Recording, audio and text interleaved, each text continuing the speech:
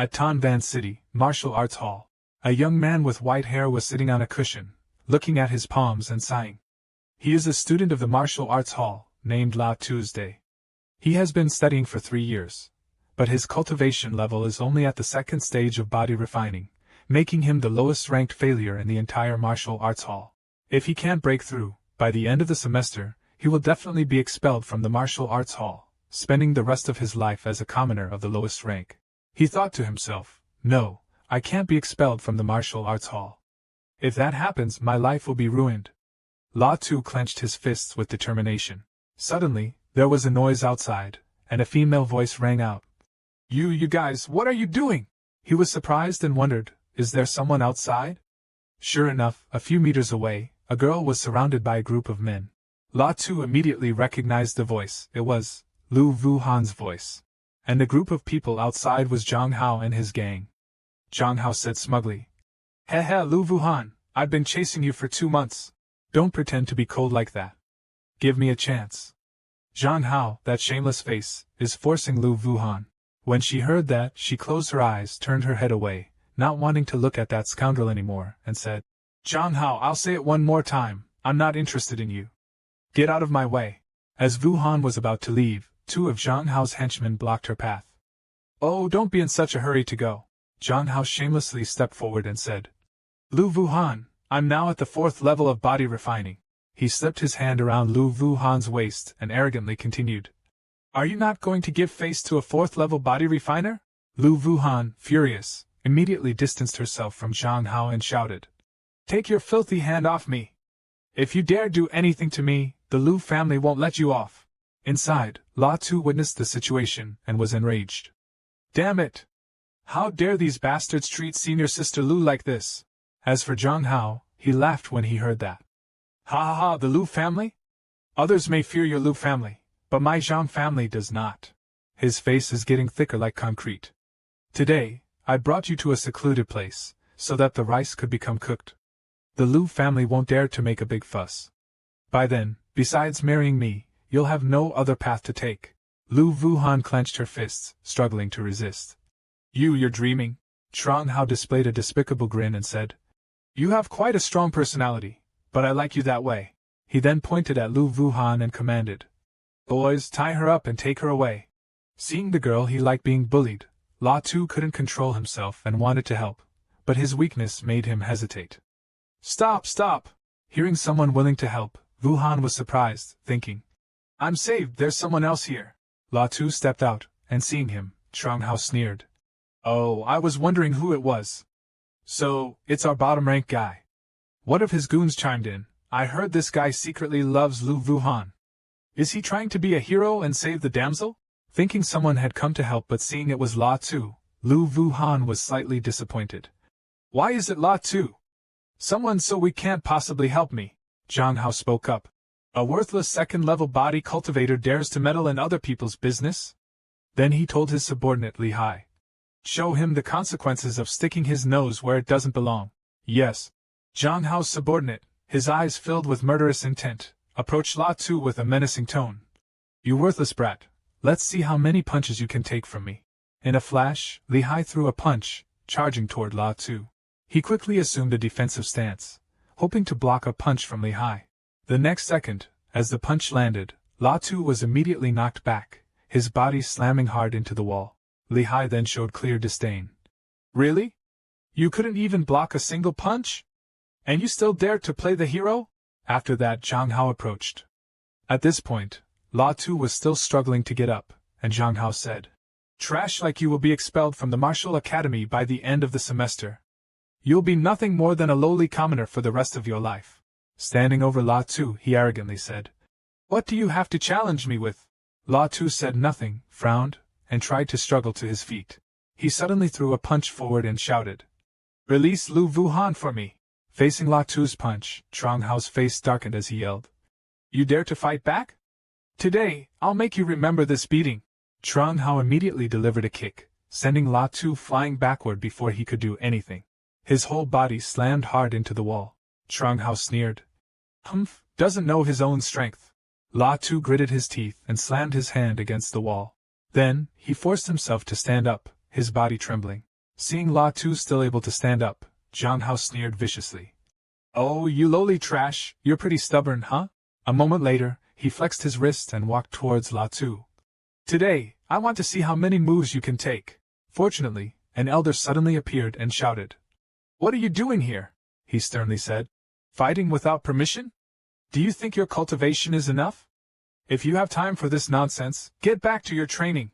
Zhang Hao immediately put on the face of an obedient student and respectfully replied, "Yes, Elder Wang." Then he glanced at La Tu and whispered, "Consider yourself lucky." With that, Zhang Hao and his group left. Seeing their arrogant demeanor, La Tu snorted in annoyance. Everything has ended, so Elder Wang also left. As for Lu Wuhan, after being rescued, she looked at La Tu with an unfriendly expression. Her eyes showed some hesitation. Then Wuhan turned her back and left, only leaving behind 2 words. "Thank you." La Tu was filled with disappointment, leaning against the wall and thinking, La Tu, oh La Tu, you secretly loved her for 3 years, and the one time you mustered up the courage to stand up, this is the result?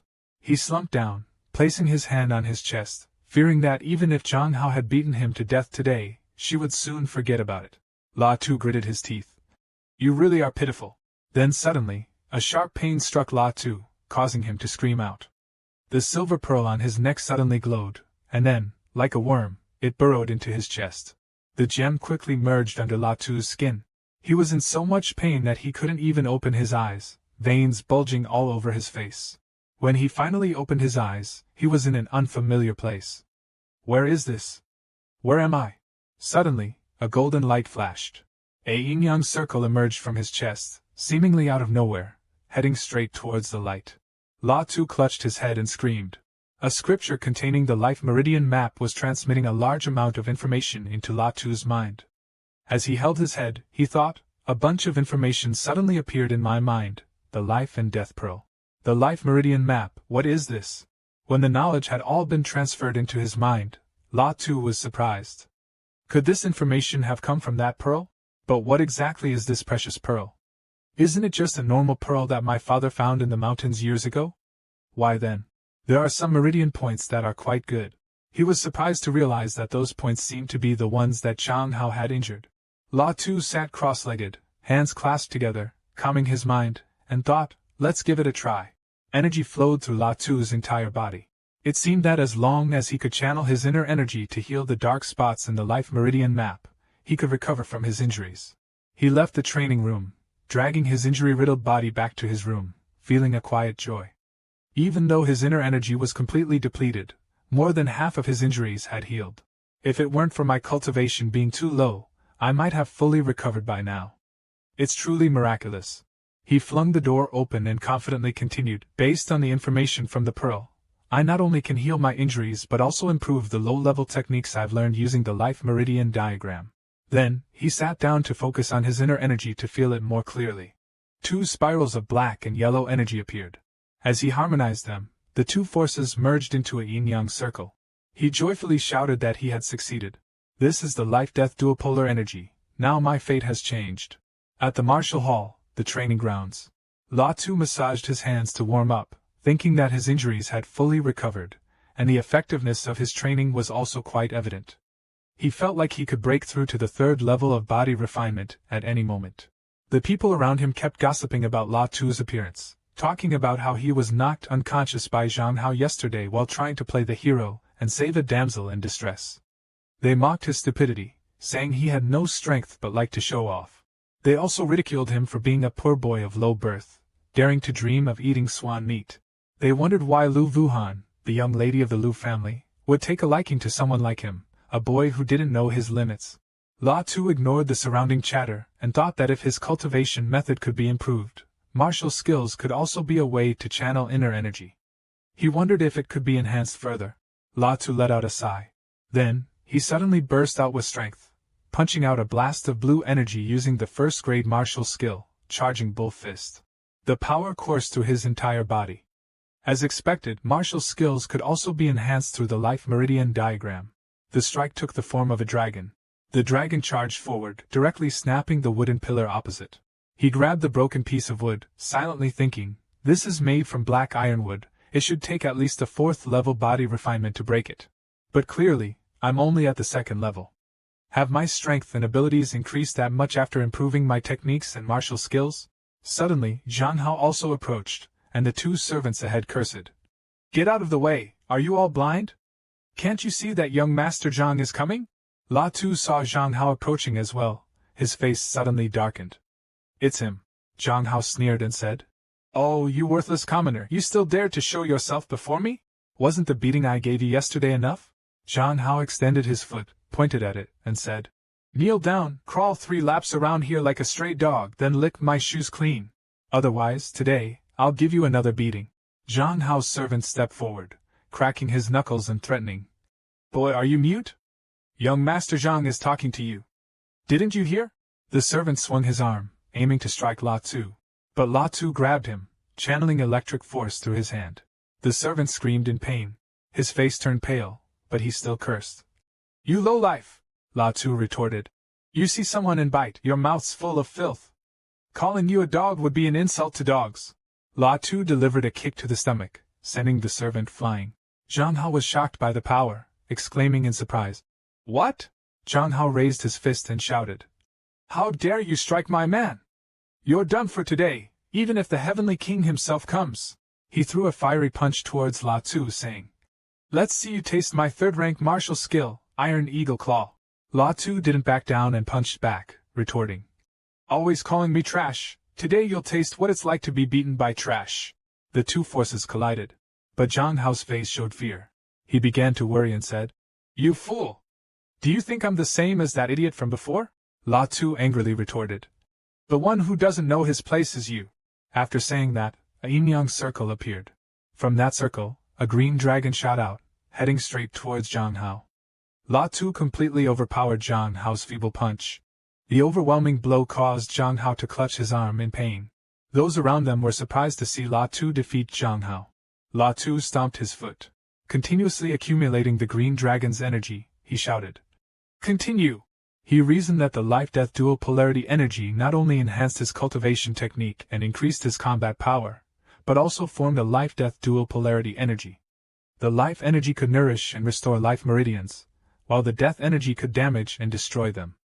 In this battle, he was almost invincible. Zhang Hao, filled with fear, pointed at La Tu. How dare you! La Tu charged forward and kicked Zhang Hao in the chest. Zhang Hao's bones instantly broke under the pressure of the kick. The large courtyard seemed to become their arena, and receiving La Tu's deadly attack, Zhang Hao collapsed, sliding across the ground. Zhang Hao lay motionless, and the onlookers, shocked by the outcome, exclaimed, Oh my God, am I seeing things? They couldn't believe their eyes that Zhang Hao had been defeated, questioning if that was really La Tu. A pink-haired man with a side part asked about this unprecedented event. He defeated both Li Hai and Zhang Hao? Another man with slicked back hair echoed. It was always them who beat others. La Tu approached, emanating the aura of a true hero.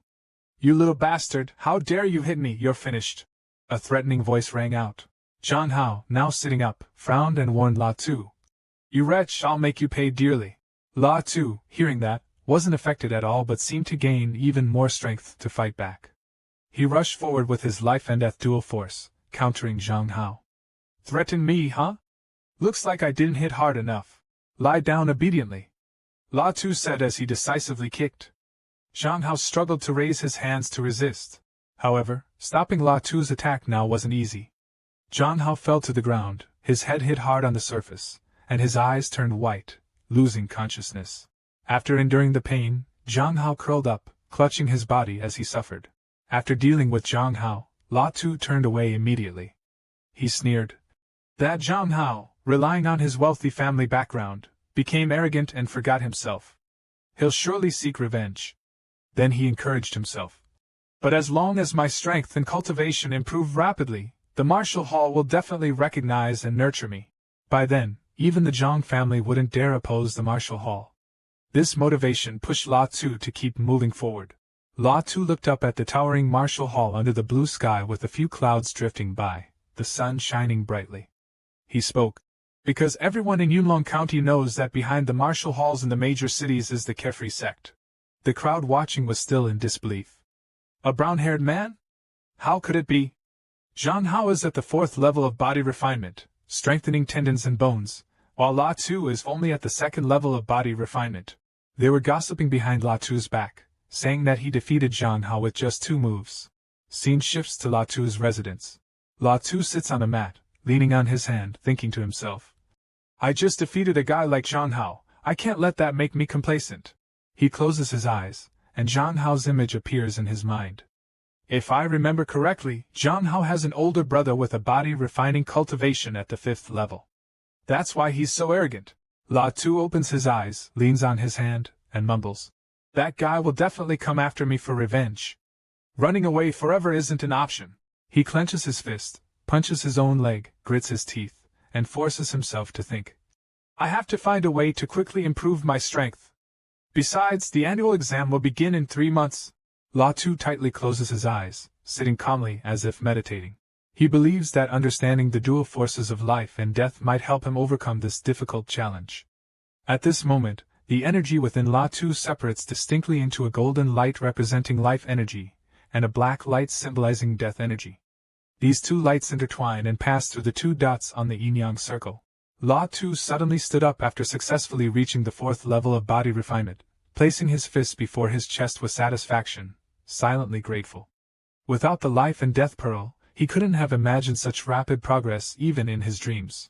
He raised his hands and frowned, realizing that after reaching the 4th level of body refinement, his progress had slowed down. It seemed the effect of a first-grade technique was too weak. Even with improvements, it was still limited. La Tu stepped towards the door, thinking that if he wanted to quickly enhance his cultivation, he would need a higher quality technique. He gazed ahead thoughtfully, determined to proceed. According to the martial hall's rules, those who reached the 4th level of body refinement would have the right to enter the library and choose a 2nd-grade martial technique. It seemed he had to make a trip. As soon as La Tu stepped out of the door, he was immediately confronted by Zhang Hai standing opposite him. Zhang Hai stood proudly with his arms crossed, sneering. Lowly scum, you finally dared to come out.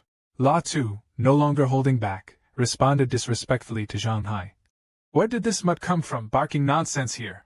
Zhang Hai was utterly shocked upon hearing this. He glared and shouted. How dare you insult me? La Tu pointed directly at Zhang Hai and calmly responded, You are Zhang Hai, the elder brother of Zhang Hao, right? Your younger brother was defeated by the so-called trash you spoke of, trampled underfoot like a dog. As his elder brother, you must also be a dog. Zhang Hai was infuriated by La Tu's taunt, and he retorted, You must have a death wish.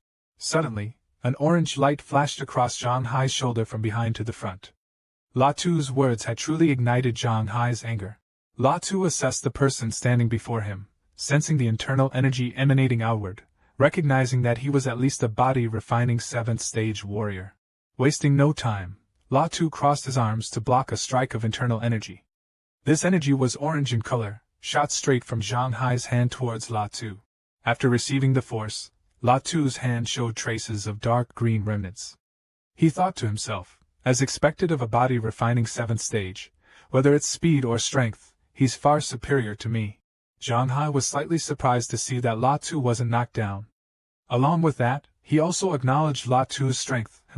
I didn't expect you to remain standing. You injured my useless younger brother, it seems you do have some skill after all.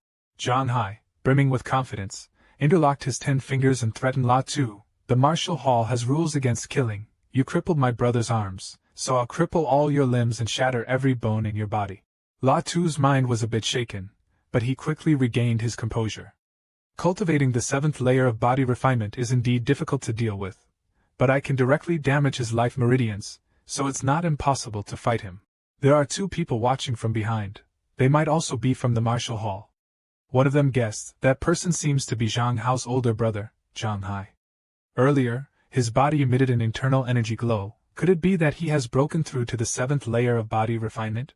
He continued, I heard that a martial artist at the 7th layer of body refinement has the qualification to enter the library to choose 3rd-rank martial arts. That's really admirable. He looked across at Zhang Hai and realized, isn't that La Tu? 2 days ago, he injured Zhang Hao. This time, Zhang Hai is personally stepping in. La Tu is in trouble. The green-haired guy standing next to him sneered, He's done for, that's the 7th layer of body refinement. Zhang Hai walked closer to where La Tu was standing. As he approached, he said, When I cripple you, A cripple who can't practice martial arts will definitely be expelled. After saying that, Zhang Hai leaped up, raised a hand forward channeling his inner strength, smirking as he said, "Once you're out of the martial hall, it will be as easy as flipping my hand to crush a lowly commoner like you without any background." The atmosphere surrounding the two was now tinged with the red killing intent coming from Zhang Hai. Suddenly, a girl appeared out of nowhere and commanded, "Stop right there!" Zhang Hai jolted and halted. Both Zhang Hai and La Tu were surprised by the girl's sudden appearance. The girl approached the two people fighting. Wherever she stepped, peach blossoms bloomed, and she herself radiated an aura like a flower. This beautiful girl is Lu Mengyao. As she passed by the martial artists, everyone respectfully bowed their heads and greeted her. "Master Lu." Zhang Hai also clasped his hands and respectfully said, "Greetings, Master Lu," Lu Mengyao sternly asked. "Your name is Zhang Hai, right? As a 7th-layer body refining martial artist in the intermediate class, you came to the beginner class to show off your strength and bully the weak. Is this something a martial artist should do?" Zhang Hai hurriedly explained. "Master Lu, you misunderstand. It's because this guy, La Tu, injured my younger brother. As the elder brother, I naturally have to come here to seek justice for him." Lu Mengyao glanced at La Tu, immediately recognizing that he was in the 4th layer of body refining. She recalled that just a few days ago, he was only in the 2nd layer. She was surprised by La Tu's rapid advancement. Could it be that he had been accumulating for a long time before suddenly exploding, revealing his martial talent? Luke Mong Dao crossed her arms and explained that conflicts between students should, in principle, not involve intervention from instructors like herself. However, the fairness and justice of the martial hall do not allow anyone to violate its rules. At this moment, Luke Mong Dao spoke to Zhang Hai. "If you want to spar with La Tu, I won't object." Then she proposed an agreement. "If La Tu can enter the intermediate class after the 3-month examination, I won't interfere further. But for now, get lost and train diligently." Zhang Hai looked at her figure with frustration in his heart. Conflicts between disciples have always been overlooked by the martial hall, but Luke Mong Dao is clearly favoring that bastard. But besides feeling bitter, he couldn't do anything else and made a deal with La Tuesday. "Fine, if that's the case, I'll let you live for another 3 months." Zhang Hai left first, leaving teacher Luke and La Tu behind. The onlookers began to murmur in admiration. "This La Tu is really surprising, even Elder Luke is taking an interest in him." Someone else responded. "Admire him? Fine, then you go fight Chang Hao." A young man chuckled awkwardly. "Hee, I wouldn't dare." The man next to him spoke sternly. "Zhang Hai is at the 7th stage of body refinement. Even if La Tu reaches the 5th stage and enters the intermediate class in 3 months, he still won't be able to win. There's only one path for him, death." At that moment, La Tu turned to Luke Mong Dao, cupped his hands, and bowed to express his gratitude. "Thank you, Teacher Luke, for what you just did." Luke Mong Dao joyfully encouraged La Tu, saying that accumulating and then exploding at the crucial moment shows that you also have some potential. Focus on training, and strive to pass the test in 3 months. After finishing, she turned away, while La Tu still stood there watching her steps. La Tu felt something, the life meridians of Teacher Luke. Why does it feel not quite right? Then he patted his head to remind himself that a martial artist in the Chi-Hai realm is countless times stronger than a martial practitioner in the Ling realm. Right now he can't help much. La Tu started walking. Along with determination, he should quickly choose a cultivation technique to enhance his strength. There are countless types of martial arts manuals, but they can basically be divided into 3 types. Cultivation techniques, martial skills, and movement techniques. These 3 types complement each other and form the foundation of a powerful martial artist. La Tu searched each bookshelf while monologuing. "I must find a suitable cultivation technique for myself." La Tu's hands quickly skimmed through each book. 2nd grade cultivation techniques, muscle bone shifting technique, 2nd grade martial skills, dragon tiger fist, 2nd grade body technique, inch step, all the books just mentioned. La Tu took them all down. The first floor only opens to 2nd grade martial arts. Higher level techniques can only be accessed after enrolling in the intermediate class. La Tu's face was pensive, but even though it's only 2nd grade, it was something he once dreamed of having. A girl walked in, gentle and graceful, standing one ladder away from La Tu, softly calling his name. La Tu turned around and recognized it was Lu Wuhan. His expression was far from pleased by her presence. Lu Wuhan had a serious look as if inquiring after an old acquaintance. "La Tu, are you here to choose a technique?" La Tu didn't reply, ignoring Lu Wuhan's meaningless words. Lu Wuhan didn't seem to give up, continuing to put on a falsely surprised and innocent expression, asking La Tu, "Have you already cultivated to the 4th level of the body realm? But just a few days ago, you were still." Then she stopped speaking. La Tu sneered, as if seeing through her hypocrisy. "Miss Lu, thanks to you, in my battle with Trang Hao, I was lucky enough to break through." Lu Wuhan felt guilty, stammered, The other day I must thank you. I thought you were fine, so I." Perhaps because she had lied too much, Lu Wuhan couldn't finish her sentence. La Tu quickly excused himself to end the conversation. "No need to thank me, I need to return to my training, farewell." But Lu Wuhan still clung on like a leech, rushing in front of La Tu, smiling and chattering, pretending to be lively and energetic. "Hey La Tu, don't rush, the exam is coming up, do you have any plans?" It turns out she had a motive. She wasn't concerned about La Tu but was probing for information. For such a question, La Tu saw no reason to lie, but he was slightly annoyed at being disturbed. "Of course, I'm aiming to break through to the 5th level and then enter the intermediate class," Lu Wuhan persisted. "But La Tu, you're 16 this year, right? Only 3 months left, isn't that a bit? Or how about this, if you don't pass and have nowhere to go, you can come to our Lu family, I'll arrange for you to be a bodyguard. What do you think?" It turns out she wasn't concerned about La Tu out of kindness but rather for her own benefit. La Tu sneered. A bodyguard for the Lu family? In his heart he was mocking her. If it were the old me, I would have given it serious thought, but now… La Tu rubbed his forehead and laughed disdainfully. "When I was still at the 2nd level and stood up for you, I didn't see you showing this much concern." After thinking it over, La Tu spoke up. "Thank you for your kind offer, Miss Lu, but this isn't something you need to worry about. The exam in 3 months, I'll definitely pass," La Tu said with a completely serious face. Suddenly, another guy barged in, interrupting the conversation with a sarcastic tone. "Did I hear you right? You think you can reach the 5th level of body refinement in just 3 months?" Then he turned to Lu Wuhan, who was standing there with an unreadable expression. "Lu Wuhan, don't you know this guy is a well-known martial arts failure?" He kept running his mouth. "You've been training for years and you're still only at the 2nd level, becoming a laughingstock for everyone. You're lucky to have broken through, yet here you are talking nonsense. Ridiculous." Hearing his mockery made La Tu's expression even more grim. The one constantly showing off and looking down on others was Tu Fai, a guy who loved meddling in other people's business. La Tu asked him first. "Do I know you?" Tu Fai, still with a disdainful face, replied. "Of course you don't know me, because you're simply not qualified to." Tu Fai's obnoxious face stared straight at La Tu with a contemptuous smile. "Let me give you some advice, you'd better recognize your place. Wuhan can't have anything to do with a lowly person like you." Lu Wuhan quickly interrupted. "Tu Fai, stop it. La Tu once helped me, don't be like that." Then she turned to La Tu and said, "If you can't pass the test in 3 months, I can write you a letter of recommendation. Take it to the Lu family, and someone will arrange things for you." In response to what seemed like Lu Yuhan's sincere intentions, La Tu quietly walked away, casually replying, "No need, I still have to go back and train. Goodbye." Tu Fai still believed himself to be noble while La Tu was just something insignificant beneath his feet. He sneered and said, "Given some respect, but still not knowing your place. Yuhan, stop paying attention to this lowly person. If it weren't for the rules of the library forbidding violence, I would have taught him a lesson today." Switching to La Tu, who was leisurely walking on the stone path outside the library, with many thoughts in his mind.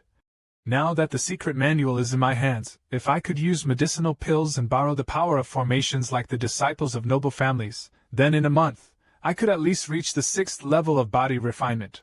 The thoughts seemed to escape into words as La Tu scratched his head, a bit worried. "But whether it's medicinal pills or formations, both require a large amount of money. Maybe after I master these 3 techniques, I should think of a way to earn some money." After thinking for a long time, La Tu arrived at the Demon Hunting Guild, an imposing and magnificent building. La Tu stepped inside, surrounded by many people. So many experts, martial artists at the 8th and 9th levels, just a wave of their hands could gather a bunch, and there were even martial artists at the Qi realm. As soon as La Tu entered, the murmuring voices started echoing endlessly. A man with the most disdainful and unpleasant face, that's Zhao Liang, let out a cold snort full of resentment, glaring at La Tu. La Tu stepped up to the reception desk in the center, clasped his hands solemnly, and said, "Hello, I want to register to become a demon hunter." The murmurs turned into open mockery. Hey, this kid isn't mistaken, right? At best, he only has a cultivation level of the 5th stage, even lower than the previous guy. Another student from the martial hall? What's wrong with these kids? Like newborn calves unafraid of tigers. This is going to be interesting. The girl at the reception desk heard the mocking comments, and also showed a slightly disdainful expression. Young brother, registering to become a demon hunter isn't a joke. You must pass our test to be qualified. La Tu remained serious, seemingly unfazed by the ridicule. When does the test start? I want to participate. The young woman became serious upon seeing La Tu's determined expression. Little brother, the demon hunter test isn't just about cultivation level, it's about actual combat ability. What you'll face is a level 1 demon beast, not just some wild animal. You should wait until your cultivation improves a bit more. Her words seemed sincere now, as her face no longer showed disdain. Zhao Liang stepped forward openly to mock him. Oh, this fellow classmate of mine is still so confident. Let him participate. If he wants to throw his life away, don't stop him. La Tu turned around, confused. Who are you again? He had no idea who these noisy people were, but everyone seemed to know him. Tru Luong confidently pointed at himself, hands on his hips, laughing arrogantly. Remember this, my name is Tru Luong. I heard you've pissed off young Master Trong. La Tu sized up Tru Luong standing in front of him, 7th layer. Looks like someone from the advanced class. Then La Tu sneered disdainfully at this loudmouth, barking just because he's close to home. So, you're one of Trong Hai's lapdogs too, always ready to bite. Tru Luong, mocked by La Tu, didn't back down. He started mouthing off. You really are arrogant, trash. I heard that last time, young Master Trong wanted to teach you a lesson, but old Master Luke intervened. Otherwise, you'd have been crippled long ago. Tru Luong sneered nastily. This time, no one's going to protect you. If you've got the guts, join me in the Demon Hunter exam. What do you say? Do you dare? La Tu confidently responded. All right, what are we betting on? This was just the opportunity La Tu had been planning for. Tru Luong remained scornful, thinking. This poor, low-born brat probably only mastered a 2nd-grade martial technique. His cultivation level is lower than mine. There's no way he can win. Then he pointed to the ground, loudly saying, considering that a poor boy like you has nothing to bet, how about this? The loser bows their head and admits defeat to the winner. What do you think? I thought he was bold and daring, but it turns out he's just a coward, not even daring to bet anything valuable, and instead wagering his pride. La Tu cheerfully agreed. All right then, Zhao Liang loudly announced to everyone. All right, everyone here heard it. Don't back out like a turtle now. Empty barrels make the most noise. He's boasting so much now, let's see how humiliated he'll be later. Other bystanders chimed in. Hey, students from the martial arts hall fighting each other, this will be fun to watch. Despite the mocking words of others, La Tu stood tall, calmly facing Zhao Liang. He wasn't angry, nor did he shy away in embarrassment. Yes, we all heard it. No one can back out now. The young lady at the reception desk earlier stepped forward to start the match. All right, please follow me. Right in front of La Tu, Zhao Liang, and all the other NPCs present, 2 towering stones stacked on top of each other, inscribed with ancient symbols like a magic formation. A man dressed all in white, radiating an aura of majesty and power, sat at the highest point. He softly asked. How many? The young lady continued explaining. The hunter exam, even at the lowest qualification level, requires facing at least one simulated 1st-level beast, with strength comparable to a 5th-level martial artist in body training. But in actual combat, even a 6th-level martial artist without killing experience wouldn't stand a chance against a simulated beast. I'll ask one last time, are you sure you want to challenge? Zhao Liang stood up confidently, raising 2 fingers. I want to. Looks like he's about to be humiliated to death. The crowd watching like it was a show. Wow, he really is bold, being a student of the Martial Academy and all. I bet he doesn't know that 2 days ago, a 7th-level guy nearly got killed by a simulated beast. The man in white, standing on the rock earlier, looked down in contemplation. He pointed to a platform and a skillfully crafted round bronze engraving, then spoke. Just stand on that. Zhao Liang quickly jumped onto the platform. The other person explained that after the formation is activated, Everything you encounter will be almost indistinguishable from reality. If you don't want to die, shout immediately. As long as you do so within 3 breaths, you can leave the formation.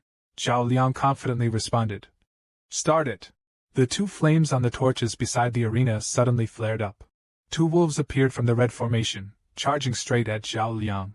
Zhao Liang stood still, his hand clenched as if channeling energy. The giant wolves surrounding him emitted dangerously red sparks. The onlookers were in for a treat. Oh, this simulation has 2 iron-backed demon wolves? This faceless kid is in for some trouble. These beasts aren't easy to deal with, they're as stubborn as hell. The simulated beasts in the formation are almost no different from reality. They're extremely cunning. Another person chimed in. He's surrounded on all sides, let's see how he handles it. A loud-mouthed blonde shouted. Anyone want to place a bet? Bet on whether he wins or loses. 200 Silvertails says he loses, 100 says he wins. La Tu stood by with his arms crossed, expressionless, analyzing the situation. There was no sign of life force or meridians. It seemed there was no way to use techniques to handle it. Next, just as the 2 wolves lunged at Zhao Liang, he summoned a fire spell and struck one, creating a spiral-shaped thunderstorm. He shouted loudly, La Light Fist! His stance and aura suddenly changed, and one of the wolves was sent flying, its head twisting to the side. The second wolf charged at Zhao Liang from behind. Once again, he used a fire transformation spell, turning around and hurling the wolf away, casually burning it a bit in the process. The previous mocking comments had disappeared. Now, the surrounding people marveled. Wow, not bad! This kid must at least be a 3rd rank without a flaw. No wonder he dared to take on 2 demonic beasts. The wolf Zhao Liang had just struck, twisting its head, instantly recovered. It charged at him from behind again, while Zhao Liang was still busy facing the other wolf with a barrage of punches. The atmosphere became intense, and everyone felt that this battle was incredibly thrilling, so they kept cheering and shouting. Zhao Liang was still enthusiastically delivering strikes. One of his punches, charged with a lot of magic, hit the beast, making its form seem split into 3. With another punch, he completely destroyed the beast. The onlookers became even more excited, some cheering loudly. Well done, pay up! While others grumbled in frustration. Damn it, what bad luck! Who would have thought this kid had such high-level martial skills? The woman who was at the reception earlier immediately approached and announced. Congratulations, you've passed the test. In a moment I'll get your Demon Hunter medal. Zhao Liang landed smoothly and taunted La Tu. Trash, it's your turn now. Get ready to kneel and apologize to me. La Tu didn't care at all and quickly jumped onto the stage. He received the question again. La Tu turned around. I want to challenge the 3 of you. The atmosphere started to become lively and noisy. 3 of you, did I hear that correctly? Young people do act impulsively. A guy standing nearby spoke to Zhao Liang. 3 of you, he just reached the 6-fold realm, right? If he actually manages to pass, I'll cut off my head and let him use it as a ball. Turns out his name is Wan Yun. Another coward. Another spectator started betting. I bet 500 taels of silver he'll lose. Zhao Liang stood in the midst of the ridicule directed at La Tu, looking satisfied. He scornfully thought to himself, 3 of you, I find it tough enough dealing with 2, kid, prepare to kowtow to me. 3 larger wolves than the previous 2 faced off against Zhao Liang. Each one looked extremely bloodthirsty and aggressive. Surrounding La Tu was the head of a tiger, known as the fierce tiger stance. He charged straight at one of the wolves. The tiger surrounding La Tu gradually grew larger. It had grown 3 times the size of the wolves despite only half its body appearing, striking down one of the beasts that had been growling earlier. An explosion occurs. In the blinding light of the blast, no one sees anything. The crowd is immediately confused. What's going on? Is this Dragon Tiger Fist? How can it be so powerful? Zhao Liang is also puzzled. How is this possible? It's just a 2nd-grade Dragon Tiger Fist, yet its power surpasses even my La Guan Quan. At this moment, there are still 2 wolves near La Tuesday. They rush past, and La Tu skillfully dodges between them. Then, he uses his special movement technique. He lures the wolf, leading it from one place to another. The wolf chases him wildly, as if it were a toy under his control. A red-haired person notices. This movement technique, could it be inch step? Moreover, it seems he's already mastered it. Another person asks. Inch step? Isn't that a famous technique known for being hard to master? He's honed his Dragon Tiger Fist to such a degree, and now he's using inch step too? Could this kid be a martial arts genius? Not only that, look over there. Clearly, He has the ability to attack again, but he doesn't. He's using the wolf demon to train his martial skills. That's right, at this moment, Law 2 is no longer launching powerful attacks like before but is focusing on dodging. However, it's not instinctual dodging, but a technically difficult form of dodging. Law 2 is now thinking. So, first-level beasts are only this strong. These past 2 weeks of relentless martial training have paid off. Alright then, let's finish this. Law 2 suddenly stops moving, stands still, and launches a fireball directly at one of the wolves, causing it to explode into pieces. Dragon Breaker technique, shatter for me. He delivers another strike, piercing through another wolf's body, tearing it apart into the air. The crowd erupts. What? He actually won? Hand over the money, haha. Zhao Liang is shocked and panicked.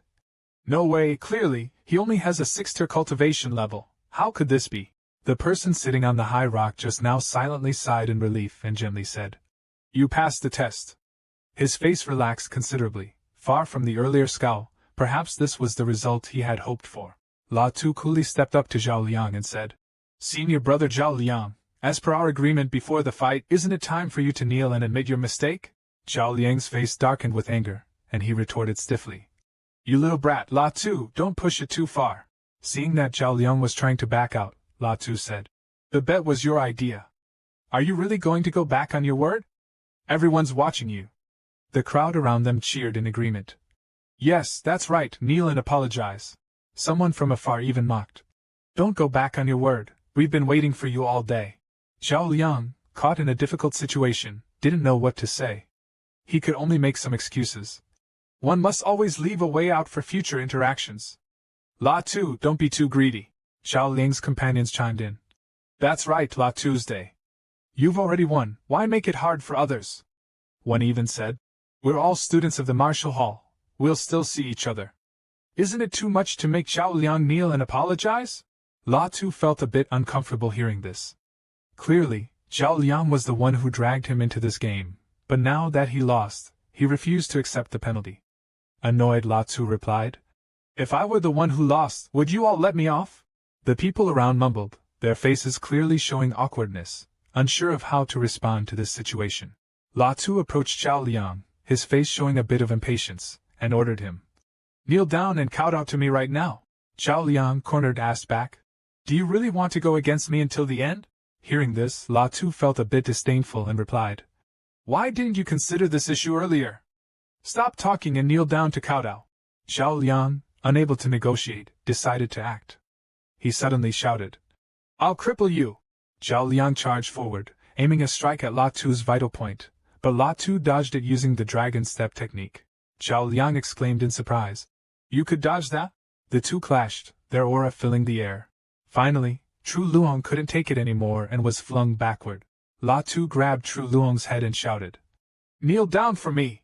Tru Luong grunted and let out a scream as Law 2 forced his face onto the floor. He had never been humiliated like this in his life. Law 2 shouted loudly. A man must have the courage to face the consequences of his actions. At the same time, he pressed Tru Luong's head down with one hand. Afterward, Law 2 turned and walked away, leaving Tru Luong lying flat on the floor. Everyone around wondered if Tru Luong had really lost so thoroughly. Tru Luong stood up in shame, his fists clenched, and growled.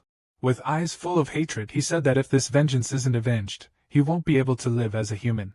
At Tuyo Sun, surrounded by countless mountains and seas, even Law 2 couldn't help but be amazed.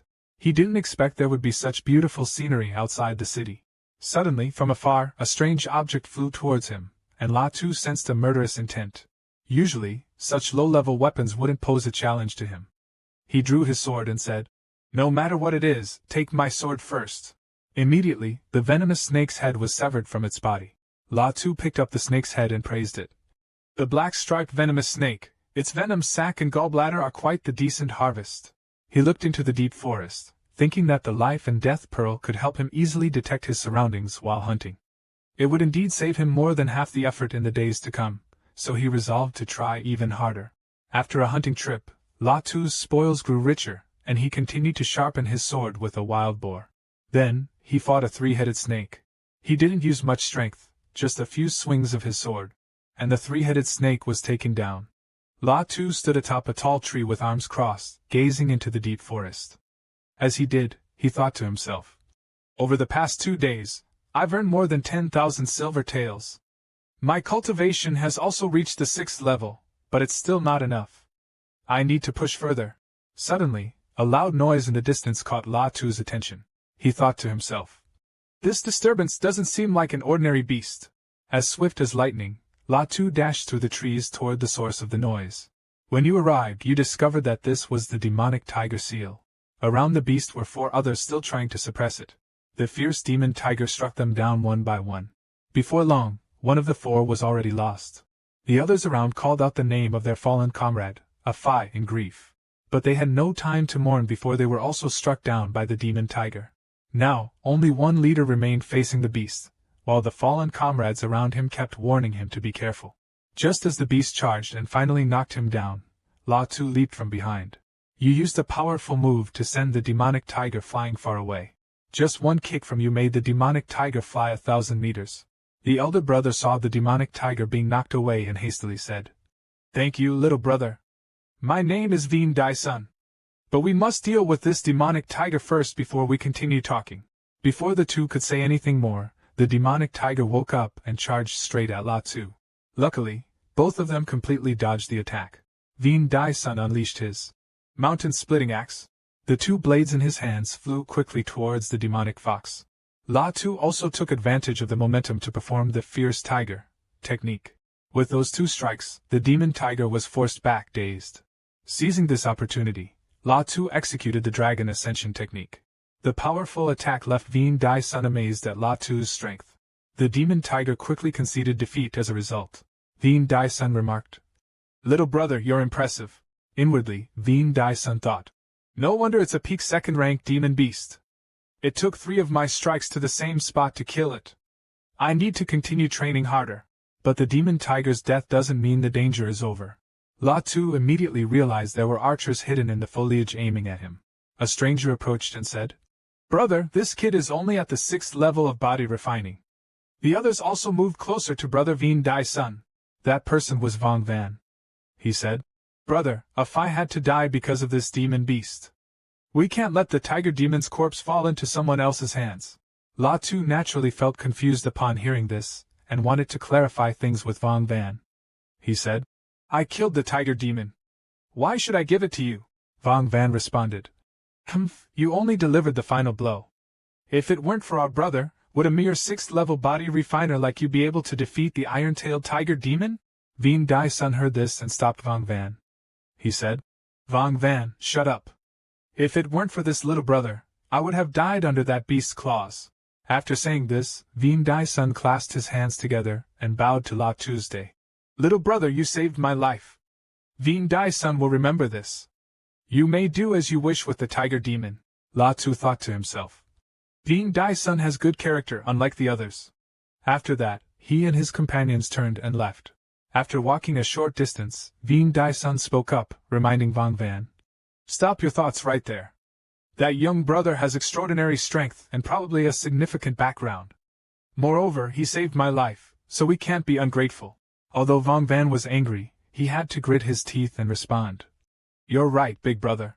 Night gradually fell, and the sky darkened, leaving only the moonlight to illuminate the surroundings. Veen Dai Sun's group stopped by the roadside and lit a fire to rest. Veen Dai Sun asked, "Where are Vong Van and Trung Han?"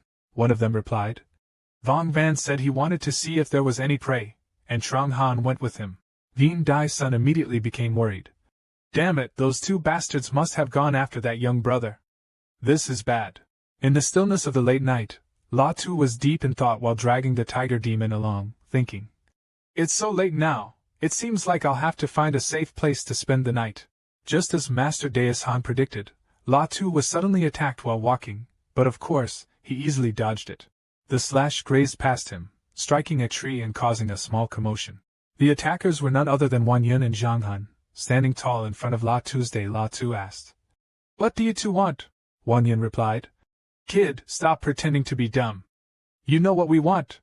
Drop your stuff and get lost." La Tu's face darkened. He despised petty people the most. He replied, "What if I don't leave it behind?" Wan Yun responded, "Then don't blame us for not being polite." La Tu angrily retorted, You want my stuff? With just you two ungrateful scum? Are you worthy?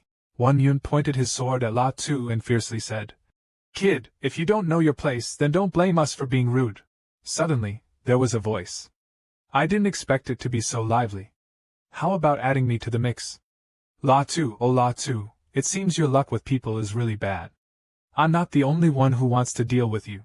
That person was True Luong. He stepped out from the shadows and said, I don't want the goods, I just want La Tu's life. Vang Van replied with a smile. Well then, of course. I also want to see the students of Vo Dine kill each other. La Tu clenched his fist and responded. Humph, looks like there's another person eager to throw away their life. As soon as Vang Van said, Attack! True Luong charged directly at him. From a distance, Vang Van aimed his arrows straight at La Tu. Facing the pincer attack, La Tu calmly dodged Vang Van's arrows.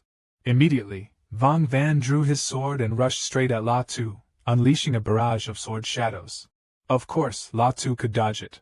But before he could turn the situation around, he was met with True Luong charging at him, shouting, La Tu, accept your death!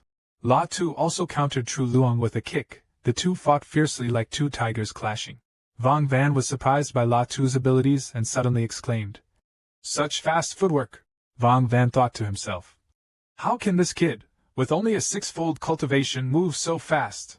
In the end, he raised his weapon and shouted, Take this strike of mine! La Tu struck Vang Van with the fierce tiger technique, sending him and his sword flying in opposite directions. Vang Van, losing his stance, let out a loud scream. La Tu took the opportunity to use his agility to swiftly charge at Vang Van. La Tu's strike was accompanied by scorn. You think you can ambush me with just the likes of you? From a distance, Chuang Han shot 2 arrows in an attempt to save him, but La Tu dodged them. Terrified, Chuang Han exclaimed, Vang Van is dead, my arrows are completely useless. Chuang Han then cowardly fled, shouting loudly, Run, we have to run fast! True Luong was also struck by La Tu and thrown into the same spot as Vang Van. Surprised, True Luong said, Why has La Tu's power increased so much? La Tu charged at True Luong, but instead of fighting back, he fearfully said, Don't come any closer. But La Tu wasn't that patient. With one strike, he killed True Luong on the spot. True Luong collapsed to the ground. La Tu looked at the blood-stained sword and pondered. I've killed someone. La Tu turned to Vang Van and said, But this isn't over yet. Chuang Han ran like a dog back to the campsite, saying, This is terrifying. How can a young man be this powerful? Could it really be that he has an extraordinary background, just like our leader said? If so, then... Before Chuang Han could finish speaking, La Tu struck him down with a single blow. He lowered his sword and quietly said, It's all over. Looking up at the bright full moon, he said, I've been out for days now. It's time to return and train. The exam is coming up, and after that, it's the duel between me and Chuang Hai. The scene shifts to the martial arts arena. Today is the day of the exam, so countless candidates have gathered densely around the stands. Above, there's someone wearing purple, possibly the exam instructor. La Tu is also present here. He curiously looks up at the object on the table. That glass orb is the formation used to test cultivation. Infusing internal energy into it allows one to assess cultivation based on the brightness of the glass orb. The students below the stands all feel uneasy, everyone's face is full of worry. After all, it's an exam, and this kind of mentality is common in every test. Previously, La Tu had gone to a shop and bought a first-level spirit-gathering formation, along with a bottle of qi-nourishing elixir. La Tu had spent many arduous days and nights cultivating in the woods. He looked at his hands and pondered, saying, relying on the life and death pearl to improve his body, his cultivation speed greatly increased. That's how he was able to break through to the 7th level of training in such a short time. Back to the present, it seems like things are calming down. Those students, whenever they see La Tu, start mocking him. Isn't this La Tu? One of them stared at him challengingly. So, this is La Tu? He sure has guts. Another whispered to his friend, laughing mockingly. Chuang Hai is the genius of the intermediate class. I heard he broke through to the 8th level of training during his recent seclusion. Seeing him alone, with no support behind him, they ganged up to bully him.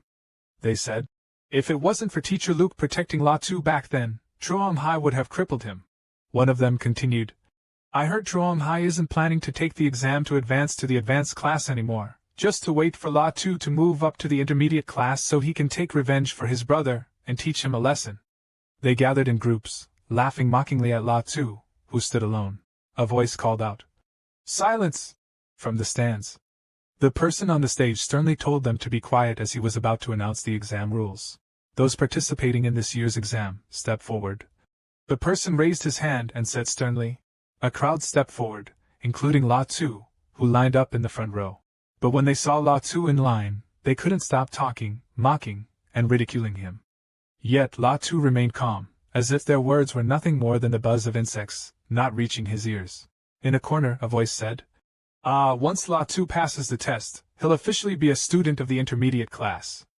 At that time, you can challenge him, and the martial arts instructor won't have any reason to stop you.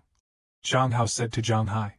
Zhang Hao smiled and reassured Zhang Hai to relax, saying that he had given up the test this time to avenge Zhang Hai, and that he would teach that brat La Tu a lesson.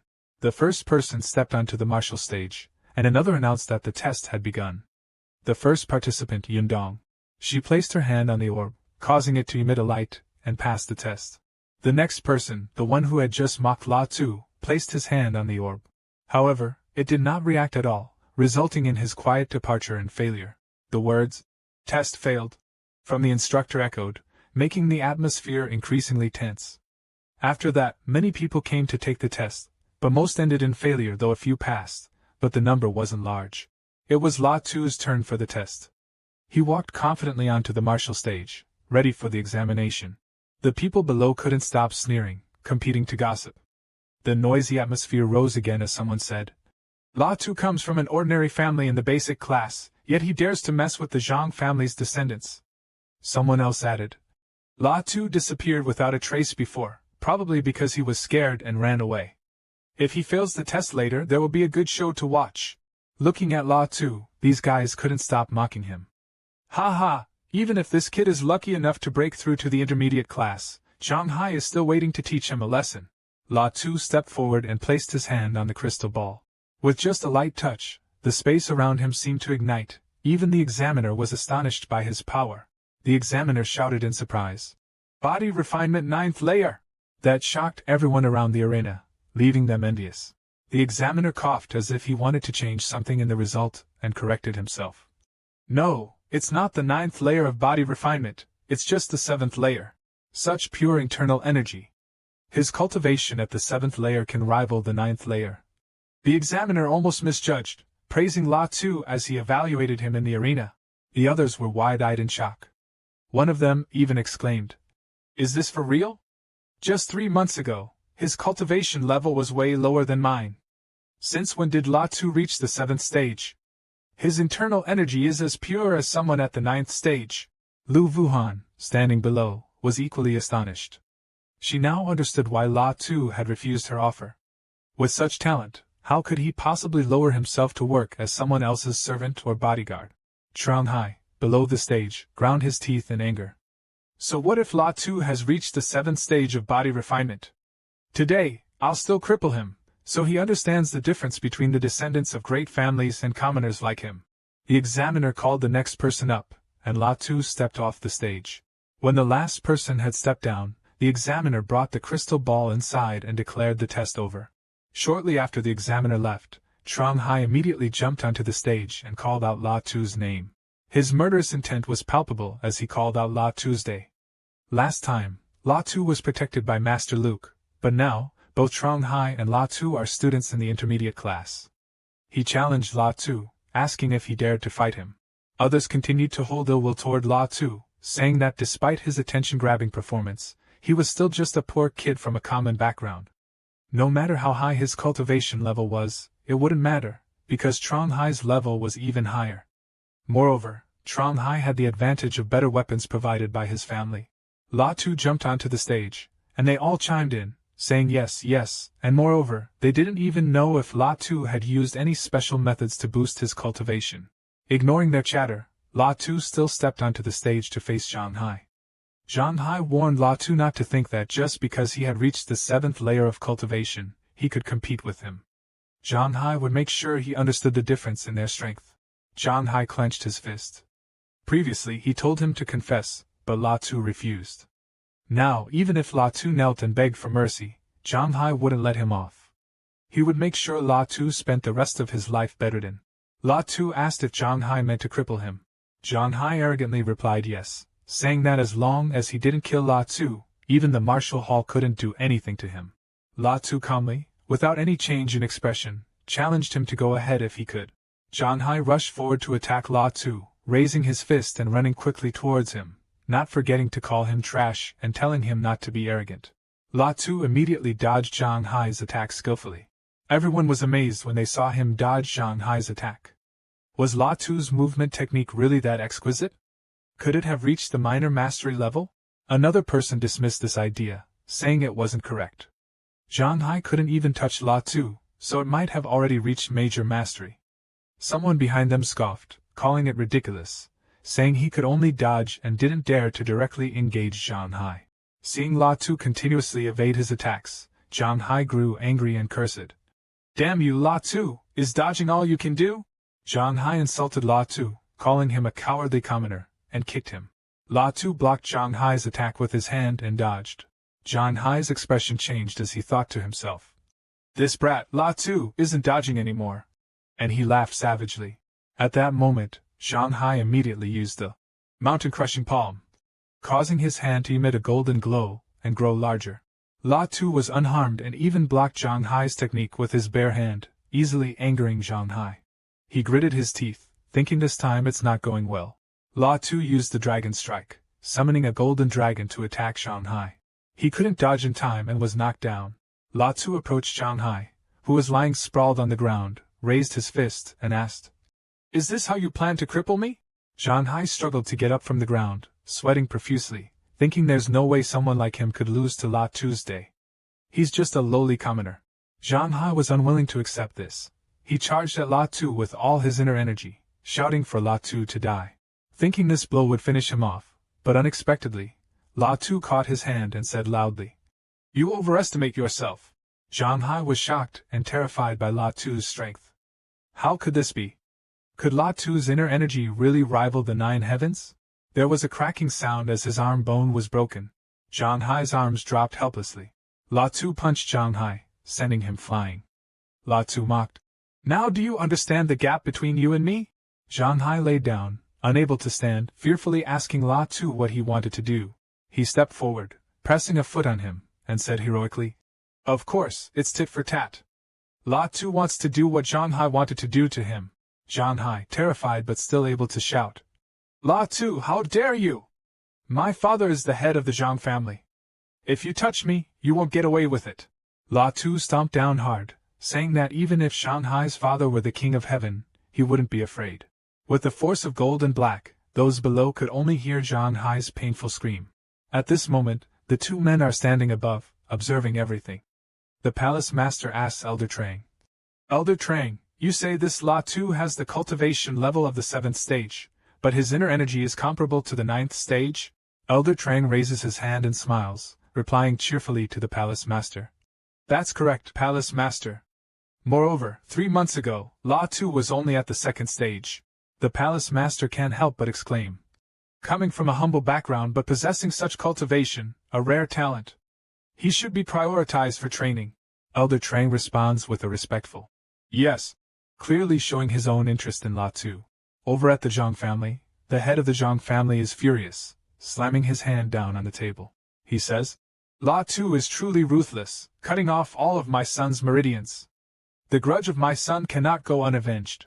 Zhang Hao kneels and pleads, "Patriarch, you must seek justice for my elder brother." Enraged, the patriarch kicks Zhang Hao, calling him a worthless scoundrel. Zhang Hai ending up like this is precisely the result of Zhang Hao's arrogant behavior in the ring. The family head angrily pointed at Zhang Hao and scolded. The Zhang family head angrily called someone over. At this moment, on La Tu's side, he was on the 2nd floor of the library. He was walking while silently reciting, "Mountain splitting palm, clear wind sword technique, crescent moon saber technique, heaven and earth staff technique." La Tu placed his hand on his chin, deep in thought. "There are far fewer 3rd-grade martial arts here than on the 1st floor. As expected, they're precious," he said while reaching for a scroll. Each type of scroll was extremely enticing, but what he needed most wasn't the sword techniques or martial arts, but inner energy cultivation. Only inner energy is the true foundation. He picked up the scroll and happily said, Top grade 3rd rank inner energy, even better than the muscle and bone transformation I've improved, this is it. The keeper of the library approached him and asked La Tu if he wanted to choose that martial art technique. He told La Tu that although he did possess considerable talent, this technique was extremely difficult. In the past 800 years, only 3 people from the martial hall had successfully cultivated it. He advised La Tu not to waste his opportunity on this martial art. La Tu clasped his hands and bowed respectfully to thank the elder for his reminder, but since he had already chosen this technique, La Tu insisted on selecting the best and told the elder not to worry. Seeing his stubbornness, the elder smiled and said, "If you're so determined, then you might as well give it a try." At La Tu's residence, he began to immerse himself in cultivating the technique that only 3 people had successfully mastered in 800 years. However, for him, it only took half an incense stick's time. After finishing his cultivation, he happily realized that with this technique, combined with the Dragon Tiger Fist and the perfected inch-step divine art, La Tu could now contend with cultivators below the Chi-Si stage. The scene shifts to Qingyan City, located at Bankai Mountain. The man with the hat is riding a horse, his face deep in thought. Now, La Tu's strength has increased, and high mountains and deep swamps are no longer as dangerous for him. La Tu dismounts and opens the map. According to the map he bought from the Demon Hunting Association, the yellow areas are suitable for those below the 8th level of body training. The red areas are suitable for teams led by those in the Chi-Si stage, and the black areas require even small martial masters to be cautious. Looking up at the mountain, although this Bat Kai mountain is a red area, it has many level 1 monsters. Deeper inside, there are level 2 monsters, but as long as La Tu is careful not to go too deep, nothing should happen. La Tu leads his horse past a group of people. The man at the front snorts and glares at him. La Tu's expression changes immediately. He doesn't know who these people are, but their looks don't seem friendly. After La Tu leaves, the man from before tells his brother that La Tu is the target of their group this time. Veen Dai-sun asked the boss, "What's the background of this brat La Tu that makes the Zhang family in the city pay so much to hire them?" Tran Ho folded his arms and explained, "I heard this guy crippled the Zhang family's son, but that's none of our business. We just need to kill him and get paid," Veen Dai-sun reminded. "La Tu is from the martial hall. If anything happens, we might be in trouble," Tran Ho told the group. "Then handle everything carefully. As long as you don't leak any information, a martial hall member like La Tu is as good as dead, and no one will know it was us unless—" Before he could finish, Veen Dai-sun clasped his hands and replied, "Boss, don't worry, we all understand the rules." On a desolate mountain, the wind howled. La Tu accidentally stumbled upon a strange wolf beast eating its prey. His eyes lit up as he stared intently at the beast. The beast's weaknesses were fully exposed through La Tu's eyes. In a flash, he rushed toward the wolf, itching for a fight. He leaped down to attack the beast, which noticed and started to move. Both sides immediately charged at each other. It tried to swipe at La Tu, but he swiftly dodged. He said, "It's tough, as expected, but this isn't enough." Then, he sprang back to counterattack, delivering a powerful kick to its belly, knocking the beast down instantly. It slid across the ground, trying to regain its balance with its claws, glaring intently at La Tu. It lunged, baring its teeth, growling as if it wanted to devour him whole. La Tu quickly reacted, ducking down to avoid the attack. Then he swung his sword, slashing across the beast's neck, spraying blood everywhere. One slash from him sent the creature crashing to the ground, ending its life. He stood looking at the beast he had just killed and said, "For humans, the cunning of wild beasts is indeed limited. They mostly fight based on instinct."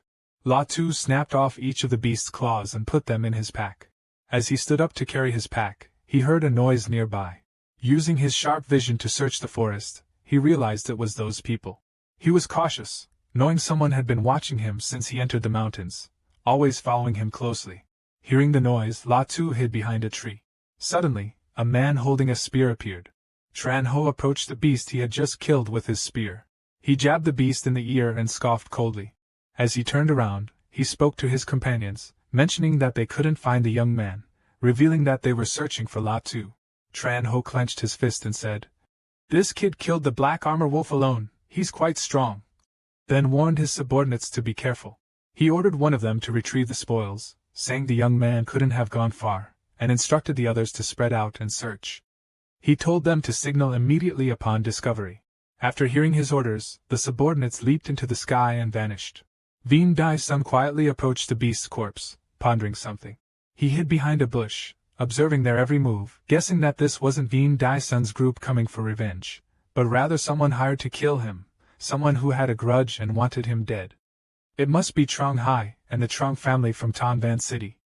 He was still a student of the Martial Arts Academy, so maybe they were playing a deadly game. La Tu continued using his telescope to pinpoint their location. Once he locked onto the target, he moved and charged from behind to attack the red-haired man. Startled, the man glanced back and shouted, "Who's there?" Upon seeing La Tu's face, he frowned and said, "So it's you." La Tu also frowned, raising his weapon and charging forward, thinking that he must subdue Veen Dai-sun as quickly as possible to prevent him from signaling his comrades. The two rushed at each other, clashing weapons, causing ear-piercing sounds. The red-haired man lost his balance and staggered back a few steps. He frowned, intending to send a signal to call for backup. But then he was startled. Before he could move, the main character had already pressed a knife to his throat, threatening to kill him if he dared to send a signal. The man broke into a cold sweat, terrified by how fast he was. He dropped the signaling device to the ground, signaling his surrender to La Tu. With a stern face, La Tu asked him who ordered them to follow him. As he was interrogating him, a blade slashed towards La Tu, and he dodged to the side. "So it turns out the leader of the group trying to kill you is here. He's Tran Ho," and he spoke. "I knew someone was hiding around here." La Tu's face darkened as he said, "He's fast.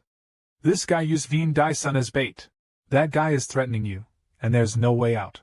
Someone with a bow appears in the trees. Arrows keep flying at La Tu, leaving him no choice but to flee. Tran Ho raises his hand, ordering his men to chase after him. The arrows keep coming, aiming to take the protagonist's life. Tran Ho is frustrated that you managed to escape. Angry, he throws a spear at you, saying, "Even though I'm a martial artist in the Chi-Hai realm, I'm not strong in agility." He turned around and ordered his men to split up and search for him, keep a distance, and signal. La Tu hid in the tree, using his far sight to locate the group and choose a retreat path. He muttered, "Only 5 left. Only Tran Ho is at the Chi-Hai level, the others are at the 9th body refining stage. Maybe I can take them down one by one." Seeing that they were slow to make a move, he decided to counterattack and take the initiative. La Tu hid behind the bushes, preparing to attack the lone man. He was still complaining about how unlucky it was to deal with a 7th body refining stage guy, unaware that La Tu was right behind him. He suddenly stopped. He turned around and slashed a giant wild serpent to death. The snake instantly lost its life, and he coldly looked down on it. Suddenly, he started sweating in panic. Something was wrong. La Tu quickly dashed forward like the wind and attacked. He struggled to block the move. His sword was broken by the protagonist, who pointed his sword at his neck. Trembling, he said, "How is this possible?" The protagonist sheathed his sword and lectured him. "In martial arts, speed is the only technique that cannot be countered." These words were indeed true, and he collapsed. La Tu's eyes were sharp. There are still 4 more. Suddenly it started to rain. In the forest, Tran Ho, still searching for Tu La, stopped as the rain erased the tracks. He was extremely frustrated that a mere 7th-tier body cultivator had wasted so much of his time, yet he still couldn't find him. He was advancing when an arrow flew in and blocked his path. He frowned, startled, realizing this was Tran Bin's arrow, one of his subordinates. He looked up and saw La Tu standing on a tree branch holding a bow. He angrily shouted, asking if he had killed him. La Tu arrogantly replied, "Not only did I kill Tran Bin, the only one alive now is you." Tran Ho mocked loudly. "You're really brave for not running away and even coming to find me. You're truly seeking death." The main character jumped down from the tree taunting, "Show me the strength of a martial artist of the Chi-Si realm." Hearing those words, blood rushed to his head. Unable to hold back, he grabbed his spear and charged at La Tu, eager to satisfy him. La Tu calmly used his sword to block his blade. After that collision, he was knocked back a few steps and silently marveled at how this guy truly lives up to being a Chi-Si realm martial artist, completely overpowering me. Seizing the advantage, he charged forward, intending to continue beating the protagonist. While attacking, he arrogantly said, "You think you can fight me with just that footwork? Saves me the trouble of finding you." He continuously unleashed attacks, red spiritual energy following the blade as it ceaselessly struck at him. Suddenly, La Tu's sword snapped in half, leaving the protagonist in a tough spot. Seeing this, Tran Ho smirked confidently and said, "Ha ha ha, this wind-piercing spear is a low-grade human-rank weapon." Then he shouted, "Die!" and threw the spear straight at La Tu, startling him. Luckily, La Tu dodged just in time. Tran Ho charged in, unleashing his fierce tiger technique, his whole body glowing with a golden light. Seeing his move, the guy patted his chest and said to the protagonist, "You can't hurt me." He already foresaw Azura's plan and prepared a low-grade human-rank armor. Someone at the 7th level of body refinement like you has no chance of wounding him. Suddenly, as if noticing something unusual, his pupils widened. A few seconds later, he was sent flying tens of meters by a strike from La Tu. La Tu used his agility to approach, raising his hand to knock away his weapon. Then he unleashed a move, the Dragon Strike, sending him flying. Tran Ho couldn't believe what he was seeing and exclaimed in shock. "This can't be happening. My armor, my protective aura. What did he rely on?" Tran Ho was beaten so badly that he lay flat on the ground, unable to believe he had lost. He widened his eyes. "No way, what did he rely on?" The protagonist smiled faintly. Finally, having dealt with them all, La Tu then left, and went to a weapons shop in the city. He held in his hand the spear he had just taken from Tran Ho, slowly walking toward the counter. He slammed the spear onto the table. The shopkeeper's eyes widened in surprise. La Tu looked at him with a grim face. The shopkeeper, sweating nervously, scratched his head and forced a smile. After that, La Tu turned around and left, with the shopkeeper still in shock. He gently picked up the spear and frowned. On a clear day, La Tu was meditating and practicing martial arts on a tree stump in the mountains, absorbing the essence of heaven and earth. Suddenly, his pupils widened, emitting a strange light. The spiritual energy in the surroundings became turbulent, constantly swirling around his body. La Tu spread his arms wide and joyfully exclaimed. As expected of peak third-grade internal energy, after modifying it with the diagram of life's meridians, the effect of cultivating the pure yang technique has strengthened. Combined with the spirit-gathering formation, the qi-nourishing pill, and drawing the vital energy from the plants and trees of the mountains, the result is even greater. La Tu extended his hand, revealing 2 floating streams of black and gold energy, known as the dual polarities of life and death. After reaching the 8th stage of body refinement, his cultivation had also become purer. With these dual polarities of life and death, no one below the Qi realm can defeat me. La Tu stood up, looking down the mountain and silently reflected. I wonder how I now compare to the elites of the advanced martial halls. At Zhang Manor, the Zhang family's estate in Xinyan City, a cup was violently thrown to the ground, shattering into pieces, accompanied by a loud shout. Useless! All of you are useless! An old man with red hair angrily pointed at his subordinates and said, Wasn't Qinhu a Qi realm warrior? And yet he failed against a mere body refinement realm brat. The subordinate reported that not only did Qinhu fail, but he also lost his life at Mount Baki. His weapon, the wind-piercing spear, had been sold to a weapon shop, and his body was found by others. The old man with red hair angrily scolded his subordinates as useless and asked, Has this matter been leaked to the outside? The subordinate continued, There has been no movement from the martial hall these past few days, so there shouldn't be any issues. In the morning, the protagonist was in Xinyan City participating in the competition. As he walked, he thought to himself, According to the rules of the martial hall, now that I've reached the 8th level of body refinement, I can choose a 3rd-rank martial art, just like when I was at the 7th level. The people there saw him coming and started whispering about the fact that the strength of Tu La seemed to have increased. They even felt the pressure from the martial artist at the 8th level. They were skeptical, not believing it since just a month ago, he was still at the 7th level. While walking, the protagonist was blocked. It was an elder with white hair, exuding energy from his entire being. The protagonist frowned, realizing that this elder was indeed not at the Qi realm, but a martial artist at the Xiantian realm. La Tu clasped his hands in respect and greeted the elder in front of him. In his mind, he thought that this elder was not simple. Although just an elder of the martial hall, he might be the one responsible for the examination in the demon hunting event. The elder turned around and told La Tu to follow him. La Tu respectfully complied, answering with a yes. They were in a courtyard designed in the ancient Chinese style. The elder sat down first, then he invited La Tu to sit on the cushion opposite. He introduced himself as the elder of the martial hall, mentioning that they had met before, and he had heard that La Tu had chosen the Yang technique from the library. Contrary to the elder's friendly demeanor, La Tu cautiously confirmed the information the elder mentioned. Yes, elder. The elder, still carefree and ignoring La Tu's cautious expression, continued. He noted that La Tu's cultivation had reached the 8th level, with breakthroughs occurring monthly. He wondered if La Tu had already mastered the Yang technique. With a serious expression, La Tu nodded in response. Elder Zhang, intrigued, praised him. Being able to master it within a month, there's no one in the Martial Hall of Cloud City who can compare to you. You could even rank in the top 10 students of the Yunlong district. Elder Zhang asked if he was confident about participating in the martial arts tournament in 2 months. La Tu shyly scratched his head and admitted that he had only recently reached the 8th level, so he was a bit hesitant to compete against the senior brothers. Elder Zhang calmly said that with his talent, he believed La Tu would be focused on developing by the martial hall, but if he wanted better techniques or more resources, he would have to earn them through his own strength. Leaving the mansion, La Tu walked while contemplating, knowing that the annual martial arts competition was his chance to seize victory. With a stern expression showing his determination, La Tu thought to himself that in the next 2 months he must master the Thunder Sword technique, but first he needed to find a good sword. At the weapon shop, among a row of swords, La Tu picked a black sword with a gem embedded in the hilt, satisfied with finding a good sword for just 600 energy stones. He left the weapon shop to buy medicinal pills. At the pill shop, he stood hesitantly at the counter, noticing the decent quality of the medicines but unsure about the prices. Suddenly, a young woman in a red dress entered the shop and called for the owner. It was Lu Mingyao, an instructor at the martial hall, who had come to purchase ice spirit pills. The shop owner quickly responded that the medicine she asked about, ranked as a 3rd-grade pill, could only be found in sects with formation masters.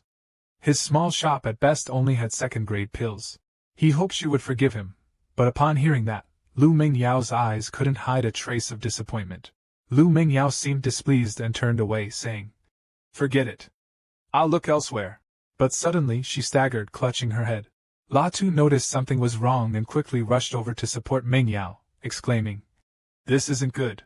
He felt that she was burning up. Weakly, she told La Tu to take her away. He hurriedly led her out of the shop, asking Mingyao where she wanted him to take her. Mong Dao, with her eyes closed tightly, asked him to take her home. La Tu quickly agreed, his expression serious. He skillfully weaved through the crowd, intent on getting her home as quickly as possible. At the same time, he observed carefully. He noticed that Mong Dao's body was unusually hot. Something seemed off. At Mong Dao's home, she lay unconscious on the bed, while La Tu stood by her side keeping watch. Mong Dao woke up, her face flushed and drenched in sweat from the fever. She softly thanked La Tu. Mong Dao recalled when he carried her back earlier, unable to stop her face from blushing. Then she thought to herself, today she almost didn't survive because she ran out of ice spirit pills. La Tu told her not to be so polite. He wondered what had happened to Mong Dao earlier. She was surprised and asked if he was a physician. She lay still, thinking. Although she was in a daze earlier, she could still confirm that he didn't use internal energy to check, so how did he diagnose her? La Tu, as if reading her mind, responded that he had some medical skills. He noticed earlier that a scorching aura emanated from her heart meridian. He thought that she had sought medicine from many martial arts masters or doctors but to no avail. He wanted to try treating her a bit, but he needed to think it over carefully first. She held her forehead, confiding that she was born with a terminal fire-yang meridian. Every 7 days she suffers from an intense burning pain. She has always used ice element pills to suppress it, but the effect of the pills has been weakening. Even if she uses all her pills, she can only hold on for another 2 years. He approached her and extended his hand. Meng Yao, alert, suddenly sat up. La Tu quickly explained that he didn't mean to offend her. Seeing that she didn't resist, he grabbed her hand. He looked at Meng Yao, and seeing her frail and beautiful appearance, he became shy. He thought to himself that he couldn't blame Meng Yao for changing her attitude so quickly towards him. Her current state was indeed captivating. He said he felt a warm energy accumulating in her meridians and that he couldn't guarantee a cure, but he could take a look. La Tu, worried, clenched his fist and said that maybe he had a way, that he wanted to try helping her. His eyes sparkled. He stared at Lu Mingyao in front of him, carefully sensing her physical condition. Suddenly, from the wrist of Mong Dao, where he was holding, 2 streams of black and golden energy emanated. Mong Dao let out a faint groan of discomfort. While transmitting energy into her body, he thought to himself that the 2 poles of life and death were absorbing the blazing energy in her heart veins. Mong Dao was worried that if all the flame energy was absorbed, she might be freed from the flaming Yang Extreme Meridian. Even as a warrior with a sea of qi, she could barely endure it, so how could he, still in the body refining stage, withstand it? She hesitated, unsure whether to stop him from continuing. The entire room suddenly filled with light emanating from her wrist. A moment later, the light gradually dissipated. Mong Dao woke up. Dazed, she felt her head resting on La Tu's lap. La Tu knelt beside the bed, clasping his hands together as he apologized to Luke Mong Dao, saying that he had absorbed part of the flame from her heart, but due to his low cultivation, he couldn't fully resolve it. Luke Mong Dao placed her hand on her chest, looking distressed. He quickly added that he could absorb a few more times to completely heal her. Luke Mong Dao couldn't hide her joy and asked, "Really?" He confirmed it was true, but said he couldn't continue today. His cultivation was too low, and during the absorption process, he couldn't fully control it, letting some of the flame escape. Luke Mong Dao shyly recalled the earlier scene, resting her head on La Tu's lap very intimately. She said she would ask someone to repair the room and suggested La Tu rest in the adjacent room, while she went to buy a cloak for him, as his clothes, though not burned, were slightly damaged. La Tu stood at a distance watching Luke Mong Dao leave, thinking to himself that she had a beautiful figure, and her smile was truly beautiful. He suddenly recalled the moment when he absorbed Luke Mong Dao's flames, which made him comprehend the principles of life and death. Fire is the source of life and also the source of destruction. The rebirth through fire is life, while burning in the sea of flames is death. He joyfully created 2 flames on his hands, realizing that he had reached the 9th level of body training and awakened the fire attribute within his internal energy. As he walked, he looked at the golden and black flames continuously burning on his hands, thinking that the internal energy of a warrior's energy sea and body training doesn't have attributes. Only upon reaching the innate level can one awaken attributes. Moreover, due to his recent comprehension of the principles of life and death, he sensed that these flames were divided into the fire of life and the fire of death. Currently, his body can't absorb anymore. He must practice Luke Lao Tzu's technique to continue absorbing. For Luke Lao Tzu, the fire-yang meridian was an incurable disease, but for La Tu, it was more beneficial than medicine. He thought as his mind was filled with roaring flames. After Luke Mong Dao returned, La Tu immediately made an appointment with her to come back for treatment in 7 days. She indifferently glanced over, saying she was only 21. La Tu blushed and asked how she preferred to be addressed, Sister Lu or Sister Mengyao. Lu Mengyao said he could call her however he liked, just not Teacher Lu. Blushing, La Tu agreed. Walking among the crowded people, La Tu, wearing a hat to hide his face, thought that helping Lu Mengyao with her illness could benefit him in many ways, but he still needed to focus on honing his skills for the next 2 years, at least perfecting the Thunder Sword technique. Looking up, La Tu realized he had reached Ba Chi village. Suddenly, someone outside kicked the village gate forcefully, making a loud noise, startling everyone. The villagers inside asked who dared to be so bold as to offend them. A group of people approached. They were the armored guards. The man leading the group, with a large scar across his face, angrily said, "The head of the Trung family, Trung Thuhung, is suspected of plotting to murder a student of the Vo Daying. The people from the Tan Jiat V are here on official business. Anyone not involved, step aside." A man stepped forward, flanked by servants, and asked them what they meant by barging into his residence without any evidence and accusing him. The leader shouted loudly, "I am acting under Elder Trung's orders," and then commanded his men to capture him, saying they could kill him if he resisted. Another man with long hair and a beard stepped out, pleased that the day he had been waiting for had finally come. His face showed clear satisfaction as he let his brother take the blame, knowing no one could protect him. He called out, "Where are my men?" A figure dressed in black appeared and knelt behind him. He ordered the figure to impersonate his brother's subordinates and capture La Tu's father. In the martial arts courtyard of the Vo Daying, many people had gathered around the arenas. Everyone is here to check the ranking board. If you make it into the top 10, you'll receive elixirs and energy stones. The top 5 will be taken as disciples by the elders. La Tu listens from behind. In front of the stone tablet with the names, Hua Thursday Sin is looking at the top 3 rankings. Those people will also receive guidance from the martial hall and have the right to choose a level 4 martial art. Everyone is curious to know who will be the top ranker today. La Tu stands in front of the arena, unsure if he has what it takes to be number 1, as he has been training tirelessly for the past 2 months. Moreover, he has been honing his skills at Bat Chi Mountain, perfecting his thunderstorm sword technique after modifying it. He's unsure if he has what it takes to be number 1. Suddenly, a few people shout out, announcing the arrival of the palace master. A man dressed in traditional Chinese attire, with his hair in a high bun, walks in. His hands clasped behind his back, he gazes down at everyone from above. He rides the clouds to the main hall. Another person, dressed in white with loose hair, greets him respectfully. La Tu looks on with admiration, wondering when he will achieve such power. The elderly man with loose hair steps onto the second-floor balcony and commands silence, announcing that the exam has begun. He reminds everyone that killing during the exam will result in disqualification, expulsion from the martial hall, and 10 years of imprisonment. The crowd below listens eagerly as he explains the rules. Everyone will draw lots, and those with matching numbers will face off in the arena. He opens his hand with determination, declaring the start of the competition. A man in purple attire is drawing lots for everyone. One of the contestants eagerly cheers.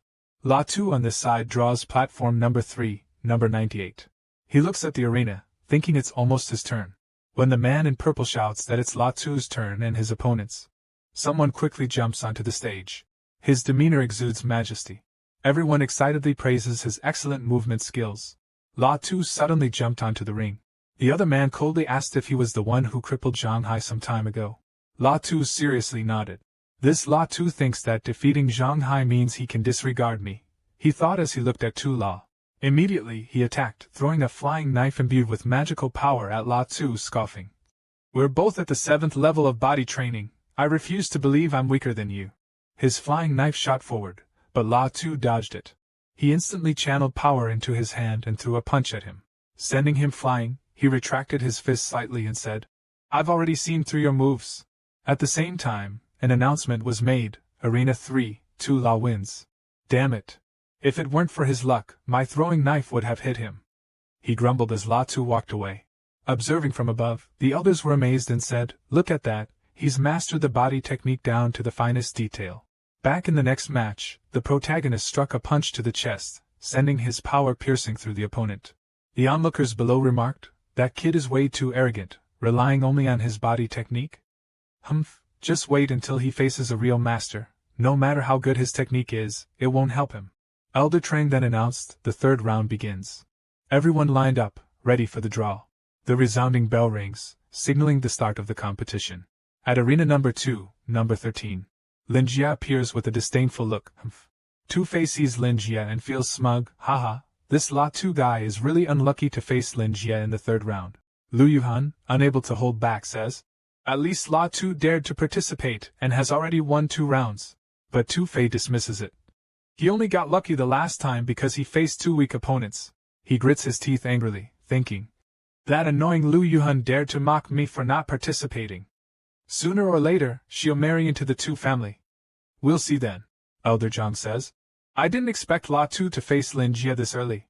The palace master lifted his tea and said, Don't underestimate La Tu, he doesn't seem that simple. Lu Mingyao from behind also agreed, I agree with the palace master, La Tu can win. Elder Zhang turned around with a displeased look and muttered, Oh. Then he pondered, could it be that this kid has a secret I don't know about? In the stands, Lin Jia crossed his arms and said, Lin Jia will definitely be number 1 this year. The crowd below also shouted, Lin Jia, defeat that brat and show him that our advanced class is not something Zhang Hai can compare to. Lin Jia spoke up. You're no match for me. If you don't want to suffer, step down on your own. La Tu glared coldly at Lin Jia. Lin Jia shouted loudly, It seems you won't cry until you see the coffin. Lam Kia threw the first punch, but he dodged it. He thought to himself, Does this brat think I'm out of strength after 1 punch, or is his body technique truly that miraculous? It seems La Tu is not simple. Mirage Fist. As soon as Lam Kiet finished speaking, hundreds of fists rushed towards La Tu. Everyone couldn't help but admire Lam Kiet's skill. He truly deserves to be a top master in the advanced class. How could the young La Tu possibly compare? The palace master observed and remarked. Mastering the 2nd rank Torn step to this level, where the body technique enters the finest details, is impressive indeed. However, Lam Kiet's strongest skill is the moon-seizing spear technique. I wonder how well La Tu has mastered the thunderous sword technique. Back to the arena. Suddenly, Lam Kiet thrust his spear towards La Tu. La Tu immediately grabbed the spear, while his other hand struck his opponent in the stomach. The protagonist's blow sent Lam Kiet flying away. The spectators below were shocked. 9-layer training, how is this possible? 2 months ago, he was only at the 8th layer, and just 5 months ago, he was still at the 2nd layer of body training. An elder on the platform stood up in fear. This cultivation speed is truly a miracle in Tandan City. Elder Trang continued. But in Van Long County or even Tu Dao sect, it's not unheard of. The palace master and Luke Mong Dao looked very pleased. La Tu then looked at the terrified referee. Master, you should announce the result now, the referee quickly declared. La Tu wins. Jumping down from the platform, La Tu thought to himself. After this battle, I'll surely catch the attention of the higher-ups during the grand ceremony. Or you might be specially admitted to the elite class with access to martial arts resources. Attention, the written test is about to begin. Contestants, please prepare. Seeing La Tu about to step onto the stage, some people start talking. La Tu's strength is consistently in the top 5, but I wonder how he compares to Zhao Qisong, who is ranked 4th. I think Zhao Qisong is more formidable. La Tu's martial arts level isn't that good. Another group says, well, La Tu might be able to become a formidable martial artist by the age of 18. If he qualifies for this competition, he can become an outer disciple of the Xiaoyao sect. The person next to him laughs and replies, why not say he could become an inner disciple by the age of 25 if he's that strong? Tu Fei, standing next to his cousin, says, Cousin, I will definitely take revenge on La Tu for embarrassing me in front of Liu Yuhan. The cousin replies, La Tu's fist techniques and movement skills are decent, but I wonder about his swordsmanship. At the Grand Martial Arts Tournament, he still hasn't drawn the sword on his back. Tu Fei grits his teeth and says, his swordsmanship must be terrible. Cousin, make sure to hit him hard later. All right then, the cousin replies excitedly. Tu Fei keeps rambling. Cousin, don't worry, when I become the head of the family, I certainly won't forget your good deeds. Hearing this, the cousin laughs. Haha. But deep down he mocks. When I make a name for myself, even if I don't become an outer disciple of the Free Spirit sect, I can still join the Green Armor Guard. What is the Tu family anyway? Just a bunch of worthless people relying on their status to waste money on medicines just to reach the 7th level. He thought as he jumped down from the arena, ready for the duel. As he landed, he said to La Tu, I heard you practice the lightning sword technique. Do you dare to fight me? With a proud smile, he continued. But against my 7-star blade, you don't stand a chance of making it to the final round. With those cold eyes, La Tu replied. You want me to draw my sword? Let's see if you have the skill first. Tu Fei's cousin smirked and slowly drew his sword from its sheath, letting out a grunt. He unsheathed his sword and unleashed a technique, blade draw technique, creating a wave of blue energy on the ground that slashed straight towards La Tu. You dodged that really quickly. Everyone below, upon witnessing La Tu's swift movements, couldn't help but be impressed, saying, What great agility! No wonder La Tu's footwork is so impressive. His skills in this grand event are simply marvelous. Seeing that La Tu could evade his strike, he shouted, Do you think you can escape just like that? He swung his sword forward. Columns of water shot toward La Tu like arrows, 7-star water severing strike. With a smug look, he thought to himself, This is my strongest attack. La Tu, if you don't die, you'll be gravely injured. But it didn't trouble La Tu, who continuously dodged the strikes. He felt a pang of guilt. La Tu evaded it. Suddenly, La Tu counterattacked Dragon Ascension Strike. A fiery dragon surged toward him. The sword flew far, and he was sent flying off the arena. The recent event on the field made everyone buzz with excitement. This La Tu not only has incredible agility, but he also remains calm and composed in the face of danger. Unless one has mastered a 3rd-level martial art, they might not be able to counter La Tu's movements. Hearing this, he trembled and said, Impossible, impossible. Next, his gaze fell on a short-haired man. The man with a bun turned and glanced at him. He continued thinking, The only one left with any real strength is. It seems it's just you all left. Finally, his gaze landed on a white-haired man holding a sword, exuding a powerful aura. La Tu slightly curled the corner of his mouth. In the final round of the martial arts competition, I hope the 3 of you don't disappoint me. In the martial arts arena, the short-haired fighter charges with a saber towards the bun-haired fighter. Immediately, the bun-haired fighter unleashes a barrage of spears, sending hundreds flying toward the target. The overwhelming strength of the bun-haired fighter forces the short-haired one to struggle to hold on. The short-haired fighter gets hit and spits out blood. Finally, the short-haired fighter clasps their hands and says, I concede. The competition continues. An announcement is made. Fong Hien Truck and La Tu step into the ring. Both of them leap onto the stage. Fong Hien Truck confidently pointed at La Tu and said, I will defeat you within 3 moves. La Tu replied. Then I would like to see how you plan to defeat me within 3 moves. Hearing this response, Fong Hien Truck gripped his sword tightly, raised it, and said with a smile, "Then open your eyes and watch closely." The match truly began when Fong Hien Truck drew his sword and flew straight towards La Tu. Fong Hien Truck's speed in drawing his sword stunned the audience, causing them to exclaim, "Such speed! The third-rank body technique, Shadow Step!"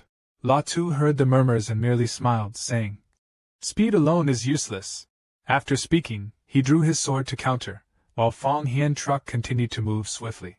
Observing the match, the palace lord commented, "La Tu's second-rank martial arts have been trained to rival the third-rank talent. Truly a prodigy." Hearing that, another person, seemingly in disbelief, asked again, "Did he really only practice a second-grade martial art?" The one next to him replied, "Why do I feel like Fong Hien Truck's third-grade movement technique isn't as good as his?" At this moment the two were fighting fiercely, with Fong Hien Truck seemingly at a disadvantage as La Tu blocked his strike. A flash of light appeared as their swords clashed. The palace master was astonished and wondered to himself, "Swordsmanship mastery in just 2 months?" Fong Hien Truck was hit and sent flying. Before he could react, La Tu's sword was already at his throat. Terrified, he stammered, "I surrender." Witnessing the battle that had just taken place, the gang leader exclaimed, "Achieving the peak of pure yang physique, advancing from the 2nd to the 9th level of body training in 5 months, mastering swordsmanship and second-grade movement technique in 2 months, invincible below the Chi Si realm." The next match between the short-haired guy from earlier and Fong Hien Truck ended with the referee shouting, "Fong Hien Truck wins." At this point, Fong Hien Truck was utterly exhausted, drenched in sweat. The short-haired one was also gasping for breath continuously. Another match is about to begin. This time, La Tu and Hua Thursday Sin are getting ready to enter the arena. The two of them jump in. Pointing his spear at La Tu, he said sternly, "I'm already 18. This is my last time participating in the martial arts tournament. I hope you won't disappoint me." La Tu slowly drew his sword and said with a smile, "I won't disappoint you. In fact, I am eager to learn from your spear technique." The referee stepped forward, raised his hand, and shouted, "The match begins!" It was also the start of the most anticipated fight between La Tu and Hua Thursday Sin. Hua Thursday Sin charged him with both his body and spear, boldly declaring, "Come on, I won't hold back." La Tu blocked with his sword but was nearly thrown off balance. He had to admit to Hua Thursday Sin, "Your spear technique is truly formidable." Seeing his opponent quickly leap forward, La Tu hadn't even found his footing yet and said, "This isn't good." La Tu extended his hand, forming an energy ball to attack. Hua Thursday Sin wasn't one to back down either. His spear technique carried considerable power, ready to clash with La Tu. Both were knocked back right after, but Hua Thursday Sin seemed more shaken. Frowning, Hua Thursday Sin reluctantly admitted, "This guy, his inner strength is truly formidable."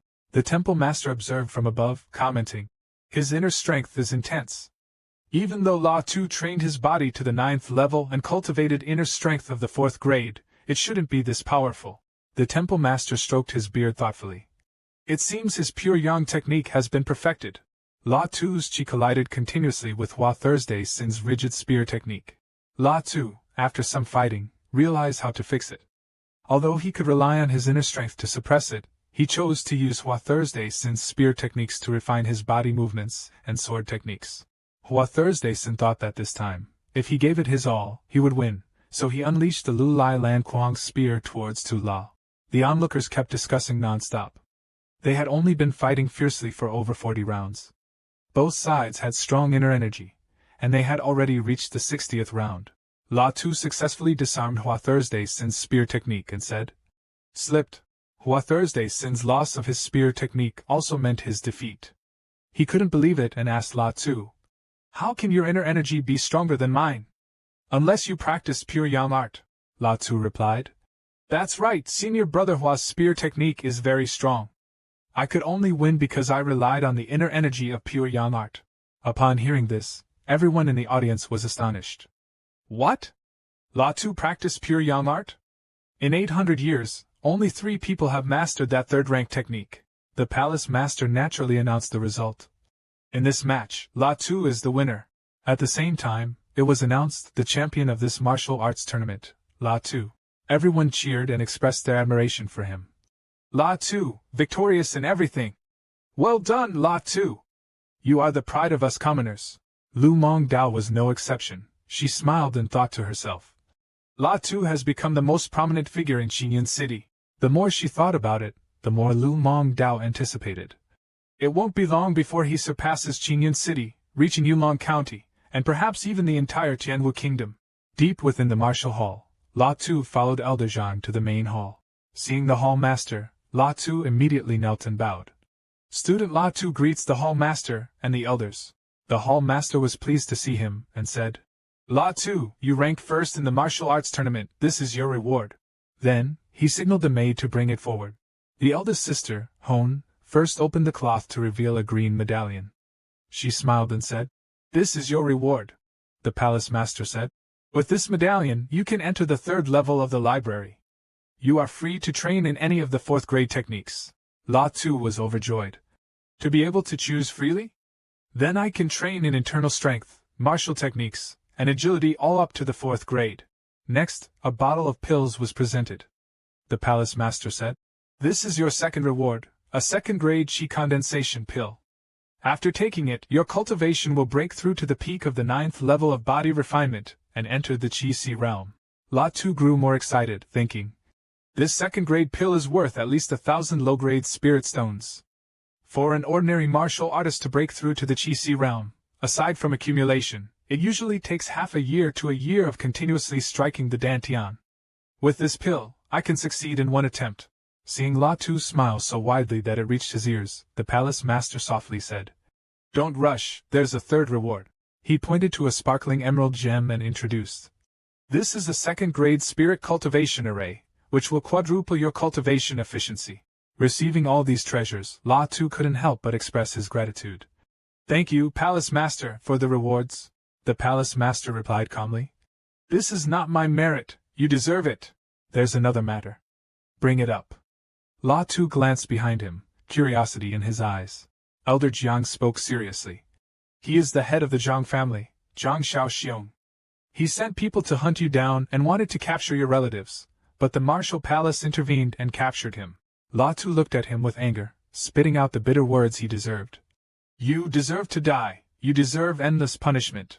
The palace master stroked his beard, gently soothing. La Tu, I understand your anger, but there's something I want to remind you of. La Tu, still holding great respect for him, suppressed his anger and said, Palace Master, please. The Palace Master continued. The Zhang family has an elder who is an outer sect enforcer at the Carefree sect. With your talent, you will surely enter the Carefree sect, so, seeing the Palace Master hesitate, La Tu guessed his meaning and boldly said, So, that Zhang family elder will surely seek revenge. But even so, if I release Zhang Xiaoxiong, will he remember my favor?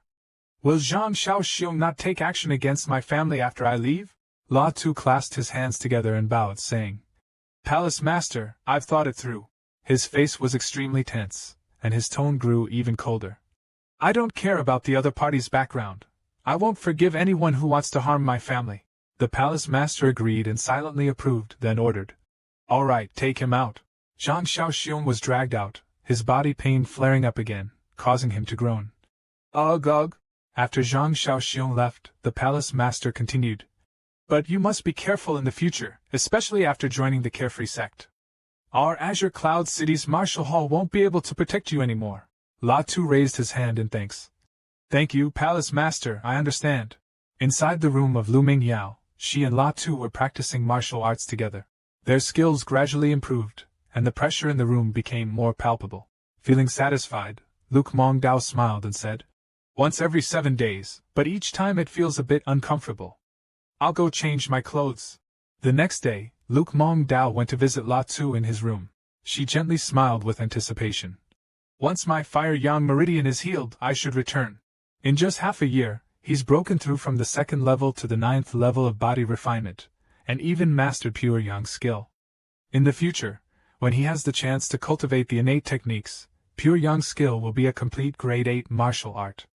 At that time, he'll surely secure a place in the Xiaoyao sect. When La Tu opened his eyes, he only then noticed Luke Mongdao's presence. Seeing her slightly embarrassed and avoiding his gaze, he became curious. La Tu got out of bed and said to her, Mongdao, wait for me to cultivate until Qi Si. It'll probably take 2 or 3 more sessions before I can completely heal your fire yang meridian. Meng Dao was a bit surprised. So fast? No, I mean, are you that sure? Lu Mingyao fell into deep thought. Like a young girl, she wondered. Is my heart in turmoil because after being healed, I won't be able to stay by La Tu's side like this anymore? Hearing her words, La Tu smiled and replied. Of course I can be sure. Why? Is there something wrong with you? Lu Mingyao brightly said. Nothing's wrong, just feeling a bit tired. Hearing that, La Tu reassured her. Then rest well. In the next few days, I will go into seclusion to break through the Qi realm. He took a step forward, casually waved goodbye. Mingyao, I'm leaving now. Mingyao saw La Tu off, saying. Okay. La Tu continued to train day and night. Holding the divine pill in his hand, he said. It's time to break through the Qi. La Tu swallowed the pill. Inside, it began to absorb its energy. While stabilizing the energy, La Tu recited a mantra. Pure Yang Essence, connect the 100 meridians, open for me. La Tu held the illusion of the pill in his hand and thought. Reopening the Dantian, step 1 is complete. However, the pill had 2 different colors, black and gold, which looked very strange, puzzling La Tu. But what is this? This is the Qi. After completing another round of cultivation, La Tu placed his hand on his chest and said, The miraculous life and death pearl. Since I obtained it, whether in battle or cultivation, it has been of great help. Suddenly, a knock on the door caught La Tu's attention. The person seemed to be in such a hurry that they used magic to open the door and walked in. La Tu curiously looked at him, wondering why the servant beside the hall master came. That old servant said to him, Young Master La, the hall master asked you to visit the martial hall. La Tu was curious. What does the hall master want with me? The old servant explained. Young Master, the hall master received a visit from a young genius from the martial hall of Tanthatch City. Several people have already lost to her, La Tu responded. I understand, he thought to himself. Although we are all talents nurtured by the Tu Dao sect, competition between different martial halls is normal. As the leader of Tanvan City, I do have an obligation to respond to this challenge. That day at the martial arena in Tanthatch City, the audience was so intense that no one could take their eyes off the spectacle below. Tanthatch, observing from above with the hall master, sneered and said, I heard that the Tanvan Martial Hall produced a genius who mastered the pure yang technique. How about we place a bet? The hall master frowned and asked. What do you want to bet? Tanthatch suggested. How about we bet the blue jade bracelet you won from me 3 years ago? In the stands below, the man who lost turned to the girl who had defeated him and shouted. This is too much. Hitting someone in the face once or twice might be accidental, but 4 times in a row is clearly intentional. Tu Fai, trembling with anger, shouted. Despicable! Everyone below stood on Tu Fai's side, condemning the girl. Winning is one thing, but insulting others? Do you think there's no one worthy in Tanvan City? The hall master was at a loss for words at the sight. Neep Tu Deep arrogantly laughed and said, Does Tanvan Martial Hall have no experts? A bunch of useless people who can't even defeat a woman like me. Tanthatch naturally defended his disciple, saying, She's just a child who doesn't understand. Don't be angry, the lord of the hall spoke with a hint of anger. You dare bring your people here to challenge Tanvan City, the 17-year-old genius who became a Sea of Qi martial artist, right? The landowner thought to himself. I wonder if La Tu can handle this woman. He looked down at Neep Tu Deep, who was glowing under the sunlight, feeling a bit uneasy. Everyone turned to look behind them and exclaimed, La Tu is here. La Tu is the top martial artist in Tanvan Hall. He can surely do it. Neep Tu Deep pointed at La Tu and asked, You are the top martial artist in Tanvan Hall, right? Can you withstand one of my moves? La Tu saw this as nothing more than a childish quarrel. He frowned and said, A Sea of Qi martial artist? No wonder you're so arrogant. The hall master asked him from above. La Tu, are you confident you can handle the young genius Neep Tu Deep from the martial hall of Thatch City? La Tu responded firmly. Yes. Everyone below unanimously supports him. La Tu also made a breakthrough. As expected of the leader of Tanvan Martial Hall, the hall master turned around and asked Tanthatch. Earlier you said you wanted to bet with me. I agree. If Neep Tu Deep wins, I'll give you the blue star bracelet. Tanthatch confidently accepted and was generous in offering his own reward. If La Tu wins, I'll give you a bottle of Xiantian elixir. Neep Tu Deep hadn't fought yet, but she disdainfully remarked about La Tu. I didn't expect that among the trash of Tanban City, there would be a martial artist with chi like you. She took out her beloved weapon and smiled at him, saying, There aren't many who can make me draw my weapon. La Tu, you have that privilege, so even if you lose later, you can still be proud. Seeing Neep Tu Deep leap up without needing a running start, La Tu had to admit. Her speed is incredible. However, he only needed one flick of his hand and his strength to challenge both her and her weapon. Being caught at her weakness, Nie Xiaodai was completely taken by surprise. What? She was immediately pushed aside, allowing La Tu to step in and instruct. With just this bit of strength, you dare to cause trouble at Qingyun? You're not even worthy of me stepping in. Everyone else chimed in, ha ha ha, well said, isn't she just a mere Qi warrior? What's so impressive about that? La Tu truly is the top master of our Qingyun martial hall. Nie Xiaodai was hit right where it hurt most. Her face darkened as she growled, You, how dare you look down on me? Once again, Nie Xiaodai launched an attack first. She dashed towards La Tu like a flash, saying, Take this. La Tu defended barehanded, his energy radiating abundantly, and when hit, his body reacted as if bitten by a mosquito. He called it Dragon Tiger Fist. The onlookers were also astonished, exclaiming, La Tu's body can actually withstand blades and swords.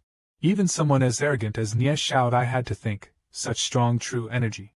Neep Tu Deep was once again knocked back. This time La Tu had mastered her spear technique. La Tu sneered, saying, The pride of the heavens, and yet you still refuse to admit defeat. Neep Tu Deep gritted her teeth and cursed. You bastard. Unable to withstand La Tu's pressure, Neep Tu Deep was thrown out of the arena. The hall master turned to his family members and laughed heartily. Haha, good, thank you, new hall master, for the Xiantian pill. Neep Tu Deep glared at him and said, La Tu, remember this. Neep Tu Deep turned and left, not forgetting to say, Just wait, one day I will defeat you. The hall master laughed loudly. La Tu, this time you have defended the reputation of our Qingyun martial hall.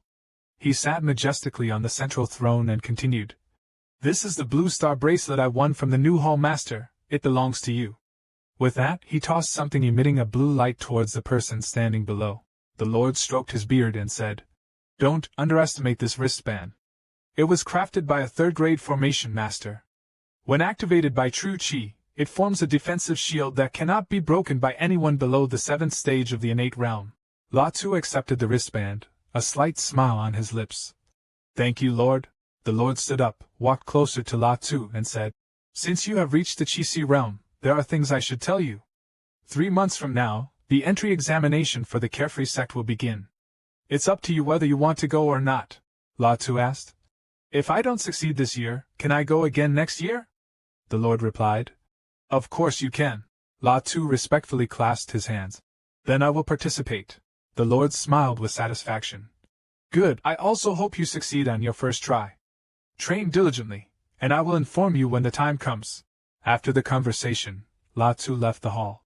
As he walked, La Tu arrogantly said to himself, With my strength, it's time to leave this city and head for a broader world.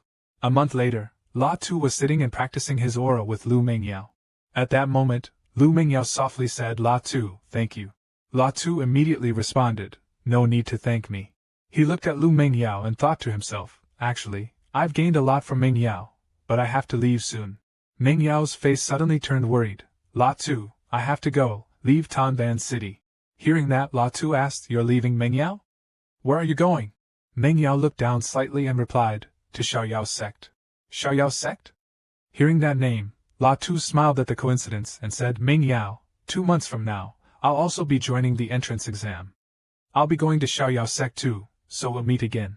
Then, La Tu handed the bracelet to Mong Dao, saying, This bracelet is a gift from me to you as we part ways temporarily, Mong Dao. Luke Mong Dao made a promise. Wait for me at Tu Dao sect for 2 months. 3 days later, La Tu received a letter. Holding the letter in his hand, he read, I have left, I will wait for you at Tu Dao sect. The sender's name was Mong Dao. La Tu tightly gripped the letter, determined. I will find you. With that thought, he resolutely rode out of the city gate. Someone watching from above asked, Is that La Tu? The person continued, He's just a first-level Qi practitioner. Sending the 3 of us seems like overkill. That person sneered and said, Be careful, don't let the martial hall catch us off guard. The one next to him responded, Don't worry, senior brother, we understand. At Batki Mountain, in the forest, Latu was riding his horse, his mind wandering to other thoughts. He admired how the sect leaders could fly, but with his current strength, he could venture deep into Batki Mountain to hone himself. While riding, Latu suddenly noticed something and pulled the reins to stop the horse. In Latu's pupils reflected 3 figures, 1 at the 7th level of Qi, 2 at the 5th level. He looked at the 3 figures ahead of him. Then he questioned, "Why have the 3 of you been following me?" The one in the middle let out a snort. That person said, "I didn't expect you to notice our traces, but you're about to leave this world, so there's no need to know too much. Forget it, I hope you can still boast like that in a moment." With that, Latu immediately drew his sword. "Attack!" one of them shouted, and then the group rushed forward, determined to fight Latu to the death. The arrogant silver-haired one said, "Give up your futile resistance." Latu's sword suddenly ignited, illuminating the entire area, with flames so fierce they seemed to want to burn everything. The 3 men were immediately blown to the ground by the flames. The silver-haired one, who had been so determined just a moment ago, now showed a hint of fear and said, "Such powerful inner strength." The man sitting nearby was also thrown far away and asked in a slightly panicked voice, "Is this kid really just at the 1st level of Qi? 9th Thunder Sword?" Latu said as he swiftly launched an attack, his sword sparking as he dashed past the group.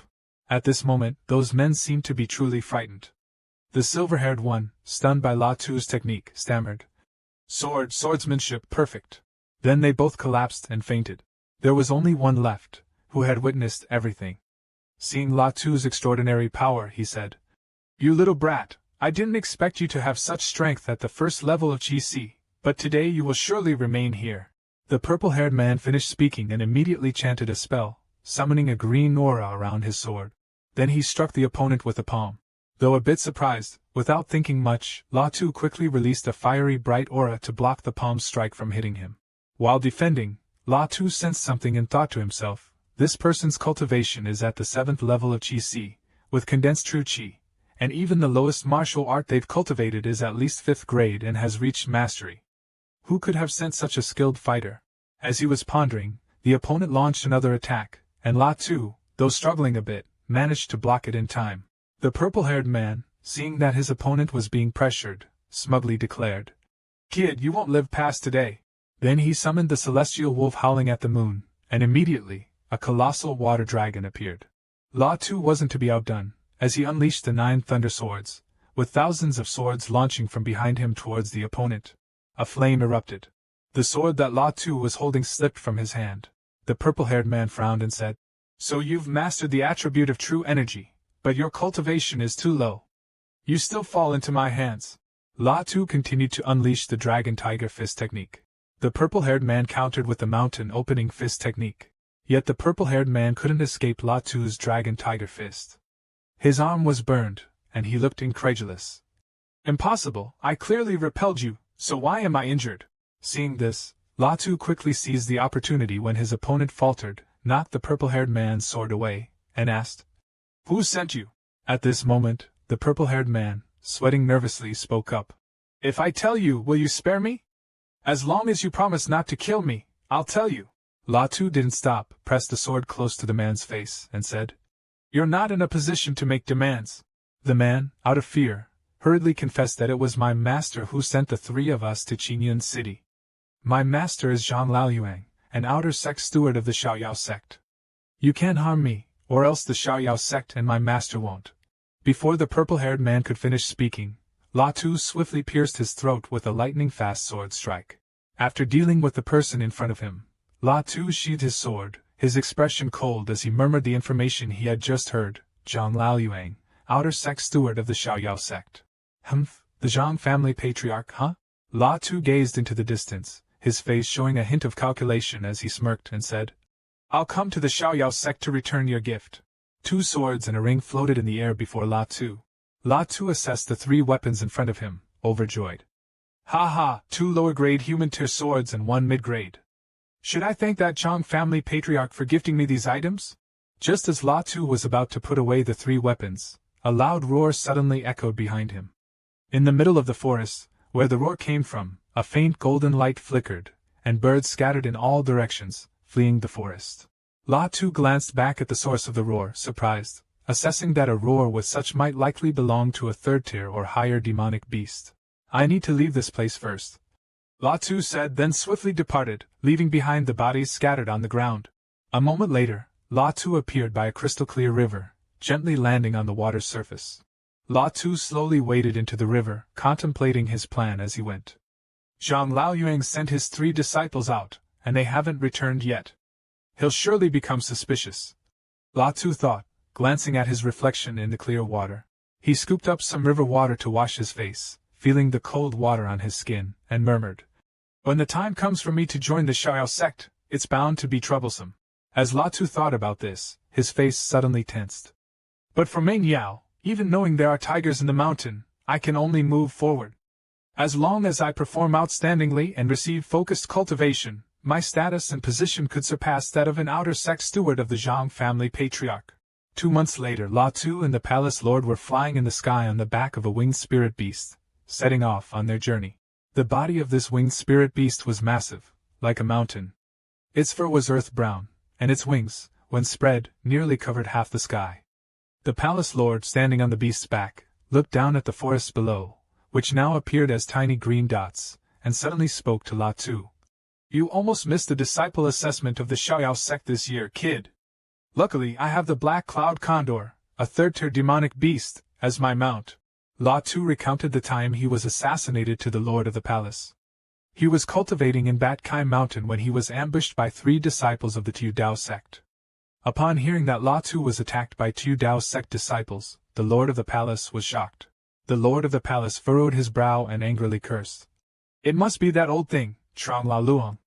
You returning alive is no easy feat." The lord of the palace then turned to examine Latu, surprised to realize that Latu had leveled up.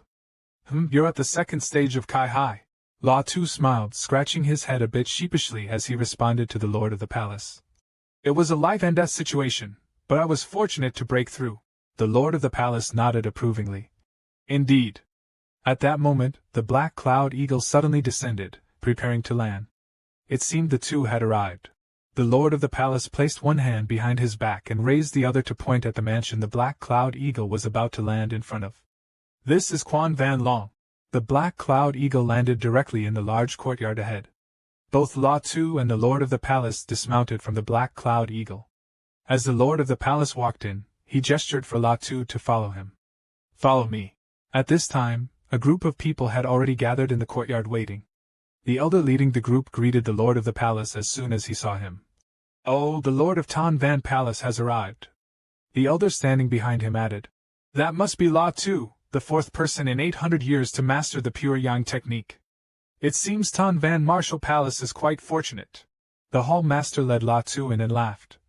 "Haha, everyone, I'm a bit late, but fortunately, not too late." The disciple came out to greet him, respectfully clasping his hands in salute to the hall master. The hall master gestured to him to arrange a place for Latu to rest. "Sorry for the trouble, take the student from our Qin Yun Martial Hall to the back courtyard to rest. I'll handle the registration and examination matters." Latu followed the disciple towards the room, but before they got far, they were blocked by someone. "Kid, stop right there." The person wore a green robe, a golden crown on his head, and his long hair flowed down his back to his waist. With his arms crossed arrogantly, Yuan Faishan lifted his chin and asked Latu, "You are Latu, aren't you?" A crowd of disciples followed behind Yuan Faishan, looking like they were ready to watch a show. Latu immediately knew they came with bad intentions and directly asked, "I just arrived and someone's already looking for trouble?" Yuan Faishan pointed his finger straight at Latu's face. Standing with his hands on his hips, he said aggressively, "You're so full of yourself. Just because you mastered the pure young skill, you think you're a great master?" 2 young men nearby whispered to each other. "That's Yuan Faishan from Gaoi City. I heard he really likes Neep Xiao Deep from Xianshire Martial Hall. Before, when Neep Xiao Deep challenged in Xinyan City, she was defeated by La Tuesday." Latu overheard the murmurs and understood why this guy was picking a fight with him. His expression immediately turned cold. The disciple sneered and mocked with his friend beside him. Oh, all this just to win a beauty's smile, haha, let's watch the show." Latu furrowed his brows, coldly asking Vien Fai Sun, "What do you want?" Vien Fai Sun spread out 3 fingers, smugly said, "You bullied my little sister too deep. If you kneel and kowtow 3 times, I'll let you off this once. La Tu frowned, looking at Vien Phi Sun in front of him, and sneered at the arrogant man standing before him. Are you sure you're my opponent? Seeing La Tu's contemptuous expression, Vien Phi Sun's face darkened slightly. He gritted his teeth and glared at La Tu with resentment. Suddenly, without a word, Vien Phi Sun charged forward, throwing a punch directly at La Tu's face while shouting. You brat, seems like you're not convinced. I guess I'll have to beat you until you kneel and beg for mercy. La Tu calmly watched Vien Phi Sun's fist aiming at him, not moving an inch. It wasn't until Vien Phi Sun's fist was right in front of him that La Tu lightly sidestepped, effortlessly dodging the powerful punch. Vien Phi Sun missed, startled, and turned to look at La Tuesday. He had heard that this kid's footwork and swordsmanship were outstanding, but he thought close combat would test him. Vien Phi Sun then changed his fighting style. But before Vien Phi Sun could launch his next move, La Tu's palm, filled with golden chi, struck his face. Vien Phi Sun was shocked and cried out. What? La Tu's palm accurately struck Vien Phi Sun, sending him flying several meters away, his backside scraping against the courtyard bricks, sparks flying, before he landed flat on his back. The surrounding disciples were bewildered. They didn't expect Vien Phi Sun to lose, much less in just one move. The disciples looked at each other in confusion, asking, What just happened? Did any of you see what occurred clearly? A disciple nearby, seeing Vien Phi Sun's miserable state, didn't hesitate to add fuel to the fire. Wasn't Vien Phi Sun supposed to be at the 2nd level of the Chi Si, with his fist technique at the 4th level of mastery? And yet La Tu only broke through to the 1st level of the Chi Si 2 months ago. Vien Phi Sun stood up, holding his head, trembling with rage as he overheard the disciples' chatter. In a fit of madness, Vien Phi Sun clawed towards La Tu, blue chi swirling around him, accompanied by his furious shout. You brat, how dare you humiliate me like this? La Tu looked at the charging Vien Phi Sun emotionlessly, lifting his leg and kicking Vien Phi Sun straight in the stomach. With a loud thud, Vien Phi Sun was sent flying again by what seemed like a light kick from La Tu. Vien Phi Sun was forcefully propelled away, tracing an arc through the air. The disciples watched Vien Phi Sun's figure as he flew, exclaiming in amazement. What speed! This time, Vien Phi Sun was kicked even further than before, landing face first on the ground, his dignity utterly shattered. La Tu couldn't be bothered to pay any more attention to Vien Phi Sun. After dealing with him, La Tu immediately turned and walked away. The surrounding disciples didn't dare to stop him, all stepping aside to let La Tu pass.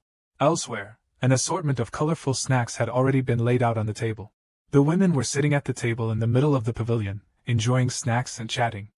One of the women said, Xiao Dai, when I returned, someone told me that Yuan Fei Shan stood up for you and got beaten by La Tu. Xiao Dai calmly picked up a piece of pastry, put it in her mouth, and said indifferently, It's not like I asked Yuan Fei Shan to provoke La Tuesday. I want to defeat him myself. The woman who had just spoken noticed Xiao Dai's lack of concern and changed the topic. Xiao Dai, you truly are a femme fatale, but your strength and Yuan Fei Shan's are about the same. You can't defeat La Tu either, can you? Xiao Dai put another piece of pastry in her mouth and took a small bite.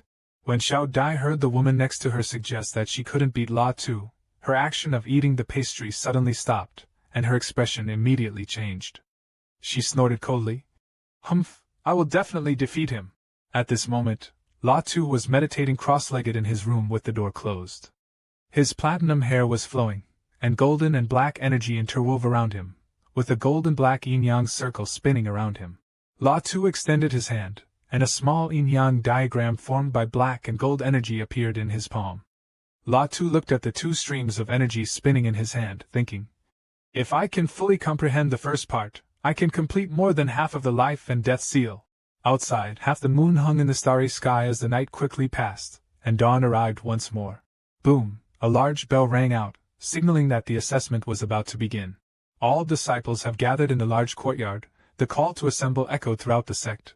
The entrance examination is about to begin. The Martial Hall students along with the 18 Hall Masters head to the examination site. At the Martial Field, a large number of disciples were present. Lively discussions spread everywhere. Tu Dao sect admits 3 people each year. But so many come every year. Yes, it's said that today there are many experts. Besides those from the Martial Hall, there are also other talents. The Martial Field's courtyard is very spacious, capable of holding over 1,000 people, yet at this moment, Those who came to participate nearly filled half the courtyard. In the center is a massive, round dueling platform made of extremely solid stone. Latu was present in the courtyard, standing beside the hall master, his expression stern as he listened to the surrounding chatter. The Wang family from Gusun City has a genius, 16 years old and already at the second level of the Qi. But no one knows how the martial hall students will perform. One disciple participating in this examination confidently smiled and spoke. The surrounding disciples were eagerly anticipating this examination. The time has come. The large red wooden door opened wide. An old man emerged, appearing in everyone's sight. Zhang Lao Luong clasped one hand behind his back and boldly spoke. I am Zhang Lao Luong, an outer sect elder, responsible for this entrance examination. After speaking, Zhang Lao Luong leaped onto the dueling platform. Now everyone line up in order to enter the examination. After hearing Zhang Lao Luong's words, the disciples promptly formed a long line in front of the dueling platform. La Tu frowned as he watched the person who had just leaped onto the martial platform ahead. Zhang Lao Luong is the elder of the Zhang family who sent 3 disciples to Tanvan City. In front of the martial arts platform, there is a pillar specifically used to assess the cultivation level of the contestants. A contestant places their hand on the pillar and channels their inner energy. An orange-yellow light suddenly flashes on the pillar. 17 years old, second level Qi, 6 points. As the voice announcing the result fades, the next person steps forward in turn, places their hand on the stone pillar, and the stone pillar continues to shine. The examiner beside it marks the list and loudly reads out the result. Tu Ben, second level Qi, 16 years old, 9 points. When it's Latu's turn, as soon as he touches the stone pillar, a light even brighter than any of the previous contestants flashes. Third level Qi, 18 years old, 9 points. The disciples below, upon hearing Latu's test result, are all in disbelief. One disciple blurts out, "Why is there a third level Qi?" The disciple beside him looks at the fluctuation of Latu's inner energy, so shocked that his mouth nearly falls open. No, the fluctuation of this kid's inner energy clearly shows the second level. Why does it display as the third level? Could the stone tablet be wrong? Zhang Lao Luong, holding the list in his hand, mutters. Tan Van Martial Hall, Latu. As Zhang Lao Luong sees Latu's name, his expression changes instantly. If Latu is here, doesn't that mean my 3 disciples have already failed? Zhang Lao Luong furrows his brow, suddenly paying attention to a certain direction. The master of Tan Van Hall, hands clasped behind his back, stands on the other side, observing Latu's performance. As Zhang Lao Luong notices the master of Tan Van Hall, he feels uneasy. Humph, so the master of Tan Van Hall has come as well. Zhang Luoyang is determined not to give Latu any chance to advance. Holding the list in his hand, he stood in the middle of the martial arts arena and boldly declared. Second level of Qi, but using methods to activate third level Qi true energy, so young yet deviating from the righteous path, disqualified from the examination. The disciples below immediately began to murmur. What? Someone confidently said, as if they knew it all along, disqualified from the examination. I knew this kid was using tricks. Latu stood frozen in the martial arts field, stunned that Zhang Luoyang would resort to such a despicable method. The master of Qingyun Hall, enraged, pointed at Zhang Luoyang and shouted, Zhang Luoyang, don't go too far! Standing on the platform, Zhang Luoyang smirked and looked down disdainfully at the master of Qingyun Hall. I am an outer sect steward and the chief examiner of this examination. Does the master of Qingyun Hall want to question my judgment? The master of Qingyun Hall, unable to contain his anger, released his true energy. The powerful golden aura fluctuated around the master of Qingyun Hall as he maintained his stance, pointing directly at Zhang Luoyang and retorted. What gives you the right to revoke Latu's qualification for the examination? Zhang Luoyang sneered. I've already said, he used deceitful methods to fool everyone, deserving of disqualification. The master of Qingyun Hall, furious, flicked his sleeve and couldn't help but curse. Nonsense! Latu has mastered pure yang technique. His true energy is more concentrated and purer than those at the same level. It's normal for such things to happen. Those present, upon hearing that Latu had successfully cultivated the difficult pure yang technique, were all shocked and looked at Latu in amazement. What? This kid has mastered the pure yang technique, isn't that the notoriously difficult technique to cultivate? Although Latu is the main character being mentioned, he has been standing still, silently watching Zhang Luong on the stage without saying a word, and no one knows what he is thinking. Zhang Luong raised one hand and said, Jin Hall Master, you claiming that he has mastered the pure yang technique is only your word. I want to verify it myself. Zhang Luong then stepped down from the stage and walked straight up to La Tuesday. His intention was to personally examine La Tu's meridians. The Jin Hall Master, upon hearing Zhang Luong's request, grew even angrier. What? This is outrageous. Allowing a martial artist to have his meridians examined is as good as handing over his life to someone else. Humph. Zhang Luong narrowed his eyes, exuding a dangerous aura. Without waiting for the Jin Hall Master's consent, he raised his hand to examine La Tu's meridians. I, on the other hand, want to see if you've truly mastered the pure yang technique. As he finished speaking, Zhang Luong immediately gathered his energy, and a purple energy orb formed in front of La Tu. La Tu, immobilized by Zhang Luong's energy, trembled with rage and shouted, "You old scoundrel, you're using public matters to settle personal scores!" Zhang Luong extended his hand to grasp La Tu, but before he could act, he heard a woman's voice from behind. "Stop!" Lu Mingyao approached with two maidservants. Luke Mong Dao stood before everyone and slowly spoke. "I can testify that La Tu indeed mastered the pure yang technique." The chief of Tan Van Hall and Tan Thatch immediately bowed respectfully, and clasped their hands in salute as soon as they saw Luke Mong Dao arrive. "Miss." La Tu was surprised to see the woman who had just spoken up to save him, and even Truong La Luong bowed his head and clasped his hands in salute to Luke Mong Dao. "Miss." La Tu's eyes flashed with suspicion. "What exactly is Mong Dao's status in Tu Dao sect?" Luke Mong Dao walked straight up to Truong La Luong and asked. "Elder Truong, I'm testifying for La Tu, do you have any objections?" Truong La Luong looked slightly troubled. Clearly reluctant, but still forced to comply, he said, "Well, since Miss is testifying, I certainly don't dare to object, but since I am the chief examiner of the entrance test, I must handle it fairly. I'm afraid I might fail to live up to the sect master's trust." Luke Mong Dao smiled, but the smile didn't reach her eyes as she looked at Truong La Luong. "Elder Truong, are you saying that my interference is making things difficult for you?" Truong La Luong panicked, hurriedly clasped his hands, and bowed his head. "I wouldn't dare," Lu Mingyao continued.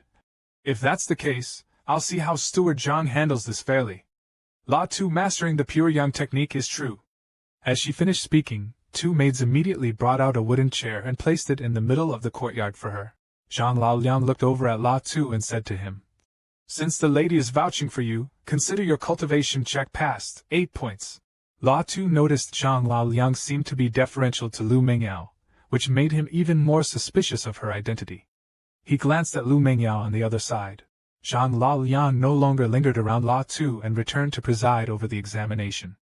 Lu Mingyao sat calmly on the chair brought out by her maids, watching the disciples take their tests. The surrounding crowd started buzzing again. "Who is this beautiful woman? How could she surprise the chief examiner like that? I heard she's the daughter of the outer sect master. But how does La Tu know her?" After a while, when the sun had reached its peak, the last of the candidates had completed their cultivation tests. Zhang Laoliang stood in the middle of the stage and announced to the many disciples below. "The second test begins now, the martial skill assessment. It will be judged based on the rank of the martial skill and the practitioner's level." Zhang Laoliang observed each disciple as they demonstrated their martial skills and evaluated them. "Third rank martial skill, minor achievement, 6 points." The disciples stepped onto the martial stage simultaneously, unleashing their strongest techniques. A dense golden aura surrounded them, not dissipating. Zhang Lu Luong's voice continuously echoed. "Fourth rank body technique, grand achievement, 9 points." The disciples below, hearing the examiner evaluate the fourth rank body technique with grand achievement, were instantly envious, looking up at the person standing on the martial stage and praising him. As expected of the genius Tu Bin, fourth rank body technique, grand achievement.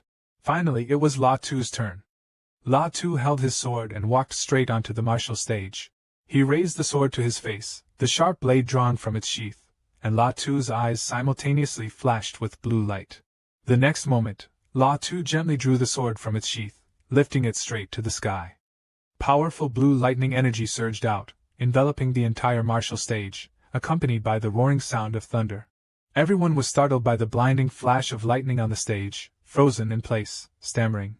"Fourth rank sword technique, perfection."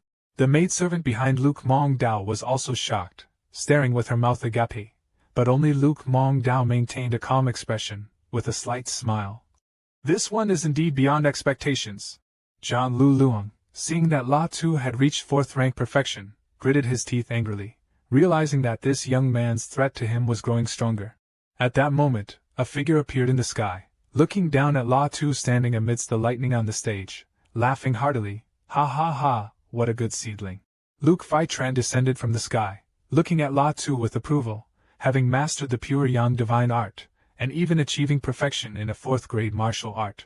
As soon as the people below saw the figure flying down from the sky, they immediately clasped their hands respectfully. Sect Master, greetings to the Sect Master. Luke Mong Dao also slightly clasped her hands, smiling at Luke Fai Tran as she called out. Father! Luke Fai Tran descended from the sky, walked up to Zhang Luong, and signaled to everyone. No need for formalities, rise. After saying that, Luke Fai Tran ordered the others to step back. I will personally oversee the next entrance examination. Luke Fai Tran's gaze briefly passed over Luke Mong Dao's smiling face. This is the La Tu you mentioned? Zhang Luong obeyed and stepped aside. Luke Fai Tran averted his gaze from Luke Mong Dao, moved to the center of the stage to begin overseeing the examination. As your father, I am aware of the grievances between him and Zhang Luong, and I know that he is your savior. Within our sect, I will ensure his protection. With the sect master overseeing, Zhang Liang naturally wouldn't dare to act recklessly. He judged according to La Tu's performance. La Tu, martial arts, 4th grade, perfect score, 10 points. Zhang Liang gritted his teeth in hatred, his face full of resentment. The outer sect master's status is noble. What kind of luck does this brat have? On the 2nd day, all the disciples who passed the assessment round the day before were present in the courtyard. Lu Feichen personally oversaw the assessment. Behind Lu Feichen was a large formation radiating a brilliant golden aura. Lu Feichen's authoritative voice echoed. Today is the 2nd day of the assessment. Lu Feichen sternly looked at the disciples below and said, Enter the formation to test your willpower. The longer you last, the higher your score. As soon as Lu Feichen finished speaking, the disciples began to enter the large formation radiating that brilliant golden aura one by one. As the disciples stepped into the formation, the golden aura it emitted grew increasingly radiant. The disciples watching from the outside were already terrified just by looking. One disciple turned to the person next to him and said, I heard this formation was inscribed by 3 4th grade formation masters invited by the Xiaoyao sect. It's incredibly expensive. La Tu and the other disciples had just stepped into the formation when a fierce blazing fire erupted within it. The intense red flames seemed as if they wanted to burn both flesh and soul. Some people backed away in fear, while others, though terrified, closed their eyes and stood there. After a moment, the wall of fire disappeared, replaced by thousands of sharp arrows shooting towards the people below. La Tu calmly stood there, watching the arrows rush towards him without flinching. The disciples nearby panicked and scattered when they saw the dense rain of sharp arrows falling, screaming, "Ay!" But only La Tu remained standing with his arms crossed. La Tu couldn't help but silently praise. The illusion was incredibly realistic. As La Tu was still deep in thought, the sound of bubbling water suddenly filled the surrounding space, causing La Tu to frown and look down. Beneath his feet was a massive cauldron of boiling oil, bubbling fiercely, engulfing La Tu and the others within the formation. Unlike previous times, this time there was even the sensation of skin-burning heat, and the faces of the 3 people near La Tu showed signs of confusion. A disciple nearby saw his arm being scalded by the boiling oil, melting away, and screamed in horror, "Ay!" La Tu closed his eyes, trying to focus his mind and hold steady. Outside the formation, Lu Fai Tran watched La Tu's performance, and couldn't help but praise. Meng Dao, this La Tu has impressive talent and willpower. He actually managed to withstand the 9-fold mystic realm. I wonder if this kid can hold out till the end. Lu Meng Dao looked at La Tu inside the formation, unconsciously tightening her grip. Lu Meng Dao suddenly smiled at Lu Fai Tran, confidently saying, "Father, you can wait and see." At this moment, the scene within the formation changed, and everyone found themselves standing in a desert, with a giant purple orb of light before them. A wave of mental shock emanated from the purple orb, spreading directly towards La Tu and his group. In the dust-filled desert, the disciple beside La Tu was nearly collapsing. A disciple near La Tu was crawling on the ground, gritting his teeth with a pained expression. La Tu sat cross-legged in the middle of the desert with his eyes closed, silently enduring the oncoming spiritual shockwaves. Lu Fai Tran, watching from outside, was startled that someone could withstand the final willpower shock. With the second layer Qi capable of matching willpower with the innate, he would surely achieve great things in the future. Lu Fei-Tran glanced at his daughter. Noticing her expression, he couldn't help but ponder.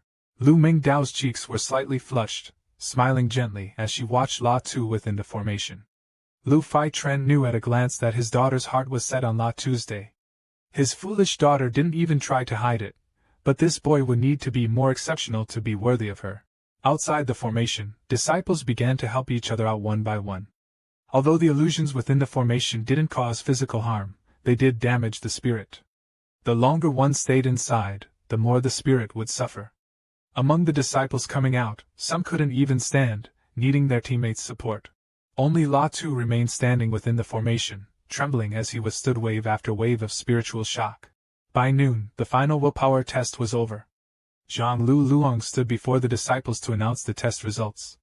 For this test, passing one illusionary level would earn 1 point. La Tu scored 10 points. Zhang Luong sternly announced that after a 2-hour rest, the final test, a competition, would begin. The winner can take all the accumulated points from the loser. After hearing Zhang Luliang explain the rules, the disciples found it difficult to digest. 2 hours later, the competition began. La Tu was the first to step onto the stage. His opponent slightly cupped his hands in greeting. Tang Kan rubbed his hands, laughed proudly, and said, "Ha ha ha, I can't believe my luck is so good to meet you first." Tang Kan thought La Tu couldn't beat him, especially since Zhang Luliang had previously announced that La Tu cheated in the assessment. Tang Kan and La Tu rushed at each other with their energy, Tang Kan's green energy clashing with La Tu's yellow energy. A disciple below the stage clicked his tongue. "He is Tang Kan from Gallup City, with Qi 2nd level, and 4th grade physical martial arts. He even defeated a 3rd level Qi." This disciple also did not believe La Tu could beat Tang Kan, saying that someone who could surpass levels might lose to him. As soon as this disciple finished speaking, the situation on the stage changed. La Tu landed a punch on Tang Kan's chin, knocking him backward. The disciples watching were shocked, finding it hard to believe. The 4th grade martial art Tang Kan practiced his copperhead iron bones, with extremely strong defense, yet he couldn't withstand even one punch from La Tu, exclaimed one disciple. Another disciple nearby also said in fear, "It's not that Tang Kan is weak, but La Tu is too strong." At this moment, Tang Kan, having received a powerful punch from La Tu, lay on the ground unable to stand. La Tu stood on the stage with hands on hips, waving his fists. The spectators were in awe, thinking, if his punching and body techniques are this powerful, how strong would his swordsmanship be? Lu Fei-Tran suddenly felt that his daughter indeed had a good eye. Turning to his blushing daughter, he said, "Meng Yao, your judgment is not wrong." Meng Yao felt even more embarrassed by her father's praise, awkwardly rubbing her chin, unsure of what to say. "Father, Lu Fei-Chen waved his hand with a smile. "No one knows you better than I do. Do you think I can't see your feelings? But if he wants to be worthy of my daughter, he has to enter the intersect first." Lu Mengyao's face flushed with embarrassment. She quickly turned away, avoiding both her father and La Tu on the stage.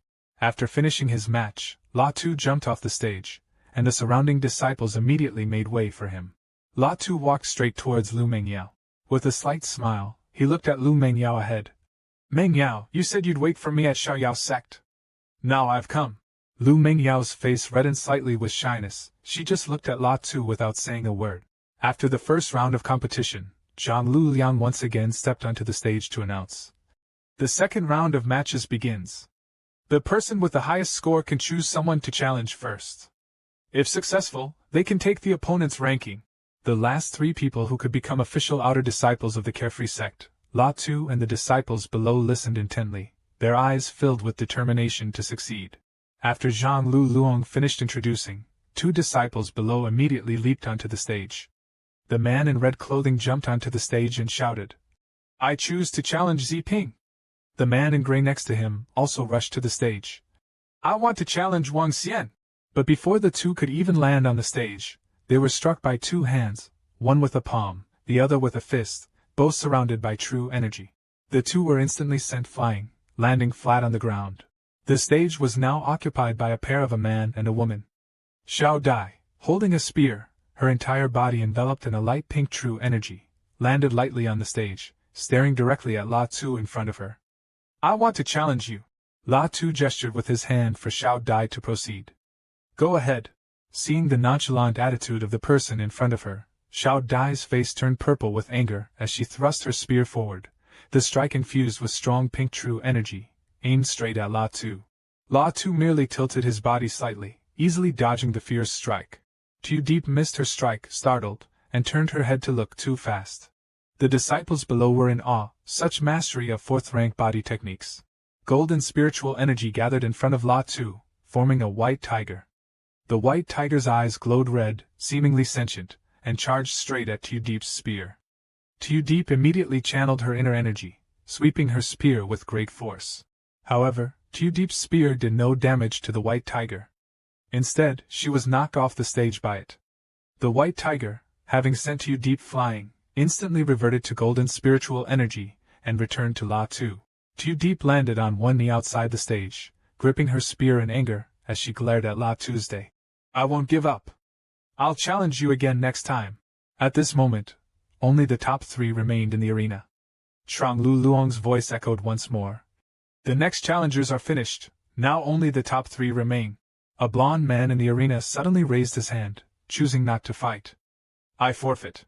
Wang Zan, holding his treasured blade, walked straight onto the stage. Now, only his battle with La Tu remained. The disciples below were not surprised by the blond man's mid-fight forfeit. It made sense. After all, he was third, and his specialty was body techniques. He wouldn't necessarily defeat second-ranked Wang Zan, let alone La Tu, who was also skilled in body techniques. Wang Xian pointed his sword directly at La Tu and fiercely said, I want to challenge you, La Tu. The next person to challenge La Tu was Wang Xian. He pointed his sword at La Tu, and the crowd below started to buzz with excitement. Wang Xian, a master of 4th-grade swordsmanship. Having cultivated the 4th-grade internal energy passed down from the Wang family, he might be able to force La Tu to draw his sword. La Tu, though aware that Wang Xian's cultivation surpassed his own, remained very calm. Moreover, Wang Xian had reached the 3rd stage of Qi Si. His internal energy was as strong as La Tu's. Wang Xian said, A few months ago, while training in the mountains, I discovered some ruins during a battle with a beast and obtained this superior-grade human realm sword. He shouldered the sword and said to La Tu, I also acquired 5th-grade swordsmanship and body techniques, both of which I've mastered. So, show me your full strength, La Tu calmly replied. 5th-grade martial arts are nothing extraordinary. Wang Xian laughed loudly. Such big talk. In a moment, when swords and blades have no eyes, I advise you to surrender. He charged towards La Tu, shouting, La Tu, you're just asking for humiliation. La Tu drew his sword and said, Your 5th-rank swordsmanship is nothing special. A single slash cut through the air. It struck Wang Zan in the chest. The crowd murmured in surprise. What just happened? I didn't even see him draw his sword, I only heard the sound. No way, Wang Zan's 5th-rank swordsmanship was defeated. Wang Zan couldn't accept the truth. He threw a punch at La Tu. How could I lose? I'm the best, no one can take that from me. I'll kill you. La Tu countered with a punch, thinking that this guy had lost his mind, so he knocked him out to avoid any further trouble. At that moment, Zhang Luoyang appeared, shouting, Stop! Then he struck a palm, sending Wang Can flying. La Tu knew his intentions. A sly smile appeared on his face. He struck a venomous blow at La Tu. But despite his efforts, he was still injured and spat blood. The leader of Qingyan Temple rushed to support La Tu. He shouted, Zhang Luoyang, you have a lot of nerve. Trong Lao Luong pretended to act righteously, saying, Lord Tan Van, what do you mean by this? I only separated them to prevent injury. One of Lord Tan Van's subordinates reported. Lord La Tu's meridians have been severely damaged in several places. Trong Lao Luong, as the examiner, has used his position to settle personal scores. We hope you will judge this matter fairly and punish him accordingly. Luke Mong Dao was alarmed upon hearing about La Tu. What? La Tu's meridians are severed? Wang Zan and Trong Lao Luong burst into laughter. The crowd below began to chatter. With just one strike, La Tu is nearly crippled. This made La Tu's face darken. Trong Lao Luong continued to defend himself. Lord La Tu's injuries were not caused by me but happened during his fight with Wang Zan. He then pointed at La Tu, who was clutching his chest, blood still on his lips. For someone with only 2 layers of Qi Si to defeat Wang Zan, Who has 3 layers and a 5th-grade martial art, he must have used a forbidden technique that harmed himself. The master of Tan Van Hall heard this and didn't hesitate, scolding him. How dare you speak nonsense? Truong La Luong continued. Young people desire victory, want to be famous, that's understandable, but why put the blame on me? These words truly angered the sect master. He waved his hand. Guards! Black-clad protector, arrest Truong La Luong. The black-clad protector obeyed the order. No matter what, Truong La Luong did not admit guilt, continuously proclaiming his innocence. Sect master, I am wronged. He was forced to bow by the sect master's subordinates, listening to the sect master's questioning. Do you think this sect master is blind or that my cultivation at the 9th level of the spirit refining stage is fake? Imprison him in the water dungeon. After a thorough investigation, strip him of his cultivation and lock his peepa bone. La Tu is lying on the bed, recovering from his injuries. He thinks, that old scoundrel is truly cruel, using a vicious technique to sever my meridians. If it were an ordinary martial artist without access to rare herbs, they'd truly be crippled. At that moment, Luke Mong Dao enters the room. As soon as she opens the door and sees La Tu awake, she says, La Tu, you're awake. After Zhang La Luong was taken away, you were unconscious for nearly a day. The sect leader also enters. Oh, La Tu is awake. La Tu and Luke Mong Dao react. They both call out. Sect leader, father. The sect leader says to La Tu. The assessment has concluded, and you ranked first. You are now an outer disciple of the Chu Dao sect. The sect leader extends his hand, revealing a turquoise jade bottle. This is marrow replenishing pill, a 4th-grade elixir that can reconnect severed meridians. Once your injuries have healed, I'll have someone remove the coldine energy that Zhang La Luong left in your body. La Tu replied, Thank you, sect leader. The sect leader looked at the young man on the bed and said, You don't need to thank me. You just healed Mong Dao's fire yang terminal meridian. As her father, it is only right that I help you. Then he turned to Luke Mong Dao and said, All right, Mong Dao, come back with me first. Watching the sect leader and Luke Mong Dao leave, La Tu thought to himself, It seems Luke's sect leader doesn't want me and Mong Dao to be alone. Do you think a 4th-grade pill is enough to repay the favor? But I have never thought of asking for anything in return. 3 days later, Luke Mong Dao brought someone over. La Tu, you said your injury was getting better, so I asked my father to invite Elder True to help you dispel the cold poison. When the two started the treatment, the air around the pillow where you and Elder True sat froze. During the treatment, Elder True said to La Tu, Kid, you have good talent, but after all, your cultivation time has been too short. I advise you not to get too close to Mengyao. La Tu understood and responded. Elder, you mean my cultivation level is too low, my strength is too weak, right? Elder Zhao said. That's correct.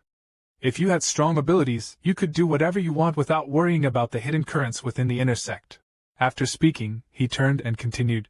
Master Lu asked me to tell you this. If you can become the top disciple in the outer sect and enter the inner sect, then you would barely have the qualifications to be worthy of his daughter. La Tu bowed to the elder. Then he turned to Lu Mengyao and said, Mengyao, you said you would wait for me at the Xiaoyao sect. Now I am here. Lu Mengyao's cheeks flushed, and she stammered. Brother La Tu, you.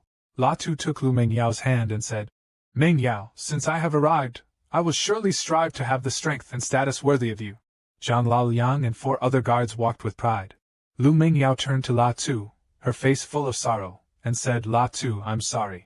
It's not that my father doesn't want to punish Zhang Laoliang, but somehow Zhang Laoliang got connected with the inner sect. La Tu empathized and smiled gently. I don't blame the sect leader. There's an elder from the inner sect personally protecting him, so he can continue his duties in the outer sect without having his cultivation crippled. Back home, while cultivating, La Tu thought, Zhang Laoliang has tried to harm me many times but hasn't succeeded. He definitely won't give up. But he has the strong backing of an inner sect elder. The status of an inner sect elder is certainly higher than that of an outer sect leader. He opened his eyes, happily looking at his hands, GC 3rd layer. After finishing his cultivation, La Tu went to practice martial arts. But without noticing Lu Mengdao entering, he thought. These past few days I've been using the qi refining pill, and the results have been decent. Next, I should train in the 5th-grade martial arts. Suddenly, there was a noise at the door. Lu Mengdao walked in from outside and called out. La Tu. Seeing Lu Mengdao arrive, he stared at her with a look of infatuation, causing her to blush with embarrassment. Have you looked enough? La Tu chuckled. I'll never look enough in my lifetime. Feeling even more embarrassed by La Tu's teasing, Lu Mingdao replied with a smile. You're all talk. In a bit I'll go with you to choose your martial arts reward. The people around them started gossiping when they saw the two getting close. That kid really doesn't know what he's done to be favored by Miss Mingdao. He's like a toad lusting after a swan. Lu Mingdao led La Tu to the Xiaoyao Pavilion. While walking and talking, it's mentioned that Qudao Pavilion has 2 levels. The first level is for 5th rank skills, while the second level is for 6th and 7th rank skills. Only when one becomes a core disciple of the inner sect can they access the advanced martial arts on the second level. As the two enter, Luke Mongdao continues. For now, you can only choose from the first level. Later, if you obtain any other inherited martial arts that you cannot use, you can return them to Qudao Pavilion and receive a certain reward. After touring the inside, they step outside. Mongdao says, since you have the Cuc Kwang sword technique and Thap Phuong Tan on movement technique, you should continue your cultivation. I will wait for you, La Tu firmly replies. I won't make you wait too long. Luke Mongdao smiles, half-jokingly. Thank you for treating my fire son bloodline. I was already a genius, and now I can't let you catch up. I will go into seclusion for training. Brother La Tu, do your best as well. La Tu nods. All right. The two make a promise to each other. Since that day, La Tu has been striving to improve his swordsmanship, and then his martial arts skills. He also listened to the elders' lectures on the laws of man, earth, and heaven, and the natural laws of the Tao. One day, as La Tu was walking and thinking, he remembered that the elder only gave lectures once a month, and today was the day. He decided he must attend. As soon as he opened the door, La Tu encountered 2 men, one with a topknot and the other with tied-up hair, blocking his way.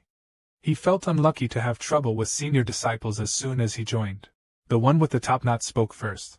You must be La Tu, the top of this year's entrance examination. La Tu asked in return. What do you want with me? The one with the tied-up hair said, there's nothing, just here to inform you not to get too close to Miss Luke in the future. The other one chimed in, kid, know your place. That's the only way you'll get good things into your Tao sect. La Tu, seeing that these two had ill intentions, responded, the matter between Mongdao and me is none of your business. The one with the bun turned dark-faced, looking extremely angry. He stepped closer, pointing at La Tu's chest. Kid, you're pretty gutsy. Don't think that being top of the entrance exam is something impressive. With your Qi second layer cultivation in the outer sect, you're nothing but the bottom of the barrel, just trash. La Tu brushed his hand away, laughing disdainfully. I think your Qi 6th layer cultivation isn't much either. He got even angrier, saying, insolent brat, do you believe I can cripple you with one move? The one with the tied-up hair reminded, Jiangdong Tan, stop wasting time, just hit him first and talk later. Don't worry, young Master Van, I'll handle it immediately. He smirked slyly. He punched the ground, shattering the rocks. Then, he unleashed the thunderous fist. But La Tu dodged it, and struck him in the face, saying, Get lost. The man with the topknot slid across the ground. The surrounding crowd murmured in surprise. That was fast. He's indeed La Tu, the top candidate in this year's entrance examination, living up to his reputation. Did Lin Qin Ven bring Jiangdong Tan here to cause trouble because of Miss Mongdao? After finishing, La Tu coldly walked past Lin Qin Van. He drew his sword and said, Stop right there. He intended to launch a sneak attack on La Tu from behind. But unexpectedly, you had already jumped behind him. La Tu delivered a kick, but Lin Qin Van had a protective barrier. Even so, he was still knocked back by La Tu's internal force. La Tu defeated Lin Qin Van, shocking everyone around. Is this kid a monster? They exclaimed. A Qi High 2nd level knocking back Lin Qin Van, who's at Qi High 7th level? Then someone else spoke up. Look at his Qi waves. Could he be at Qi High 3rd level already? The 2 others were furious, having been beaten to a pulp by La Tu. La Tu pointed at himself and taunted. What's wrong? Can't the 2 of you handle just me? Planning to rush me together now? The bun-headed one charged forward. You brat, I'll cripple you! His palm strike formed a giant bear. But La Tu's golden aura neutralized the attack. It struck the man's chest, leaving him bewildered, thinking. I clearly saw him not make a move. Lin Qin Van raised his sharp sword, threatening. La Tu, I want you to live in agony, either dead nor alive. La Tu responded disdainfully. You've said so many useless things, and then what? Lin Qin Van pointed his sword at La Tu. I want a duel with you. Let's meet on the life and death stage. The crowd was shocked to hear Lin Kin Van challenge La Tu to a duel on the life and death stage. La Tu asked, "Are you sure you want to face me on the life and death stage? Do you dare?" Lin Kin Van pointed his sword at La Tu, provoking him. La Tu scoffed at him and turned away. "Why wouldn't I dare?" Then, the two stepped onto the arena to duel. Jiang Dongqing spread the news. Disciple La Tu, who topped this year's entrance exam, wants to duel Lin Kin Van on the life and death stage. Upon hearing this, people started to gossip. What, is La Tu crazy? I heard Lin Kin Van provoked him, and now they're heading to the life and death stage for a duel. At the life and death stage, La Tu and Lin Kin Van arrived. A large crowd gathered to watch the match. Lu Mingdao, walking alongside La Tu, was worried. Do you really want to duel with Lin Kin Van? I came as soon as I heard. Why did you agree to this? I know your strength is great, and you have extraordinary talent, but after all, your training time has been short. Lin Kin Van is the top among more than 1,000 outer disciples. His strength is formidable. La Tu holds Luke Mong Dao's hand. He whispers, Don't worry, I know my own limits. Do you know why Trong La Luong wants to act personally? He once sent a disciple at the 7th level of the Qi realm to ambush me in Tanvan City, but I kept him from returning. Luke Mong Dao is surprised. You could defeat a master at the 7th level of the Qi realm and 2 at the 5th level? La Tu smiles. Why would I lie to you? If I couldn't, I wouldn't be foolish enough to challenge him. From his confident face, like a child showing off his achievements, Luke Mong Dao finds La Tu adorable. He laughs, holds Luke Mong Dao's hand, and with deep affection in his eyes says, To be with you, I still have a long road ahead. Luke Mong Dao shyly avoids looking directly into La Tu's eyes. Is that so? It's time to go in, don't be afraid. La Tu responds, and Luke Mong Dao smiles back. If I were afraid, would I have come to you, Dao Man? La Tu's sweet words and affectionate gestures made her even more delighted, though she still said, Stop touching me so much. Lam Kin Van stood from afar, watching the two holding hands. Filled with jealousy but unable to do anything, he cursed inwardly. La Tu, I want you to live a life worse than death. Elder Trung just arrived and gave Lam Kin Van 2 treasures, insisting that he must eliminate La Tu. Lam Kin Van snorted arrogantly, believing that with Trong La Luong's help, he would definitely win. No matter how talented this kid is, I can't lose, he assured himself. Upstairs, Trong La Luong sat sipping tea, leisurely saying, Young people are too impulsive, they can't stand being provoked. He put down his teacup. A cunning, scheming face. That kid thinks he can live without worries just because the sect leader is protecting him? Today is a chance you've given me. There are countless ways for me to kill you. He strikes the bell to make the announcement. The time has come, the life and death duel between outer disciples La Tu and Lin Kin Van officially begins. The two stand on the platform ready to fight. Standing below, Luke Mong Dao thinks to herself, this duel is definitely being fueled by that old man behind the scenes. She scoffs in disdain, refusing to acknowledge him. Lin Kin Van strikes first, rushing in while shouting, Prepare to die!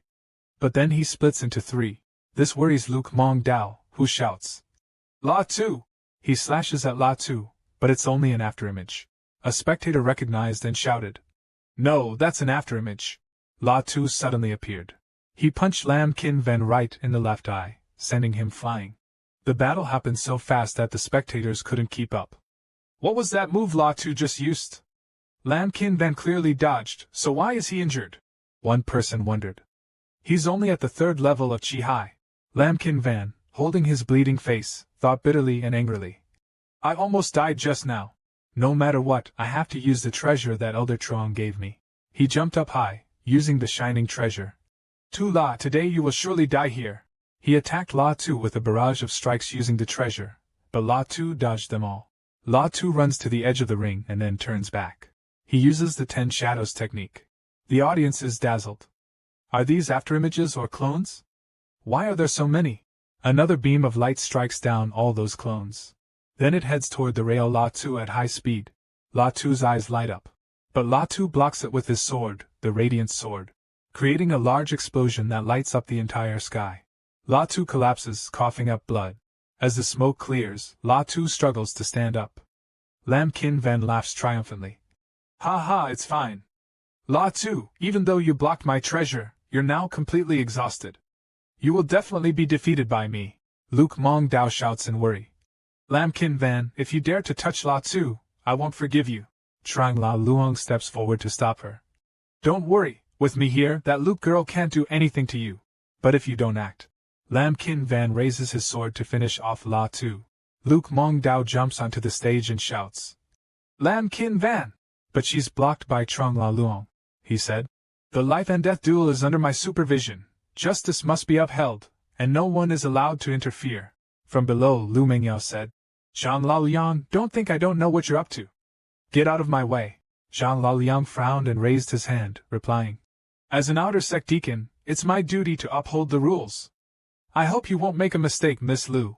Lu Mingyao raised her sword and angrily shouted. You!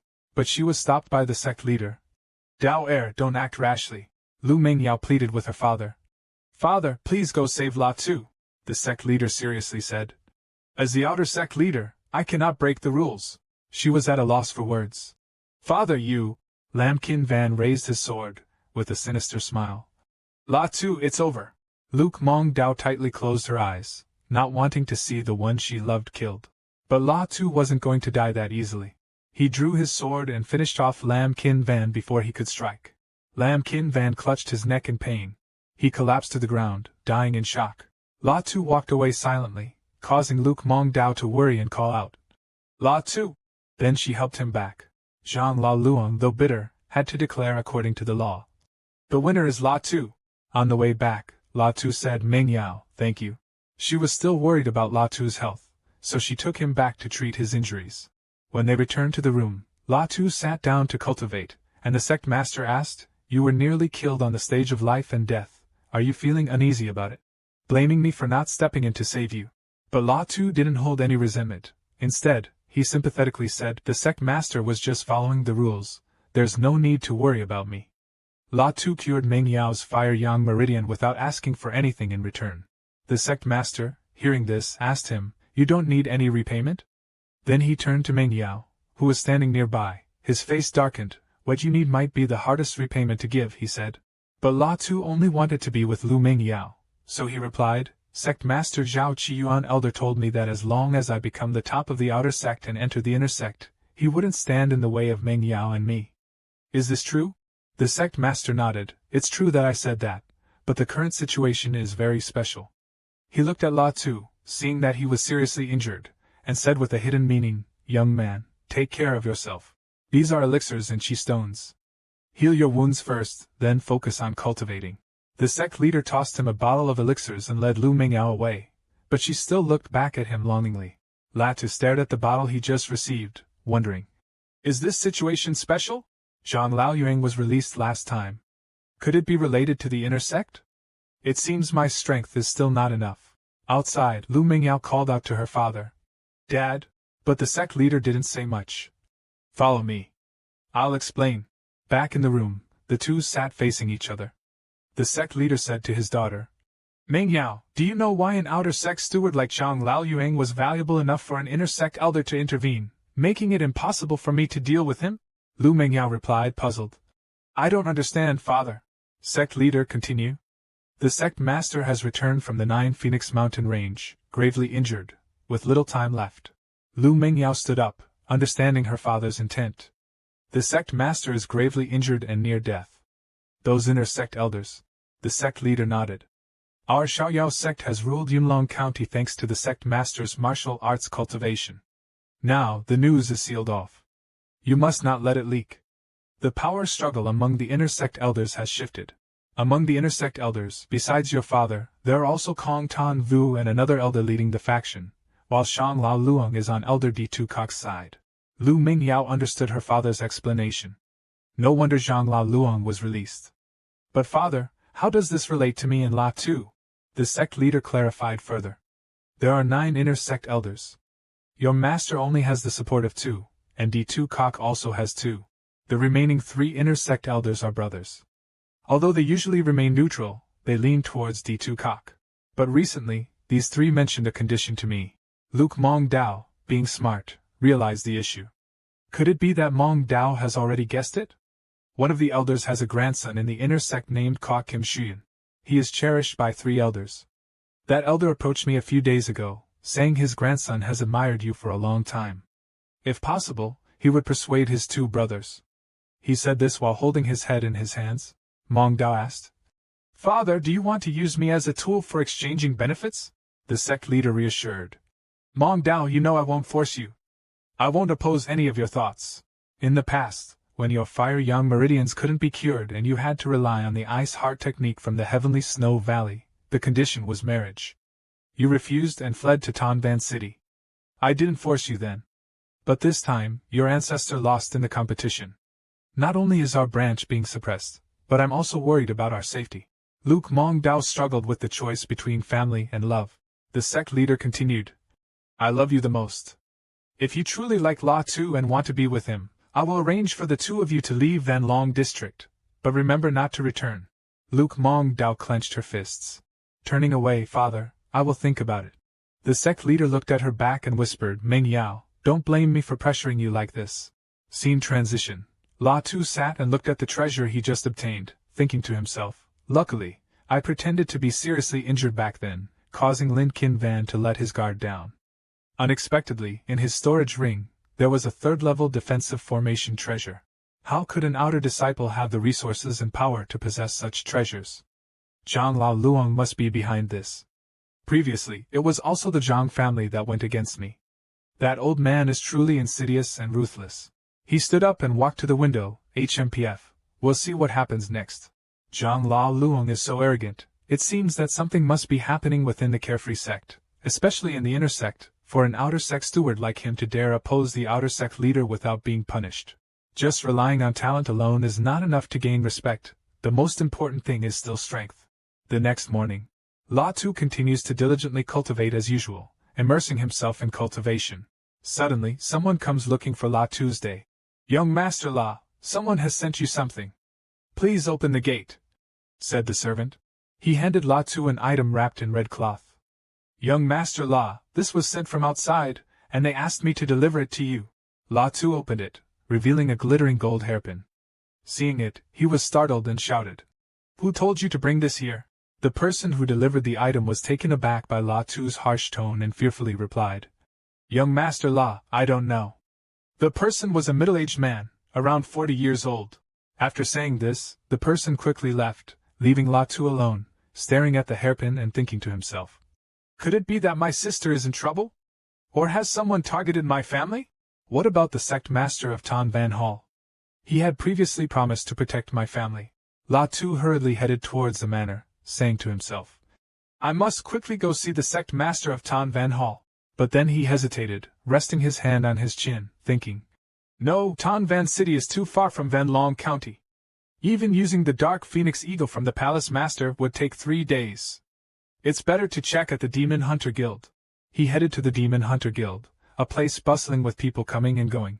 La Tu placed a badge on the table and said, This is my badge. A young lady at the counter smiled and responded, Sir, how may I assist you? La Tu, with a cold expression, replied, I want to know the fastest way to get to Tanvan City, the young lady at the counter said. There are 3 ways to reach Tanvan City quickly. The first is riding a second-rank beast, which takes about 5 days. The second is riding a third-rank beast, which takes about 3 days. Both of these options are safe. La Tu asked. What about the third option? The third way is to use the teleportation array, which can take you to Tanvan City in the blink of an eye. But it requires at least a 2-star beast hunter and 200 lower-grade spirit stones. Miss, please respond. La Tu threw a bag full of lower-grade spirit stones on the table and said, Use this. The young woman saw it and replied, Yes, sir, I will arrange it for you right away. Just as she said, in the blink of an eye, La Tu arrived at the Demon Hunting Guild in Tanvan City. He couldn't help but exclaim, So, this is Tanvan City. A person stepped out to lead him. Sir, follow me. On the way, La Tu felt that someone was watching him. He thought to himself, Is it that old man Zhang Lao Luong again? He glanced at the 3 men pretending to look elsewhere. Then he deliberately walked into an alley. The bearded man with black hair ordered, Follow him. But just as La Tu entered the alley, all 3 were suddenly alarmed when they couldn't see him anymore, panicking and saying, This is bad, he's gone. Suddenly, La Tu's sword came flying out of nowhere. It struck down the 2 men behind, leaving the last one with La Tu's sword pointed at him. Speak, who sent you to follow me? What are you doing in Tanban City? The man, terrified, confessed. It was then Chao Kim, the outer sect deacon. La Tu used his sword to pull out a token engraved with the words, Tu Dao sect. His eyes were sharp with anger. So it's true, you're disciples of the Tu Dao sect. Then, he finished off all three of them, put his hat back on, and walked away, thinking. Then Chao Kim is an outer sect deacon, his strength is no less than that of Trong La Luang. I'm not his match yet. Besides, they must have made preparations. I need to investigate the situation thoroughly first. In the Tan Van Martial Hall, the person sitting on the hall master's chair wasn't the previous one but someone else. A subordinate reported while carrying the corpses of the three men La Tu had killed. Hall master, these bodies were found in an alley not far from the Demon Hunter Guild. It seems that La Tu has returned. The new hall master is sitting on the throne and says, Looks like that brat used the teleportation array to come here. You, take a squad of armored guards to the Demon Hunting Guild. If you see La Tu, act immediately. The subordinate received the order and left. He was furious, his face darkened as he continued. Take these three corpses away. Three useless fools, defeated by a mere entry-level disciple. La Tu arrived at the Demon Hunting Guild in Azure Cloud City and said to a young lady, I want to meet Elder Nam Tien. The young lady asked. Sir, what is your relationship with the elder? I will relay the message for you, La Tu replied. Just say it's La Tu the junior. Upon hearing La Tu's name, the young lady immediately recognized him. The elder had instructed us, if La Tu arrives, take him to meet him directly. You come with me, Elder Trang is in the rear courtyard, she points the way to guide you. La Tu just stepped out the door, hearing a group of people talking. The armored guards are outside. What are the Martial Hall's people doing at the Demon Hunter Guild? I heard that some incidents have recently occurred at Qingyan Hall. Anyway, fighting is not allowed in the Demon Hunter Guild.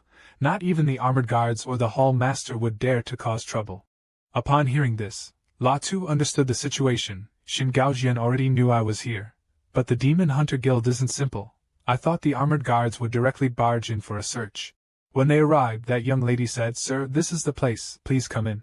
La Tu walked in, removed his hat, showing respect, greeted the two inside. Greetings to the hall master and elder.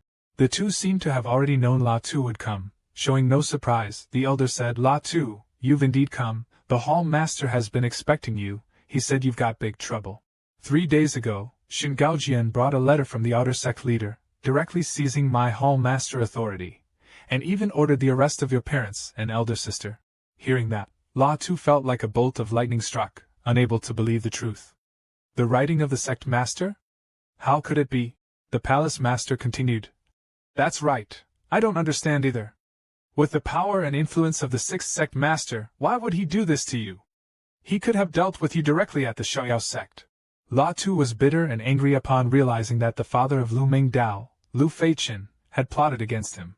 He trembled and thought, why is it him who wants to deal with me? At this moment, the palace master asked curiously. La Tu, I remember you and Miss Lu weren't. La Tu grimaced, shook his head vigorously, and replied. The sect master didn't agree. He even gave me pills before to make me leave Meng Dao's side. So it turns out this relationship was forbidden. The palace master could only sigh after hearing this. So what do you want to do? It seems he's out of options as well. La Tu clearly couldn't resolve this situation on his own, so he had to rely on the elders. He pleaded earnestly. Please, elder and palace master, help me save my family. The palace master understood the urgency, but also faced difficulties, so he expressed his own concerns. I am a member of the Xiaoyao sect. I can't take action to help you against the Xiaoyao sect. Elder Trang also held his head in frustration, looking helpless as he said. Although I am an elder of the Martial Hall, my cultivation is useless in this situation. After hearing their sincere words, La Tu understood that they weren't indifferent to helping him, but rather powerless to do so. Thus, he didn't insist any further and took the opportunity to express his gratitude to the hall master. He said, Thank you, hall master, for taking care of my family before, and also for not forcing me back to the Martial Hall. Seeing that La Tu was a person who understood propriety, Elder Trang revealed a solution to him. Young man, although I can't help you, I know someone who can. La Tu was very surprised upon hearing this. He didn't expect there to be another expert he could rely on, so he replied, Please, Elder Trang, guide me. Elder Trang then explained his intention. The hall master can't act due to the Martial Hall's restrictions, But in the Demon Hunting Guild, there are people who can. There are many experts within the Demon Hunting Guild, and as long as you pay, they can help. La Tu understood that Elder Trang was suggesting he seek help from the experts in the Demon Hunting Guild, but he knew it wouldn't be easy. So, he asked Elder Trang for assistance with this matter as well, saying, "Please, Elder Trang, tell me how I can invite the experts of the Demon Hunting Guild to assist me." Elder Trang had no qualms about this and was willing to help La Tuesday. He replied, "I will report your situation and see if any masters are willing to take it on." He also added, "As long as the payment is reasonable, you can receive their help." La Tu was very grateful when he heard this and solemnly said to Elder Trang, "Then I must trouble you, Elder Trang." But Elder Trang responded generously, "It's no trouble at all." After a while, Elder Trang's treasured sword flew back to the Martial Hall, carrying letters from the Monster Hunter Guild. Elder Trang stepped out, opened the window, received the sword, and informed the other two that the guild master was aware of the matter. After reading the guild master's request, Elder Trang was somewhat surprised and exclaimed, "Ah, he will only agree to help if he receives a 6th rank martial art. That item is certainly not easy to obtain. It's clear he wants to make things difficult." Unexpectedly, La Tu confidently patted his chest and said, "I have a 6th rank martial art, I agree." The hall master was stunned upon hearing this and stood up abruptly. He thought La Tu was speaking recklessly, and he immediately scolded him. "Young man, you cannot deceive us. A 6th rank martial art is enough to open a martial Dao clan that lasts for generations." Elder Trang was also very surprised and asked La Tu, "It seems you've had quite the encounter, young man." La Tu smiled and replied, "It was just a small event when I was in Bat Kai Mountain, and I gained something." Then La Tu took out a manual called Illusory Light True Art, a 6th rank martial art, intending to give it to them as a token of gratitude. He said, "I don't know how to repay the kindness of you two seniors, so I offer this manual as a gift to both of you." La Tu thought to himself, in this situation, the fact that these two seniors didn't make me go to the martial hall to accept punishment, and even help me think of a solution is already a great favor. Receiving such a precious gift made the two elders hesitate, unsure if they should accept it or not. The palace master hesitated, trying to refuse La Tu this, but La Tu was determined to give them this gift, and he continued to persuade the palace master. "Senior, you don't need to refuse. Besides, you've been stuck at the half-step spirit refinement stage for a long time. With this 6th rank martial arts, you can definitely become a true spirit refinement master." Hearing this, the palace master could no longer refuse and gladly accepted. "All right, I won't refuse any longer." After that, the palace master became absorbed in examining the book, while Elder Trang felt that the important matter shouldn't be delayed and said to La Tu, "Then I will report this to the guild master for you." After saying that, he sent a sound-transmitting sword out the window to send a message to the guild. Afterwards, the three of them personally went to pay their respects to the guild master of the Demon Hunting Guild. This elder had white hair and a beard, with a pair of horns on his head. His name was Deep Hung Dao. The three stood before the guild master, clasped their hands respectfully, and bowed. "Greetings, guild master. Hung Dao wants to speak privately with La Tu, so he asks the other two to leave. You two, go outside first." Once it's just the two of them, La Tu politely bows again and introduces himself. Junior La Tu greets the president. He also courteously introduces himself in return, acknowledging La Tu's sincerity. "I am Deep Hung Dao. I know about your situation." Hung Dao continues, "I can help you rescue your family from the martial hall, but have you prepared what I need? It seems, as Elder Trang said, with their cultivation level, they could easily assist La Tu, as long as everything is done properly." La Tu then takes out a martial arts manual and introduces it. Mid-level internal technique, grade 6, Tan Nguyen technique. Hung Dao accepts the book, opens it to examine it, and while reading, he reassures La Tu. "Young man, don't worry. We take on this type of mission and keep our word. If we take your item, we will complete the task." After checking, he closes the book and confirms. It is indeed a grade 6 technique. Then he asks one final time to confirm the mission. "Besides rescuing your family, do you need me to do anything else? If not, I will only handle the mission, nothing more." This level of detail in the agreement seems quite professional. La Tu also reminded him to ensure there would be no regrets later. "If someone wants to kill me, I hope you can protect me and my family." Hung Dao gently replied, "That's not a problem."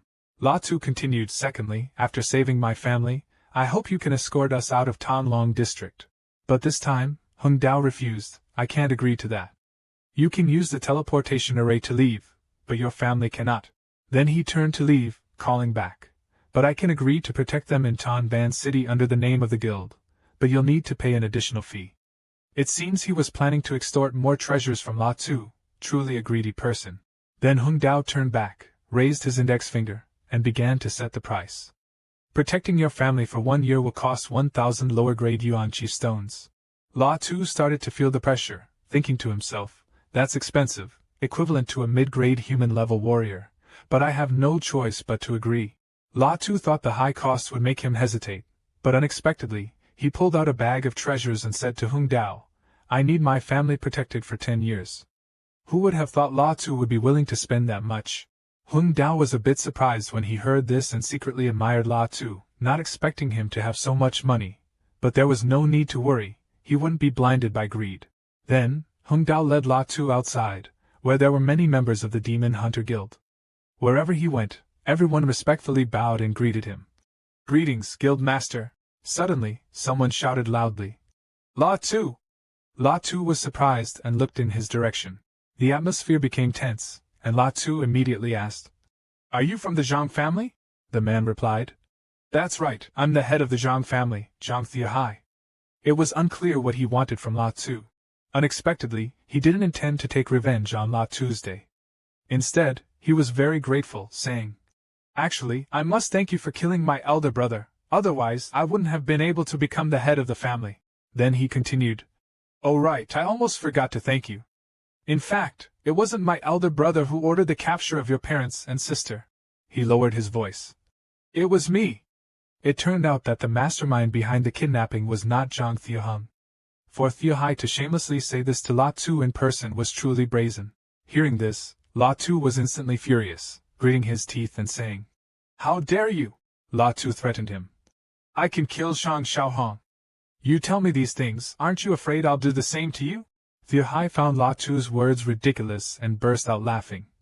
Ha ha ha, you're about to die, yet you still brag without shame.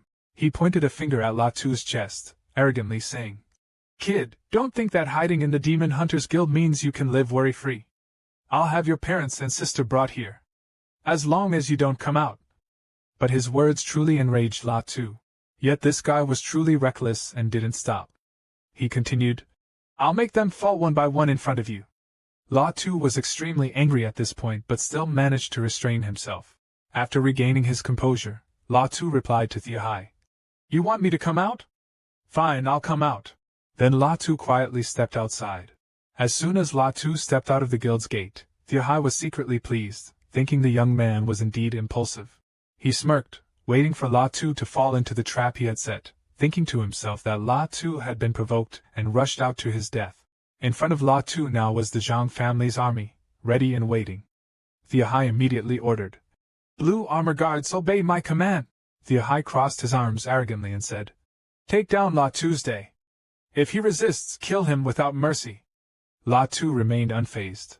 The blue armor guards instantly rushed to attack La Tu. Cowardly Thiahai, afraid of getting caught up in the fight, slipped to the back to hide but still shouted, Brat, just wait for your death. La Tu immediately struck, thrusting his sword forward. The blade of the blue armor guard shattered in two, and the force of the attack pushed him back. The others, seeing this, were utterly shocked and began to tremble in fear. La Tu then swiftly passed through each of them, sweeping them away like a wave. The blue armor guards were blown into the air before they could react. The remaining people gaped in astonishment, unable to believe their eyes. Thiahai saw La Tu's blood-stained sword, utterly terrified, trembling as he said, I am the destined master of the Fengvo Hall, you can't harm me. Knowing for sure that La Tu would not spare him, Thiahai quickly bolted, shouting, Run! But before he could get far, a stream of golden aura suddenly shot up in front of him, accompanied by La Tu's voice. Trung Thiahai, you can't escape. Then La Tu appeared right in front of him, with his blood-stained sword. Thiahai only had time to scream, No! Before La Tu slashed his neck. He collapsed immediately after, blood gushing from his neck like rain, the battle ending effortlessly. La Tu stood with his back to Thiahai, holding the blood-soaked sword of the Trung family army in Trung Thiahai. He seemed to have vented the fury within his heart. In front of the martial hall's gate, The hall master and Elder Zhang slowly walked out. Elder Zhang was extremely surprised by La Tu's current strength and exclaimed, "Is this really La Tu? 30 armored guards aren't his match." The hall master was also puzzled, thinking, how could someone with such strength at the 3rd level of Qi Si be so talented? Why would the sect want to kill such a genius? Huang Do, standing behind them, also thought to himself. No wonder Lu Feichen was determined to take action against La Tu. He began to worry as well. If La Tu becomes an enemy, a genius like him would be a severe threat once fully grown. The sound of galloping horses was heard. Another unit of armored guards arrived as reinforcements. They shouted loudly, "La Tu, how dare you! Surrender immediately!" Without hesitation, La Tu flew towards them and challenged them. "You want me to surrender?" Then he swiftly passed by them. Those soldiers were still sitting on their horses, only able to let out a single "Ah!" The Tan Jiap guard didn't give up, swinging his sword at La Tu. La Tu lightly lunged forward, kicking the Tan Jiap guard in the stomach, causing him to fall off his horse. Another Tan Jiap guard didn't even see what happened before the spear in his hand was broken. After dealing with them, La Tu landed on the ground. He stood tall, a triumphant smile on his face, and asked once more, "You think you can take me on?" Guild Master Hung Dao praised La Tu. "Well done, even a level 7 Qi Si cultivator couldn't withstand you." La Tu sheathed his sword and replied to Elder Deep. "I didn't even want to fight. After all, the Tan Jiap guard had helped me before, but I also didn't want to die." Suddenly another member of the Blue Armor Guards appeared, wielding a large saber, and shouted to stop La Tu. "La Tu, stop!" Then 3 more Blue Armor Guards dragged 3 people out, La Tu's parents and sister. This Blue Armor Guard spoke harshly. "Look at who they are. If you don't want them to die, surrender immediately." La Tu remained silent, raised his sword, and a golden aura began to radiate around him. Then La Tu said to Hung Dao, "Senior, I ask you to save my family. As for the Blue Armor Guards, I'll handle them myself." Deep Hung Dao calmly replied, "All right." As if this task was truly easy for him. As soon as he finished speaking, Hung Dao disappeared, so quickly that he couldn't be followed. Immediately after, he reappeared behind the Blue Armor Guards, who were blown away and cried out in panic. "Hey!" La Tu's family was also freed. They were astonished, not understanding what was happening. The Green Armor Guard holding the sword was startled and turned around, shouting loudly, "Who dares disturb us Green Armor Guards in the middle of our mission?" But he didn't have time to worry about that because right at that moment, La Tu was charging towards the Green Armor Guards at full speed. One of his subordinates immediately said to him, "Chief, that brat has already broken through." The Green Armor Guard holding the sword immediately commanded, "Everyone attack!" La Tu continued his fierce charge, shouting, "You forced me to do this!" Several Green Armor Guards were instantly blown away, screaming, "Triple A!" La Tu's sword quickly became drenched in blood once again. All the Green Armor Guards were defeated, lying scattered everywhere. The commander holding the sword, though not yet fallen, was gravely injured. La Tu's father then emotionally called out to him, "Xiao Tu!" His mother, too, had tears welling up in her eyes. La Tu immediately went over to reassure his parents and sister, saying, "Sister is fine now, don't worry." The commander of the Tan Jiap Guard was still struggling. If they delayed any longer, reinforcements would arrive. Hung Dao urged La Tu's family, "Let's go, I'll get you out of here." Another door opened. The hall master of the Tan Van Martial Hall stepped out. The hall master then asked Hung Dao, "Are you the President Deep?" Hung Dao replied, "Yes, it's me." Knowing he couldn't use force against a master like Deep Hung Dao, the hall master negotiated. "President Deep, you are a martial arts grandmaster. I wouldn't dare offend you, but I must ask, La Tu is someone our Chiu Dao sect must capture. Could you hand him over?" Hung Dao curiously asked. "You know about the bounty mission of our demon hunting guild?" the palace master replied. "Of course I know," the guild master then said. "If you know, then you will understand why I am here. You can go back and tell Luke Fai Tran that if he wants the person, he should come to the main branch of the demon hunting guild in Van Long County." The palace master was even more astonished upon hearing this, thinking to himself, "Isn't this boy from an ordinary background? Yet he can afford to hire a martial arts grandmaster," and he helplessly watched as the entire La Tu family safely left. After reading his subordinate's report, Luke Fai Tran angrily cursed. Damn it! He was furious, thinking how so many people and even the use of hostages for intimidation still resulted in losing the target. Phi Tran grumbled. Yet that boy survived and even managed to save his family. Phi Tran was also very surprised by Hung Dao's presence. He furiously exclaimed. La Tu was actually able to hire a grandmaster. Then he angrily dismissed the subordinate who was standing by. Leave the room for now. Phi Tran wanted some private space to think. He gathered the flame in his palm, focusing his thoughts. No wonder this kid could rise so quickly. In just half a year, he advanced from body refinement stage 2 to Sea of Qi stage 3. He must have obtained some extraordinary opportunity. He regretted not dealing with La Tu earlier, saying, "If I had known, I would have acted directly in Van Long County." But he hadn't given up yet. Phi Tran continued to calculate. The Demon Hunters Guild can't always protect La Tuesday unless he leaves Van Long County. I absolutely can't let him live. Then he bent down and loudly summoned his subordinates. "Men, come here!" Phi Tran's trusted guards immediately appeared, ready for orders. They spoke up. "Master, please give your command." At that moment, Phi Tran was still troubled, his heart heavy with worry about his daughter. "Dao Ni, don't blame me. As long as your master secures the position of sect leader, I'll have the chance to break through to the king of martial arts." Meanwhile, Hung Dao led La Tu to the guild's main branch, then introduced him. Inside is the head of the Van Long County branch of the Demon Hunters Guild. La Tu heard this name, and thought to himself. The Envi Nation has 8 provinces, 13 districts, and each district has a branch. To be able to manage a district, the branch president must be very strong. Hung Dao opened the door. He respectfully greeted the president sitting inside the room, the branch president. The president saw La Tu and smiled. "Young man, you must be the one that Elder Deep mentioned, the one who used the 3rd level of Qi Si to defeat someone at the 7th level, right?" La Tu replied. "Yes, that's me." The president praised La Tu. "I didn't expect you to advance from the 2nd level of body training to the 3rd level of Qi Si in just half a year." La Tu was overwhelmed by the aura of the senior, appearing very nervous. The president reassured him. "Ha ha ha, young man, don't worry, I'm not interested in your opportunities." The president then stated the purpose of the meeting. "I had you come here today because Elder Deep introduced you to me. He believes you have talent and potential, and that you also put in the effort." La Tu was utterly surprised upon hearing this and turned to ask Hung Dao. "Introduce me." Hung Dao quietly nodded. Hung Dao feared that La Tu might think he had a powerful backer and become arrogant, so he nonchalantly said, "I only introduced you to the branch president because I felt you suited my taste." The branch president then spoke. "Based on your level of talent, you can temporarily be classified as low tier in the royal level. Kid, you're the first genius I've found worth nurturing in my 70 years overseeing the Van Long district."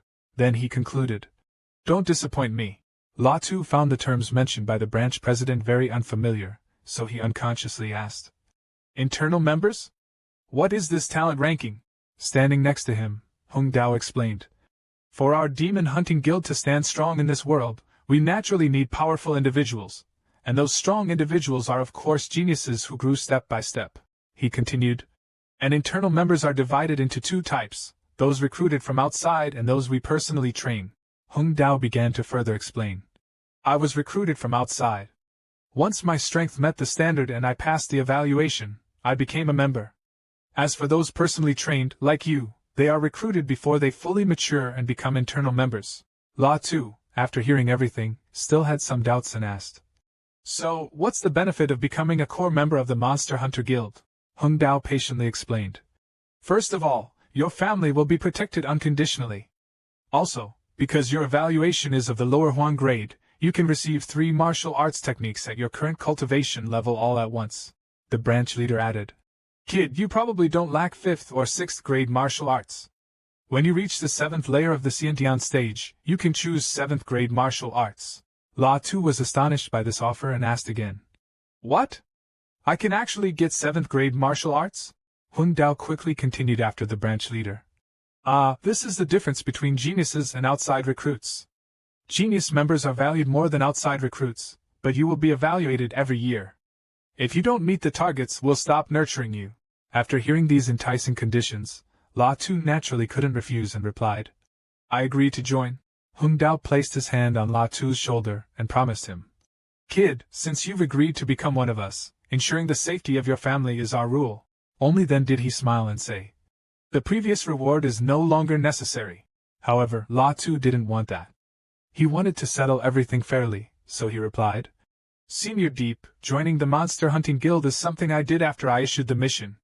It can't be calculated like this. Let's just forget it. Hearing Latu say that, the two elders were very pleased, as if they truly recognized his qualities. At this point, the branch president introduced himself. Let me introduce myself. I am Van Tien Hong, president of the Van Long District branch. Latu then politely greeted him. Latu pays his respects to the president. Then all three of them burst into laughter. Ha ha ha. Tien Hong then asked Latu. Latu, you might be curious as to why Luke Fai Tran wanted to take action against you, right? Indeed, Latu was a bit puzzled. Although before, Master Luke had kept him and Mong Dao at a distance, merely disapproving of them being together, it hadn't escalated to the point of suddenly attacking him. Tien Hong understood Latu's confusion and began to explain everything. A while ago, the sect leader of Tu Dao's sect returned severely injured from the Qiufuang mountain range. He continued, calculating carefully. It seems he won't last more than half a month before dying. Upon hearing this, Hung Dao and Latu fell silent and exchanged looks, either saying a word. Tien Hong continued, with the sect leader's death, naturally, there will be a struggle for the new leader's position, and the strongest contenders are Daik Tu Kak and Kong Tan Vu. He concluded, Luke Fai Tran is the most outstanding disciple of the younger generation. Although Latu had been listening intently, he still didn't quite understand the matter, so he asked again, but how does this concern me? Tien Hung explained, the inner sect elders of Tu Daoman have 3 sworn siblings, one of whom, Ka Hon Ne, has a grandson who's pursuing Luke Fai Tran's daughter. It seems everything is clear now, so Tien Hong asked Latu, do you understand the situation now? Then he warned him, now that you understand everything, don't recklessly go after Luke Fai Tran anymore. This is your personal matter. The guild cannot directly interfere, they can only provide intelligence for you. He thought the words just now would discourage Latu, but unexpectedly, he boldly asked if they could issue a reward task to invite a martial king expert from the Association for Protection. Deep Hung Dao was very surprised upon hearing this, wondering to himself what kind of opportunity this kid had to amass such wealth. But regardless, since he dared to do this, they had no reason to oppose it. Hung Dao said, Fine, here's the price list, take a look yourself. And tossed the scroll to Latu. Latu took the scroll, determined in his heart that he had to meet Mong Dao. Luke Fai Tran looked on attentively, his eyebrows tightly knit. He held the paper in his hand, silently reading, while outside, a shadow appeared. In the hall, an old man with his hands behind his back appeared using teleportation. His name was Kong Tan Vu. Luke Fai Tran immediately stepped forward to greet him, bowing with hands clasped. Disciple greets master. The old man swiftly moved forward like a gust of wind, saying, if Chairman Van intervenes, it wouldn't matter if they meet a bit later. He sat naturally on the bench, while Fai Tran stood below, continuously reporting.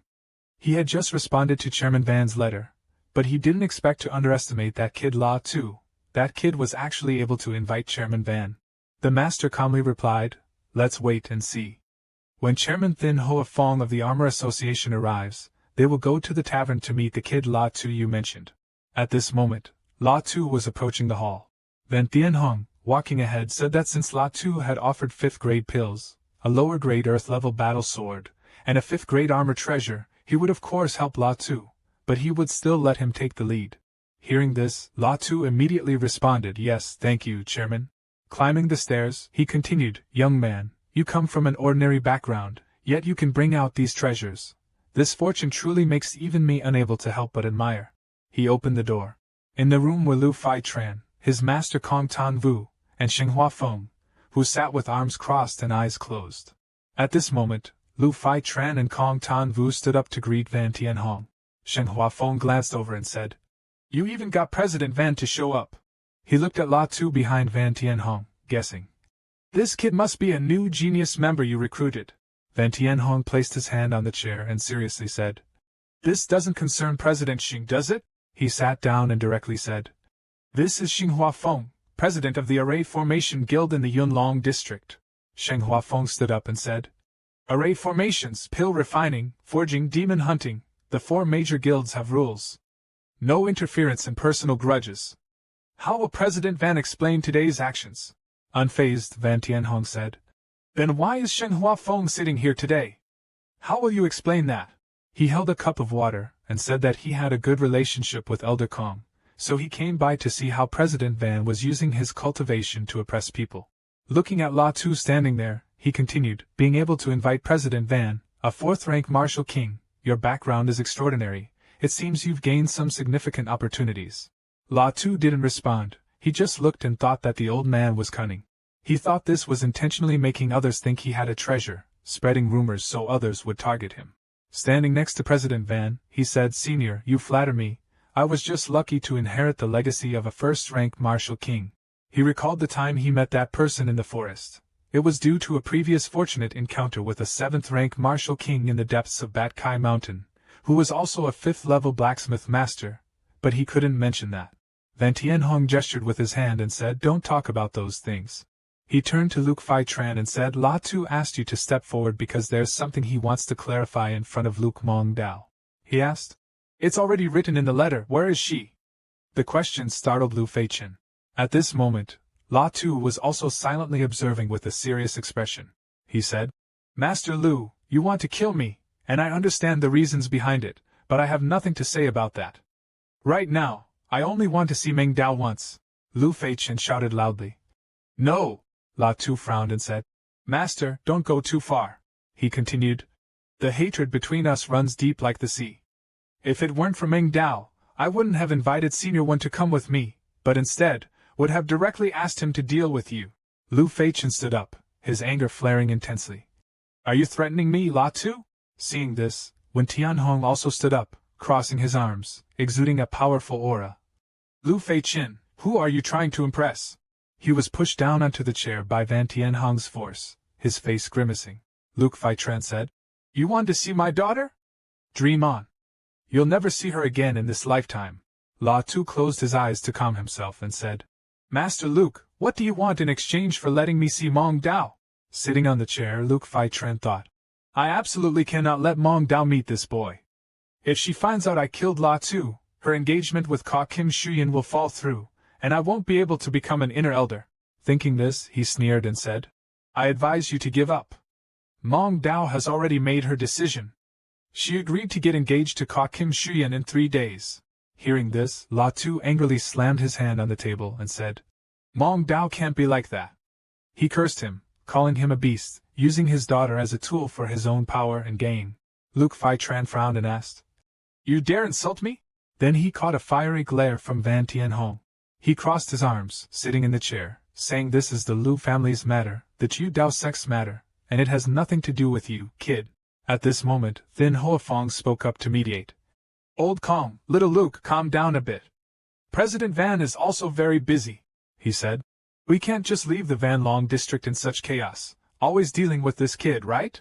Then Tianhong stood up and said, Then there's no need for President Thin to worry. He waved goodbye and walked out of the room, saying, Let's go, La Tu.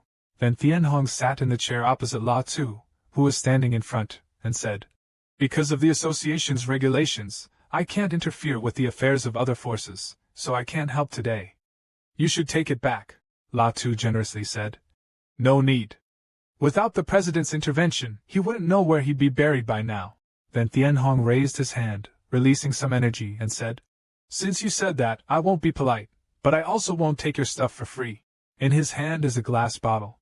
He says this is a bone-transforming pill, a third-grade one that you can use. La Tu takes the glass bottle and says it will change your appearance for 10 hours, allowing you to infiltrate the outer sect of Chu Dao. He takes the bottle and tightly grips it, saying, Thank you, Chairman. La Tu appears in a green forest, his expression serious and emotionless, moving forward. He stands in the middle of the forest, facing a giant bamboo stalk, thinking, I've found it. Mong Dao's courtyard is here. He uses his eye technique to look deep inside the pavilion and, as expected, sees that Luke Fai Tran has arranged many guards around Mong Dao. He sees Mong Dao sitting on a chair in the garden, enjoying tea and snacks. He thinks, These people seem skilled. Luke Fai Tran has gone to great lengths to prevent me from reaching Mong Dao, but luckily there are no innate martial masters here. There's still a chance. Then he quickly uses lightness skill to land in front of the pavilion gate. A guard immediately blocks his way, asking who he is, stating that the sect leader has ordered identity confirmation for anyone approaching this place. He observed that 2 more men were coming, thinking that Luke Fai Tran was still on guard, fearing he might change his appearance. He smiled and replied that he was just here to visit Miss Luke. The guard frowned and said, "Is that so? Then come with me." He covered his face with his hand, silently thinking that this third-grade disguise would be seen through by an innate martial artist. He absolutely couldn't be caught. Then, he quickly struck the guard, causing him to spit blood, and dashed inside. The other guards saw this and quickly rushed over, shouting, "How dare you! Attacking within the carefree sect, seize him!" He forcefully kicked the door open and saw Mong Dao sitting there. She saw him and happily called out, "La Tu!" However, she was also worried and tried to stop him, which wasn't good. "La Tu, run quickly!" At the same time, 2 guards jumped down from the roof, looking fierce. And behind him, others also appeared, using their martial arts to surround him. In an instant, he repeatedly swung his sword. La Tu, holding his sword, stood amidst the bodies of the defeated guards and said, "You can't stop me." Then he joyfully took Mong Dao's hand and said, "Come with me. Your father." Before he could finish his sentence, Mong Dao interrupted him with tears in her eyes, saying she had heard about what her father did to him. She apologized, saying she didn't know her father would do such a thing. He held her hand seriously and said, "This has nothing to do with you. Besides, I've already made arrangements for my parents and sister." He told Mong Dao to quickly leave the Xiaoyao sect with him, as her father intended to marry her off to go Jinxian. But she withdrew her hand and said she couldn't go. She anxiously told La Tu to leave quickly, saying that soon her father would find out what happened here. Her father had secretly placed a restriction on her, but she discovered it. No matter where she hides, he can always find her. At this moment, other people appeared, shouting loudly that someone dared to break into the Xiaoyao sect's outer gate. They rushed to protect the young lady. Another person shouted that a fellow disciple had been slaughtered, which startled both of them. She worriedly yelled at La Tu to leave quickly. Then, La Tu jumped over the wall and said, "Meng Yao, wait for me. I will find a way to save you." He landed right outside the gate, and the guards immediately shouted that the culprit was here. Meng Yao approached the gate and said to him, "La Tu, you must stay safe." He continued to leap out of the forest, with the guards chasing after him, shouting that they couldn't let this man escape. Seeing the pavilion gate ahead, he thought that as long as he could get out of the Xiaoyao sect's outer gate, he would be safe. He anxiously ran while thinking, quickly heading towards the Demon Hunter Guild of Vanlong County. Even the Xiaoyao sect wouldn't dare do anything to him. However, in front of the gate, someone was already waiting and shouted loudly, "You brazen scoundrel! Do you think you can come and go from the Xiaoyao sect as you please?" He quickly slashed a beam of light into the sky, then turned and ran forward. At that moment, someone flew over and said, "La Tu, today you've fallen into my hands." La Tu recognized that it was Zhang La Luong. He laughed menacingly and said, "Did you really think using a body transformation pill would prevent me from recognizing you? Ridiculous." Then he struck towards La Tu, shouting, "Today, you must stay here."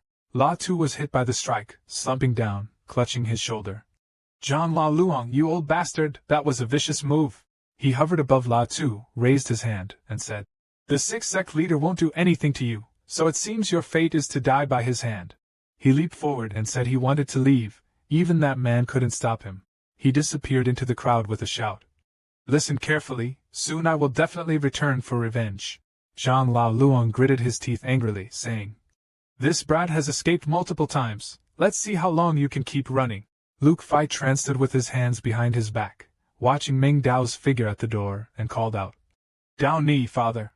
She turned back coldly and said, "I already know what happened before, there's no need for you to explain."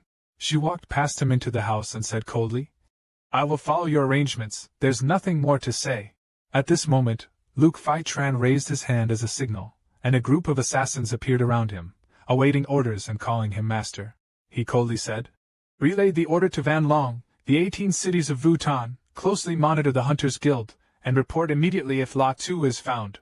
They obeyed and immediately sped away. He thought seriously, "I'm sorry, Mong Dao. Once I become an elder and the sect leader, I will make it up to you."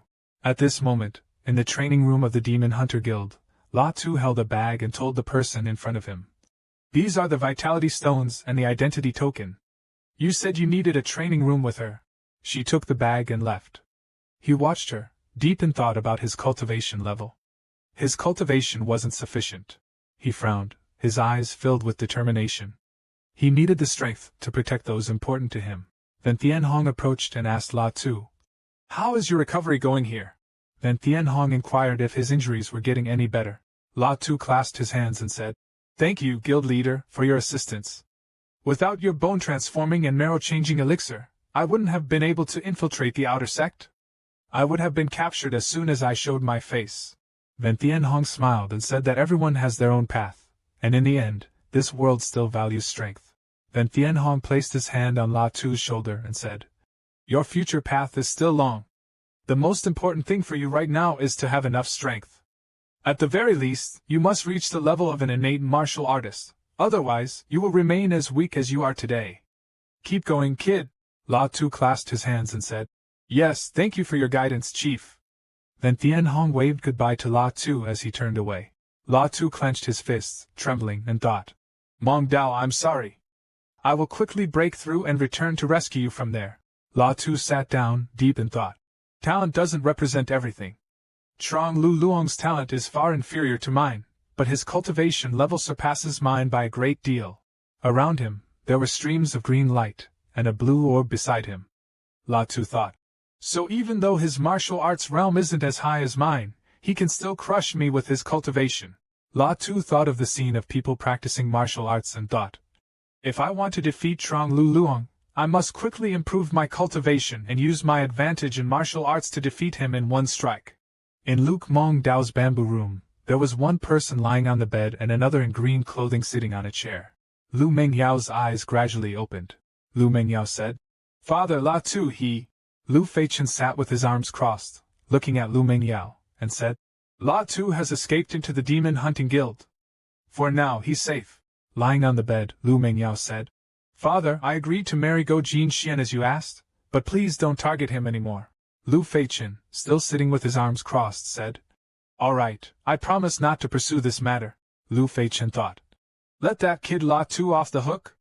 Humph, now he holds a deep grudge against me. How could I easily forgive him? That damn demon hunting guild. 1 month later, at the demon hunting guild's training room, La Tu stood up, breathing heavily, surrounded by floating bottles. He thought, Now that I've reached the 7th level of Qi Si, with my martial arts and life and death energy, perhaps I can fight Zhang Lu Liang. La Tu opened the door and looked outside, thinking that now he could wander around the outer sect. He must find an opportunity to take Mong Dao out. Van Tianhong came over and called La Tu. La Tu said, President Van, are you waiting for me to come out? Did something happen? Van Tianhong said, I just received news that there was a sudden change in the inner sect last night. He said the sect leader of the inner sect suddenly passed away. Lu Fai-Tran hasn't married his daughter to Ka Kim Shuyin yet, but the battle for the sect leadership has already broken out. Then Tianhong thought of Lu Mong Dao and Lu Fai-Tran. He said Kong Tan Vu was defeated, Lu Fai-Tran was seriously injured, and Lu Mong Dao is trapped in the outer sect. There are rumors that Ka Kim Shuyin will forcefully marry Lu Mong Dao soon, La Tu said in surprise. What? I've only been in seclusion for 1 month.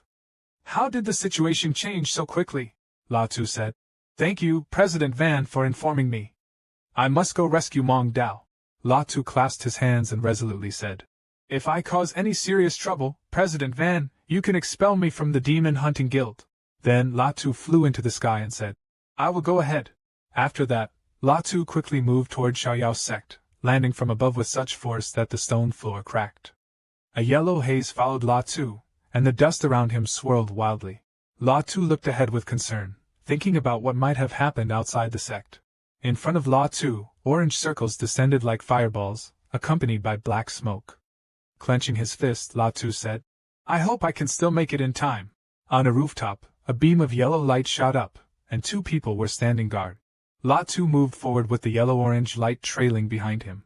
La Tu opened the door and called out, Meng Yao. Lu Mengyao smiled and said, La Tu, I didn't expect you to arrive so quickly.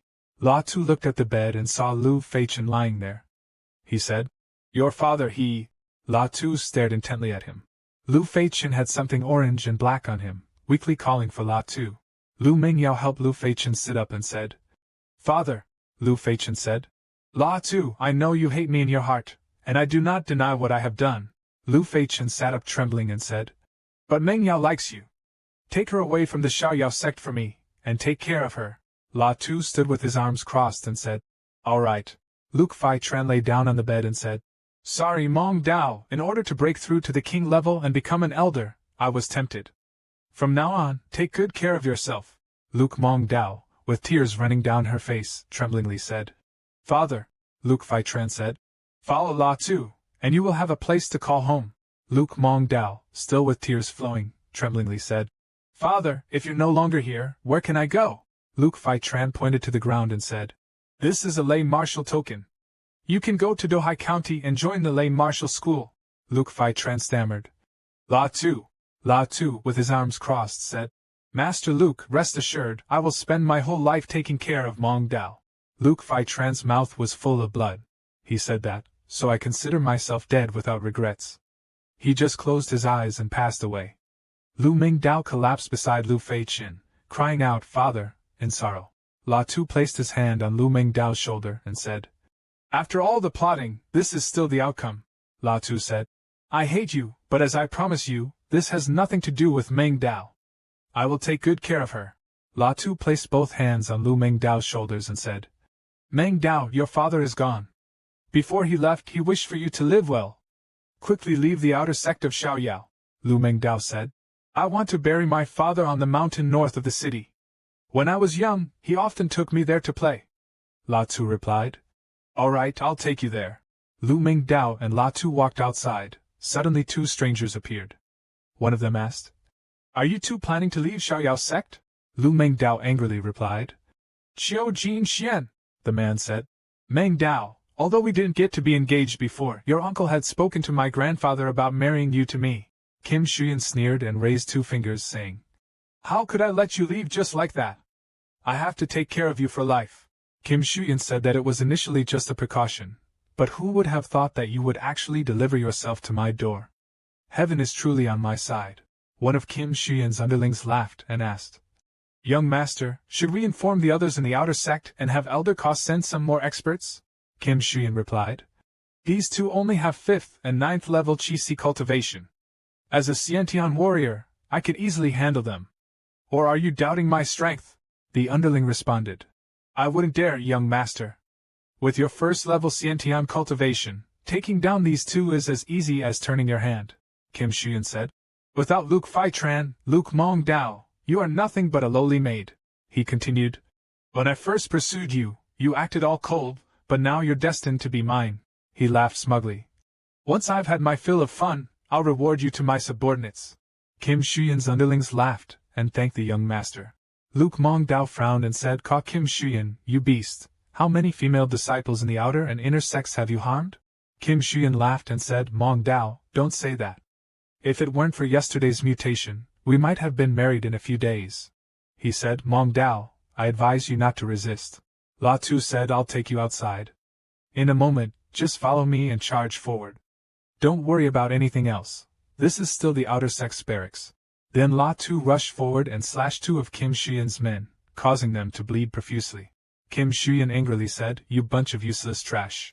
He looked at La Tu's clone and remarked, "This kid is truly extraordinary."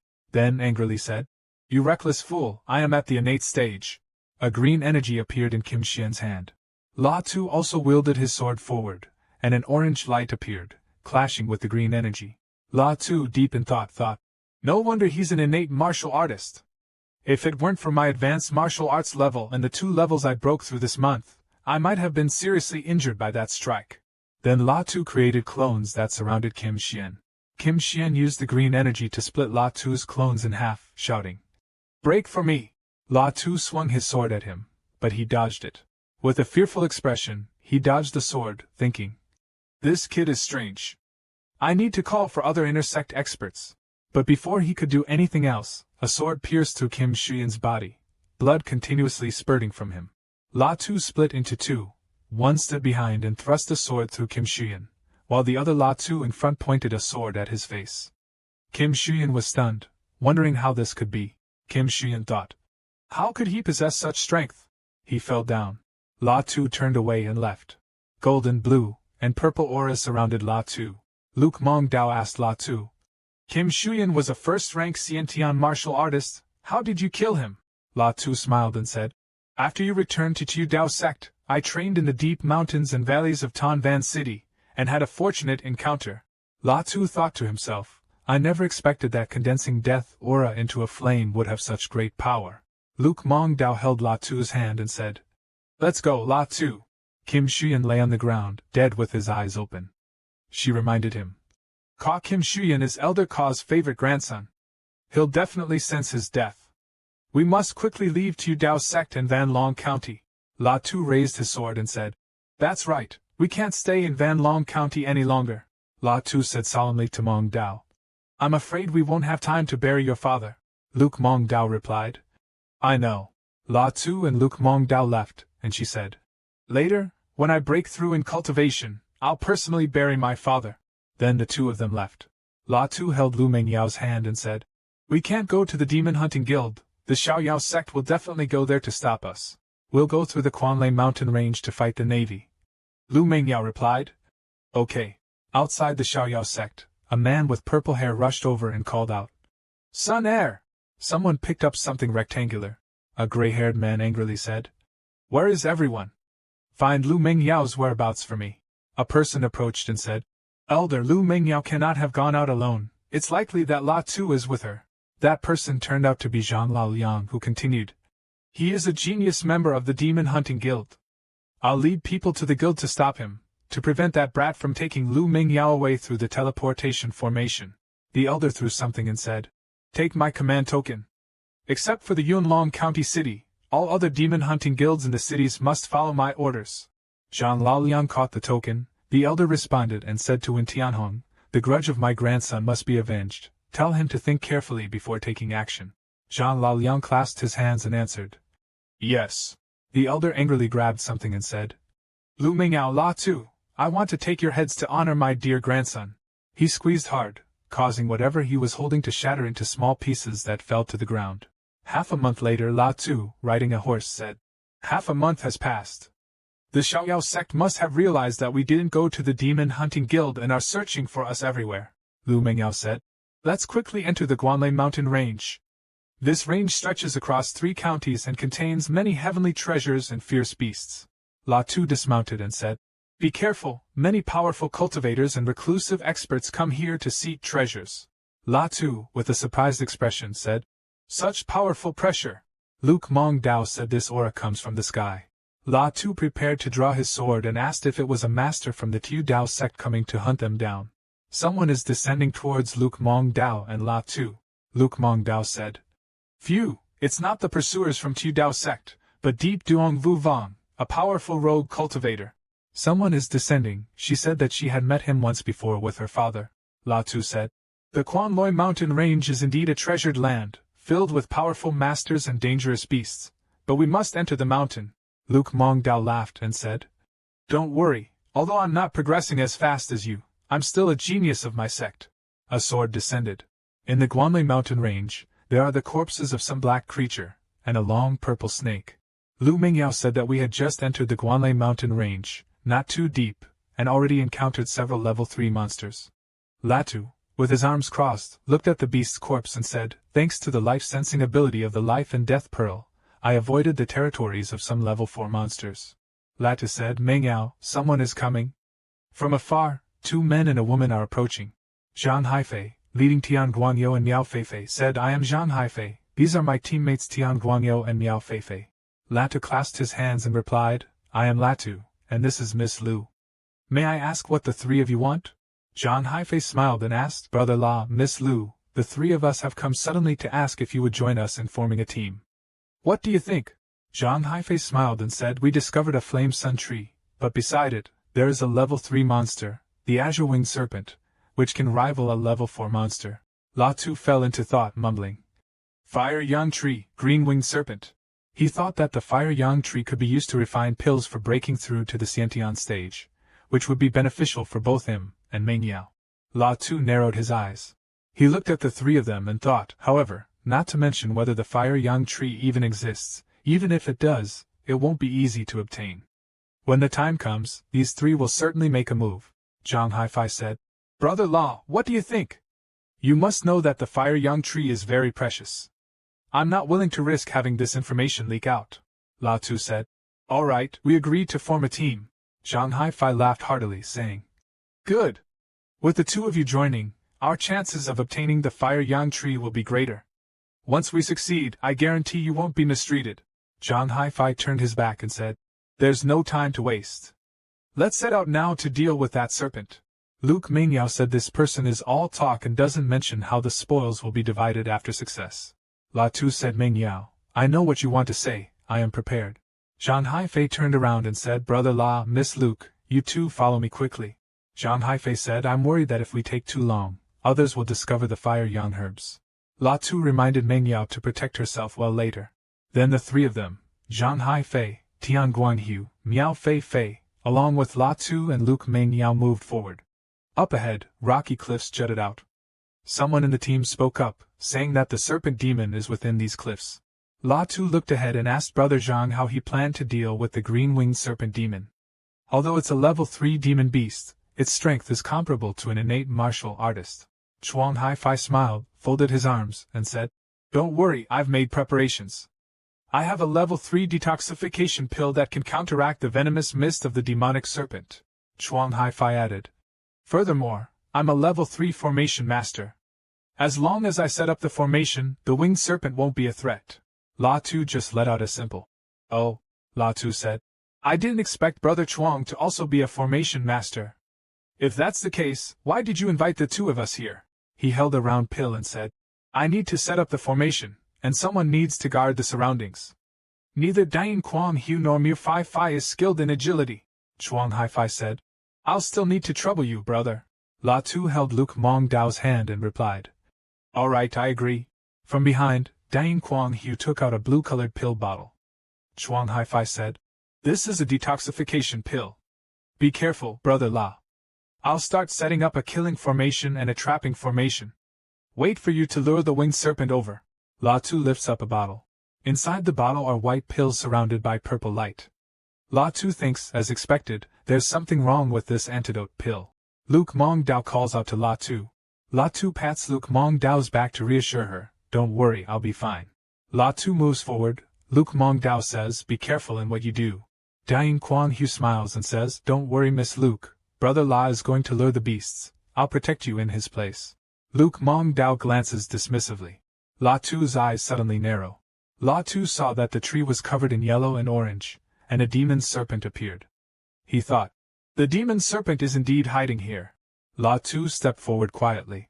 However, stones began to fall from the spot where the demon serpent was. La Tu thought, I've been discovered. The demon serpent advanced toward him. La Tu's clone shouted loudly, Phantom of 10 directions! La Tu threw something forward, thinking he had to obtain the fruit from the flame young tree. Chuang Haifai frowned angrily and said, I didn't expect this kid's movements to be so fast, and so bold. The demon snake was disrupted by La Tu's clones. Seeing the scene before him, La Tu seemed at a disadvantage. Zhang Haifai laughed and said, But he couldn't turn back. La Tu split into many clones to fight the demon snake, he said. After images. Some stones fell onto the demon snake's wings. La Tu glanced at his clones behind him, struggling to deal with the demon snake. La Tu said, We need to escape its attack range. The demon snake opened its mouth wide. La Tu jumped down and stomped on the demon snake's back. Mu Fai Fai stood aside, startled, but she managed to avoid it. She looked ahead at La Tu, wondering if this kid had really managed to escape. Dian Quang Hu glanced over, chuckled darkly, and said, He probably took an antidote pill, even if he managed to escape. Chuang Haifai said, All right, prepare yourselves well, the demon snake is coming. La Tu gently landed on the ground. The demon snake charged toward La Tu. Chuang Haifai shouted loudly, Set up the formation! Then, Chuang Haifai raised his hand to his forehead, and beams of light surrounded the three of them. Luke Mong Dao extends her hand forward, surrounded by blue circular rings. The demon snake grows increasingly furious. A blue circle has formed around it, and seeing the demon snake trapped, Zhang Haifai's group exclaims with joy. We did it! Luke Mong Dao stares at the circle in panic. La Tu is still inside. Luke Mong Dao points her sword at Zhang Haifai's face, demanding, Release La Tu now! Zhang Haifai shouts. Shut up! Your little boyfriend has swallowed the antidote pill. Even if he escapes the demon snake's mouth, he won't survive. Zhang Haifai shamelessly adds. Why don't you come with me instead? I'll take good care of you. Luke Mong Dao responds. I trust La Tu. Zhang Haifei brandishes his sword and responds. You wretch, you don't know what's good for you. Lu Mingyao swings her sword at Zhang Haifei, but he blocks it. Zhang Haifei frowns as he blocks the strike, saying, Damn it, I didn't expect this bitch to be so strong. She doesn't even look that old. The demon serpent continues to gather strength, trying to break through the circle and escape. Dian Guangyo kneels and says, Hurry, come here and help me maintain the formation. I'll activate the killing array, or we won't last long. Dian Guangyo, sweating profusely, shouts, Formation activate! He grimaces as he thrusts his hand forward. The demon serpent opens its mouth as wide as it can. Thinking everything had gone smoothly, Dian Guangyu slumped down and exhaled, saying that it was a success. But as soon as he looked up, he jumped in shock and shouted, What? The demonic snake had purple scratches on its body. Dian Guangyu sat down, trembling, and said, This is bad, the demonic snake has escaped the formation. You too, come help me quickly. The demonic snake still had its mouth open, surrounded by shimmering purple mist. Dian Guangyu and Niu Fai flew up, and Dian Guangyu said, How could this be? Dian Guangyu held something and asked, That kid La Tu isn't dead yet? He looked at La Tu in confusion and asked, Did he not use the antidote pill? La Tu angrily snorted. The demon snake fiercely whipped its tail towards them. Dian Guangyu and Niao Fai tried to fly up to dodge it, but in the end, they couldn't avoid it and fell to the ground. Dian Guangyu said, Damn it! He took something out and said, We can only use this to hold it off for now. Dian Guangyu threw the item towards the demon snake, grabbed Miao Fai's hand, and said, Fai, quickly follow me. The item he threw emitted orange circular rings that surrounded the demon snake. Zhang Haifei saw their situation, gritted his teeth, and shouted, Brother Dian Fai. Suddenly, blood spurted into the air. With a decisive strike, Luke Mong Dao brought down her sword, and Zhang Haifei, unable to react, stopped breathing and collapsed face first to the ground. Luke Mong Dao called out to La Tu. La Tu was fighting the demon snake.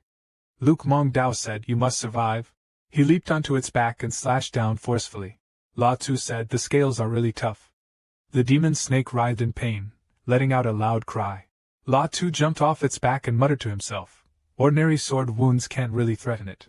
La Tu raised his sword, his face serious, and continued, Let's see what those people did with the elixir. La Tu created multiple clones and shouted, 10 directions body technique. La Tu realized that its weakness was the abdomen. Then he slashed the demon serpent's abdomen. The demon serpent let out one last painful scream. Then it collapsed to the ground. La Tu looked at the demon serpent and scoffed. Such vicious poison. Even a third-level beast could only resist for a moment before dying, La Tu said. Those three are truly ruthless. Luke Mong Dao approached and asked, Are you okay? La Tu reassured her. Don't worry, I'm fine. Then asked, Where are they? Lu Mingyao pointed to where Zhang Haifei was lying and said, One person stays with me. The other two abandoned their comrade and fled as soon as that winged serpent went berserk. La Tu, holding 2 red flowers taken from the serpent, said, We can't let this news get out, otherwise it will be hard for us to have peace in Guanlei mountain range. La Tu added, Moreover, I haven't even avenged myself yet. Miao Fei walked up to Dian Guangyu and asked, Brother Fei, little Dian is still behind. Should we go back for him? Miao Fei continued. Or should we just leave him behind? Dian Guangyu, angry at the sight of La Tu picking the flowers, said, We're going back. That kid has reached the 5th level of Qi. If he's not dead, he's lucky. But he got the fire yang fruit, so we're going back to take it. Golden light surrounded La Tu as he sat, and Lu Mingyao said, La Tu, focus on healing yourself. After a while, La Tu stood up and said, Recovery is good enough. It's time to go settle accounts with them. Dian Guangyu and Niu Fai emerged from the forest. As soon as they appeared, they spoke up. No need to search anymore, we're here. Niu Fai said. Brother Fai, they killed little Dian. Dian Guangyu pointed and said, Hand over the fire yang fruit, and kneel down next to little Dian's body. La Tu laughed and said, If you want the fire yang fruit, you'd better trade your lives for it. Dian Guangyu pointed his sword at La Tu and said, You insolent brat, pay with your life for my brother. Niu Fai also rushed forward with the sword, saying, You must pay for little Dian's life.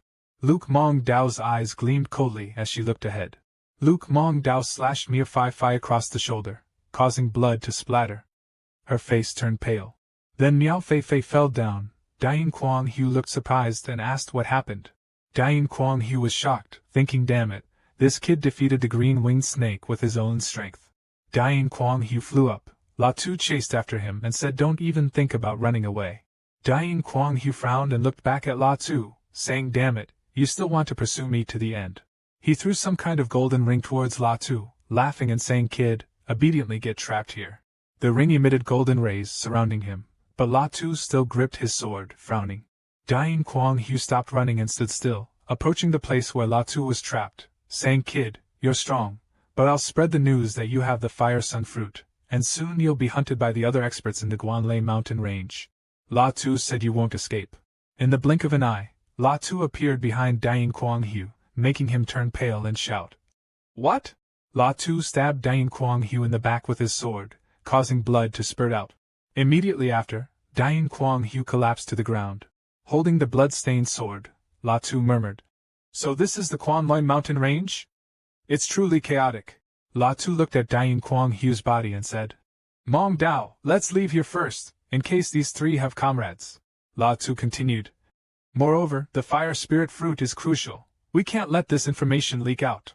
As night fell, La Tu and Luke Mong Dao stopped by the roadside, deciding to build a fire and rest. He sat on a log and said, I have a map from the Demon Hunting Guild. We'll go through the Guanlei mountain range from the outside to get you into Loi Vuman. Luke Mong Dao asked. What about you? La Tu replied. Tu Dao's sect has great influence. You can focus on cultivating at the Lei Vu sect without worry. As for me, I can adapt. The world is my home. Luke Mong Dao looked at La Tu and said, I will train hard. You be careful too, La Tu. La Tu also responded. I will train near the Lei Vu sect. Let's work hard together. After that, their hands gradually reached out to each other. Luke Mong Dao said to La Tu, From now on, it'll be just you for me. From now on, let's travel the world together. The next day, at dawn, the two hurriedly packed their belongings. By the time the sun fully rose, they had reached their destination. La Tu stopped and said, Up ahead is Ta Tin City of Dao Hai District. Luke Mong Dao said, We finally crossed the Guanlei mountain range. La Tu smiled, extending his hand and saying that after descending the mountain, they would head to Left Star City, and she would directly go to Thunder Marshal Gate through the Marshal Hall of Left Star City. Lu Mingyao said she would work hard on her cultivation, then reminded La Tu to take good care of himself while outside. La Tu placed his hand on Lu Mingyao's hand and said, I know. If you encounter any trouble in there, remember to send a letter to the Demon Hunter Guild for me. Lu Mingyao agreed. Okay, Lu Mingyao said. La Tu, I have to enter the city on my own now. You must work hard too. Don't let it happen that when I return from cultivating at Thunder Marshal Gate, you can't keep up with me. La Tu laughed and replied, You're the one who needs to work hard. If you end up rank 7th in the Sky Marshal 12 sects at Thunder Marshal Sect, and I surpass you. Lu Mingyao laughed and pointed her finger, saying, Humph, who isn't a genius here? After that, Lu Mingyao flew down the mountain. La Tu watched Lu Mingyao leave, his mind wandering. Mingyao had joined a powerful sect like Thunderstorm Sect, so he knew he must train hard as well. In the following days, La Tu trained intensely. In 1 month, he captured over 100 level 3 demonic beasts, even encountering the strongest beings, which would result in injuries. He faced countless near-death experiences, but through relentless practice in dangerous situations, combined with cultivation resources obtained from demonic beast materials, La Tu smiled and said, I've finally broken through to the Xiantian realm. Upon reaching the Xiantian realm, I was granted an original law gift, the Xianyuan Si, far surpassing the 9th grade martial arts techniques. It allows me to instantly unleash 2 to 5 times my strength. La Tu looked to the sky and said, Who in this realm can be my match now? Facing the Xianyuan transformation will become even easier. Zhang Lu Luang, now is the time for me to return to Van Long District to settle scores with you. With that, he grabbed his sword and swiftly leapt away. Suddenly, along the way, there was a person sitting under a tree. He weakly looked at La Tu, who was flying toward him, and said, My friend, please help me with something. La Tu stood on a high branch, looking down. La Tu spoke. Speak. The man lying under the tree raised his trembling hand, struggling with his remaining strength. Please come a little closer. Without any hesitation, La Tu followed his words. La Tu jumped down and stood in front of him, thinking. A person about to leave this world. In this world where the strong devour the weak, I'm not a cold-hearted person, La Tu seriously thought. If it's convenient, I'll help him. The gravely injured man shakily pulled out a silver crescent-shaped object from his body. I am from the Tsongtun family. He coughed. I was ambushed, which led to this fate. I hope you can help me deliver this token to the Tsongtun clan. La Tu reached out to take the silver object. If I get the chance, I'll help you deliver it. Just as La Tu was about to grab it, the man's eyes suddenly sharpened, revealing a scheming expression, thinking. Humph. That person immediately drew a knife hidden in his clothes, intending to stab La Tu. But fortunately, La Tu reacted in time to avoid it. La Tu worriedly thought, was it because I still had a bit of kindness left that I almost lost my life? La Tu's eyes were full of anger and concern, thinking, is this the treachery of the human heart? The other guy, realizing his plan had failed, anxiously tried to explain. Wait, junior brother, listen to me. La Tu punched him hard, sending him crashing into the tree behind. La Tu stepped closer to him, serious and somewhat angry. This young man is on the verge of death. I came to help him, so why did you attack me? La Tu raised the item that the other guy claimed was a token, along with a red ring. La Tu thought, this guy really seems to be from the Gongsun family. The crescent-shaped token also had a name engraved on it. La Tu used his spiritual energy to emit a purple aura that enveloped the two items he took from that man, intending to keep them for future use. But La Tu suddenly realized something serious. He thought, this is the first time I've seen an object that can't be stored in the storage ring, and since this guy kept it on him, it must not be an ordinary item. La Tu shook his head and tossed the crescent-shaped token up and down, realizing that studying it now wouldn't yield anything. The first thing to do was to stabilize his cultivation in the Guanlei mountain range. La Tu pulled out a map and observed it. Ahead was a gathering place where adventurers of the Guanlei mountain range rested and exchanged supplies. It was a good place to take a break. Upon reaching the gathering spot on the map, La Tu saw a bald, muscular man standing and shouting. The Guanlei Temple, Yongchang Pavilion is organizing an exploration of the Guanlei Temple. The team is currently short of 6 members, cultivation level required above the Xiantian stage. Upon hearing this, the crowd immediately gathered and started discussing.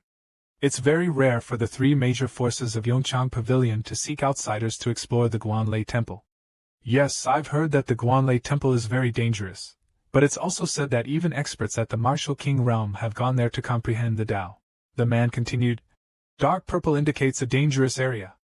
After all, that expert also has a place for secret training, and I've heard that martial arts training there is extremely advanced. La Tu seriously studied the map, realizing that it wasn't just martial experts wielding blades who would seek out the mysteries of the sword techniques left behind by the thunder expert, but other martial experts would also be drawn here out of admiration. La Tu looked at the crowd around him as they eagerly registered after hearing the news. I'm at the 3rd innate level. I want to register. I'm at the 2nd innate level. I want to register too. Suddenly an old man with pale blue-green hair rudely shouted from behind La Tu. Move aside, I want to register.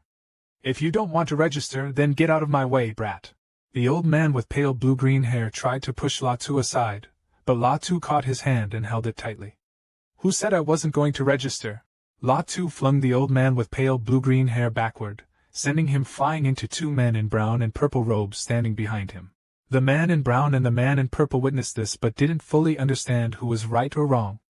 They took turns scolding and blaming La Tuesday. The man in purple angrily pointed at La Tu. Kid, everyone's here to register, so why are you causing trouble? The man in brown angrily added. Kid, just because you have some skills, does that give you the right to show off like this? Aren't you being a bit too much? The old man with pale blue-green hair rubbed his head. The bald man who had announced the news earlier noticed the commotion where La Tu was standing and asked.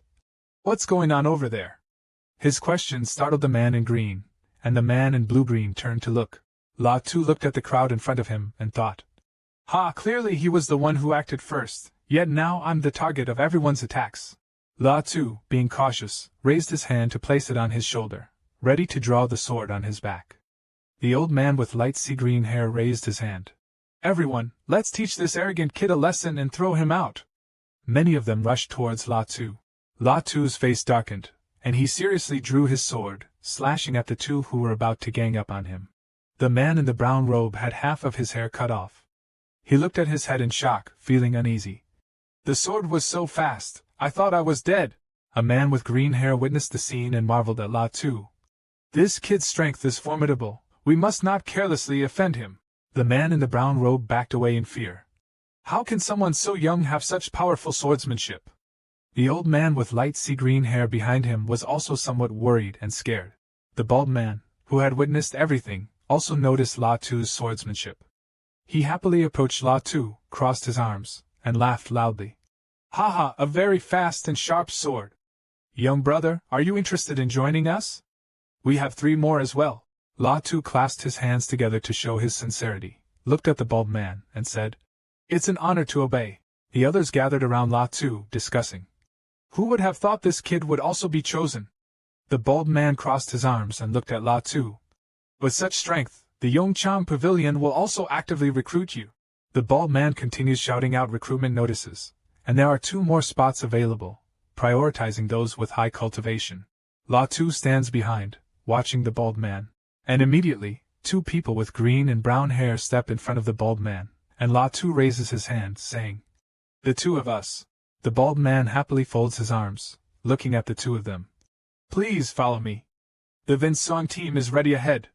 As La Tu seriously stands beside them. On the way, the bald man asks about La Tu. Little brother, you look quite young. What's your cultivation level? La Tu calmly walks behind, followed by several others. La Tu calmly and seriously replies. Innate first layer. The bald man is somewhat startled, thinking. Innate first layer? The bald man glances back at La Tu, slightly worried, thinking. Innate first layer, and yet able to wield a sword that swiftly? This kid's martial arts skills must be extraordinary. The bald man turned around and smiled cheerfully at La Tu. Little brother, you truly have extraordinary talent. I look forward to seeing how you'll perform after joining our team. The bald man waved his hand, ordering everyone to quickly move forward. The 100-strong reconnaissance team from Vinsong Pavilion is already waiting at the entrance of the village. Let's hurry there. La Tu didn't say anything and just followed along. Upon arriving at the entrance of the village near Quanloi Mountain, many people were already standing there. The bald man clasped his hands together and reported to the elders who had been waiting. Elders, I have brought the people. La Tu stood behind with a serious expression. Suddenly, an elder with gray hair noticed La Tu and questioned. Why is there a mere first-stage innate martial artist here?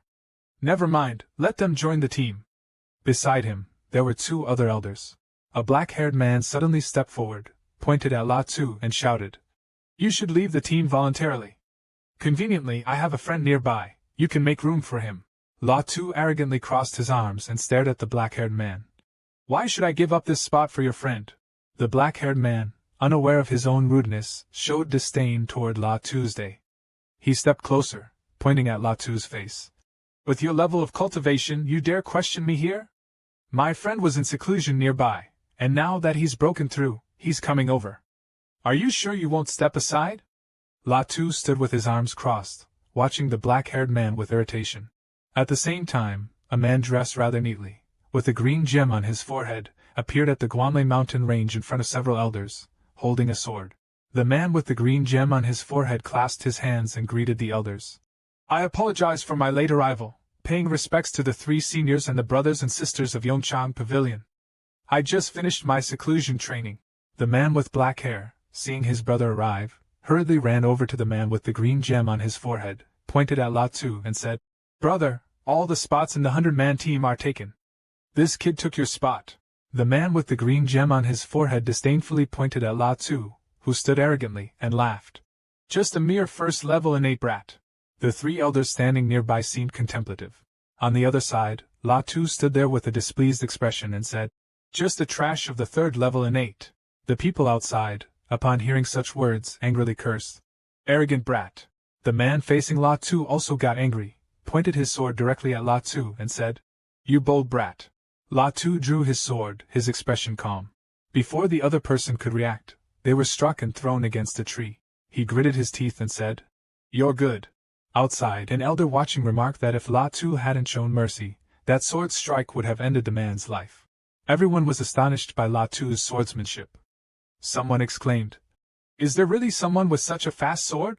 An elder with silver-white hair and an aura of authority stepped forward and said, "All right, this brother is not bad.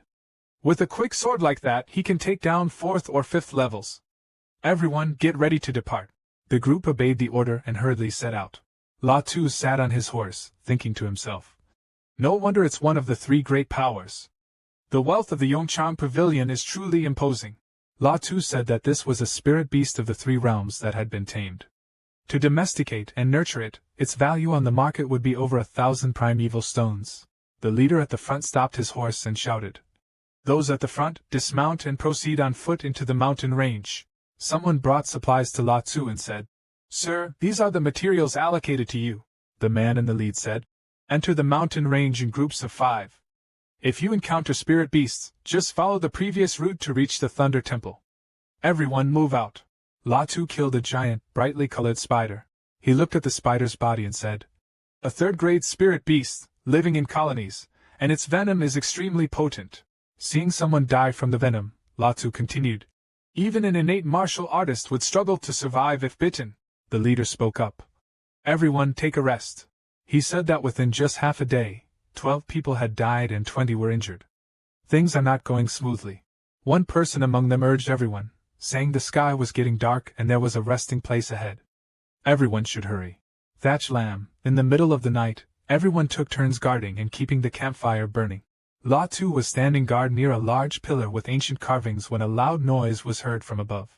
Someone shouted, "What's happening over there? Is the Elder's formation still intact?"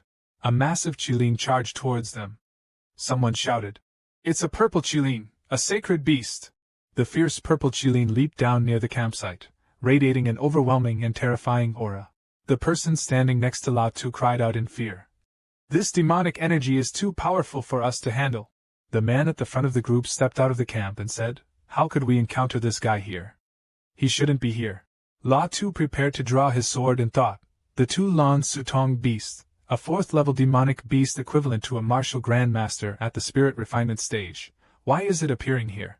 He looked back at the group behind him and speculated, either there are spies in the Vinsong team, or I need to find a way to leave the group.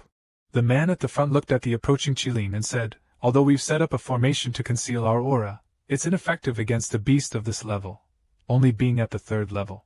Seeing the Qilin charge, someone shouted, "It has discovered us." The group murmured, "It's attacking the defensive formation." Someone shouted, "Run," creating an extremely chaotic scene. The sky suddenly darkened with thunder rumbling. "Everyone, use all your power and run." Latu, this way, split into avatars and used the 10-direction formation. Latu realized that it had broken through the defense, and was chasing us here. His eyes became sharp. The Qilin was getting closer and closer, circling the people ahead. Latu ran and said, "The only way is to hide in the forest." In the distance, cries of despair echoed, "Someone save me!" While people around urged each other to split up quickly, Latu said, "Take care of yourself." Then quickly move to a safe place. The sky brightens again, sunlight shines through the mountain crevices. Latu wipes his sweat and says it's basically safe now. He thinks there is still a level 5 creature in his possession hidden within the formation. "Let's rest and recover first." Latu looks up at the sky and says it's probably noon. We should see what to do next. Suddenly noticing something, he uses lightness skill to jump up and says, "There's an aura over here." Holding a map, Latu says, "I can't believe we panicked all night, and yet we're close to Guanlei Temple. The Yongshu sect seems to be in bad shape, but fortunately, I took their route map and came straight here." The sword on his back suddenly trembles violently. Standing on the mountain peak, Latu says, "This mountainous region spans over 10 miles, yet I can feel the fierce blade energy from here." Latu jumped down and said, "My weapon seems to resonate with the sword energy." He wondered just how powerful the thunder expert was, and how many years had passed since this ancient relic still retained such a terrifying sword intent. Latu looked around and said, "There isn't even a single beast here. They must have all been scared away by the intense sword intent." Latu noticed something and let out a small exclamation. Turning around, he saw a sharp blade coming down. At the top of the mountain stood a man resembling a primitive warrior, holding a large sword. Latu thought, "I definitely can't withstand this strike." A force came crashing toward Latu. Latu frowned and whispered, "This move is too strong, I can't retreat." He thought, "Although I've received the intent of the blade, the light of the blade has entered my mind, and its intent is deeply imprinted in my consciousness. La Tu drew his sword to test. Looking at the sword, La Tu smiled and said, "Even though this is just a simulation and can't fully express the blade's intent, it's much stronger than ordinary 5th grade martial arts." La Tu looked up at the mountain peak and said, "If I could comprehend the mysteries of sword intent like that expert, my strength would increase by more than one level." La Tu walked and said, "Currently I'm still far from understanding sword intent. The sword just now was only superficial." La Tu gathered his strength in his hand and thought, "Every step must be certain now. First I must perfect my swordsmanship."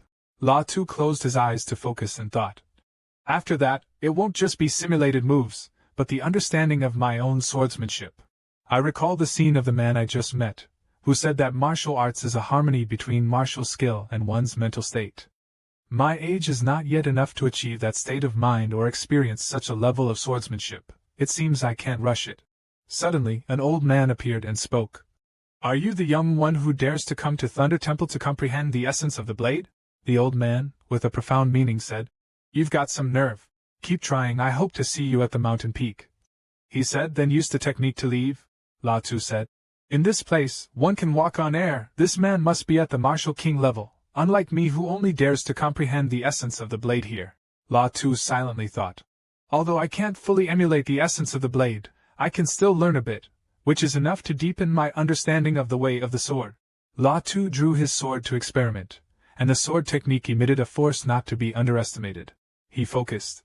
"I, as I am now, must use this sword energy to temper myself."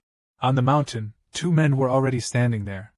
One of them said, "Someone else wants to climb the mountain again?" The other replied, "A mere first-level innate warrior? Doesn't know life from death. Let's see how he suffers later." Below, a man screamed in pain. He continuously spat out blood from his mouth. La Tu stood there and said, "This place is indeed extremely dangerous. Just relying on willpower isn't enough. Even with high cultivation, one could have their spirit destroyed by the blade intent and lose their life." Someone went down to check on the man, saying, "Even the martial sect practitioner from Dohai Commandery failed here. This place is truly dangerous." Saying that, he carried the man away. The person next to La Tu said, "Let's give up, this is too terrifying." La Tu used his sword to withstand the pressure and said, "I can still endure the pressure of the blade intent here. We can continue to move forward." Below, people kept holding their heads, crying out in pain, but La Tu continued to move forward. When he reached a place where dozens of martial artists were gathered, meditating, La Tu thought, just one more step to go. Someone noticed La Tu and said, "This young man, judging by his appearance, he's around 20 years old. His swordsmanship earlier must have reached a high level." The man opposite stroked his beard and said, "When I first mastered palm techniques, it took me 40 years. Unable to break through, I came to the Thunder Temple to seek my fortune." A young man touched his chin and said, "The Thunder Temple is near Daohai County, but even experts from Van Long County come here. This kid must be from Daohai County." Below, La Tu struggled to hold on, thinking, "Is this really as far as I can go? I can't even climb the mountain peak."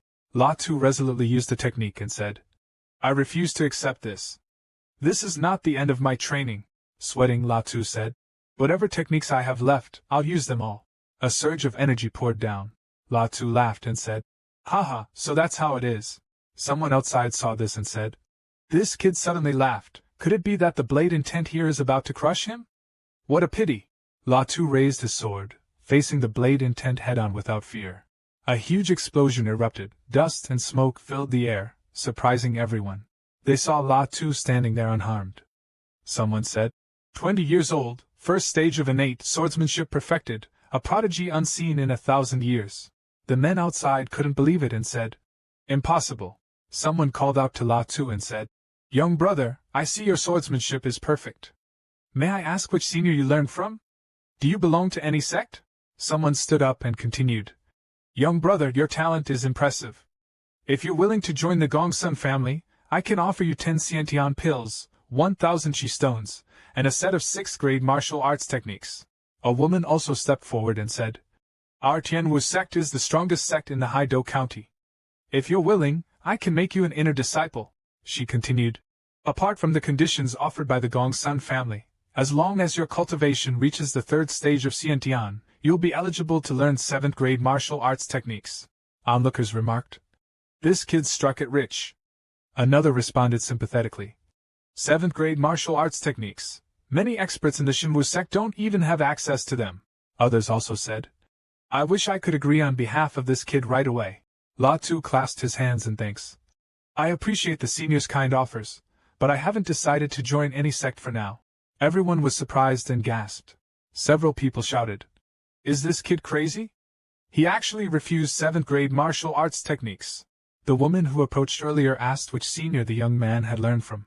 She thought that for someone so young to have mastered swordsmanship, apart from talent, he must have a renowned master guiding him.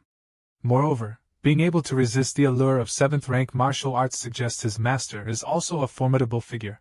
She continued thinking that even if she couldn't recruit this prodigy, establishing a connection with a master capable of training such a genius and a youth with potential to become a future powerhouse would be a valuable gain. La Tu responded. My master is Captain Van. The woman opposite thought that not revealing his sex background would surely raise suspicion, and might even attract trouble. She speculated, could he be from Van Long County across the Kwanloi mountain range? In that case, there would be benefits involved. The woman suddenly realized and thought, no, the Demon Hunting Guild. After considering it, she said, Then, little brother, you must be a talented member of the Demon Hunting Guild. After all, learning from President Van Tianhong means your future prospects are bright. She continued, Little brother, I recall the Demon Hunting Guild only provides martial arts and protection. But if you join our Loi Vu sect, we can offer you a vast amount of cultivation resources. Moreover, I recall that the Monster Hunting Guild doesn't prohibit its talented members from joining other sections. La Tu replied, At the moment, I have no intention of joining any sect or power. I hope you can understand, senior. The people outside sneered. La Tu continued, For now, I have no intention of joining any sect or power. I hope you can understand, senior. The person opposite sighed and replied, Well, we can't force it. If you ever consider joining in the future, feel free to come to our Thunderstorm sect. After speaking, she handed over an item. This is my token. Give it to the disciples below, and they'll let you in, La Tu said. The purpose of honing my swordsmanship has been achieved. I hope you seniors will also achieve your goals soon. I'll take my leave. As La Tu walked away, he thought, My strength is still too weak. If someone inquires about me, I will draw too much attention. La Tu looked back and thought. Earlier, I was probed by the spiritual sense of the martial king from the Rain sect. If they discover my secret, the consequences could be dire. Thinking like that while walking and talking, comparing the two guild leaders, Deep Hung Dao and Van Tianhong, they have indeed helped me a lot. La Tu thought, moreover, he guessed that I had extraordinary fortune, but he did not develop any greed. He truly is a virtuous martial arts senior with high morals. Then he quickened his pace downhill, continuing to speak. He had to hurry back to Van Long district to finish his business, and find a place to go into seclusion to quickly improve his strength. In the study, an old man spoke. In just one short year, from body training stage 2 to Qi stage 5. In his hand was a piece of paper with a drawing of La Tu. He said, This brat who harmed my grandson definitely has something going on. He gritted his teeth in anger, saying, Originally born poor, but those under me found out that this brat used a 5th-level treasure as a reward in the Demon Hunting Guild event, and even invited both Wu Tong Deep Hung Dao and guild leader Van Tianhong to show up. He speculated, Where would a Qi martial artist get so many treasures? Moreover, this poor brat has been cultivating so quickly. This brat must have had some great fortuitous encounter. He spoke up and called out loudly. Someone, come here. Outside, a person entered and said, Elder, what are your orders? He said. Immediately send someone to monitor the Demon Hunting Guild in various places, and personally go to Qinshi City to keep an eye on La Tu's family. The person below replied, Yes, I will take care of it right away. Meanwhile, La Tu was walking and said, It took a lot of time, but I finally got out of the Thunder Ridge. The teleportation array of the Demon Hunting Guild is really useful, he thought to himself. I wonder how my father, mother, and sister are doing. Ever since I entered the martial hall, I've rarely seen them. He passed by a few men and snorted coldly. Elsewhere, a subordinate reported to his master. My lord, La Tu has appeared. I saw him leave from the Demon Hunting Guild. The master said, immediately used the sound transmission box to inform the inner elder, Go Hon Nia, to have someone keep an eye on that boy La Tu for me. At La Tu's house, the whole family is having a meal. The couple is harmonious. The husband serves his wife some food, saying, "Here, eat a little more." La Tu smiles and says, "Sister, you've found a good home. It's so nice to see you both still love each other like this." La Tu's mother says, "Tu, try this dish I made for you. You loved it the most when you were little." La Tu smiles and replies, "Yes, I love the dishes you make, Mom. I haven't had them in so long." Suddenly, there's a noise outside the door. La Tu slightly furrows his brows, thinking, "I didn't need to hide my whereabouts. I guess someone was watching me, just waiting for you to reveal yourselves." La Tu, with a serious expression, thought, "I'll deal with you rats after I've contacted the members of the Demon Hunting Guild." La Tu left the house, happily reflecting, "I've gained quite a lot during this time." Seeing Elder Trang coming in from outside, La Tu quickly greeted, "Elder Trang, long time no see. Thank you for looking after my family during this time." Elder Trang waved his hand. "I'm not an elder of the Martial Hall anymore. I'm working for the Demon Hunting Guild now. You should thank Elder Deep, he sent me here." Elder Trang added, "However, I didn't expect you to have reached the innate realm. Just a moment ago, you were at the Martial Hall in Tanvan City, and now you've already reached the second level of body refinement." Elder Trang got to the main point. "I've come this time because there's something I need to tell you," Elder Trang seriously said. "Zhang La Luong entered Tanvan City today. Go Hongyi will be keeping an eye on your family. Be careful while you're in the city."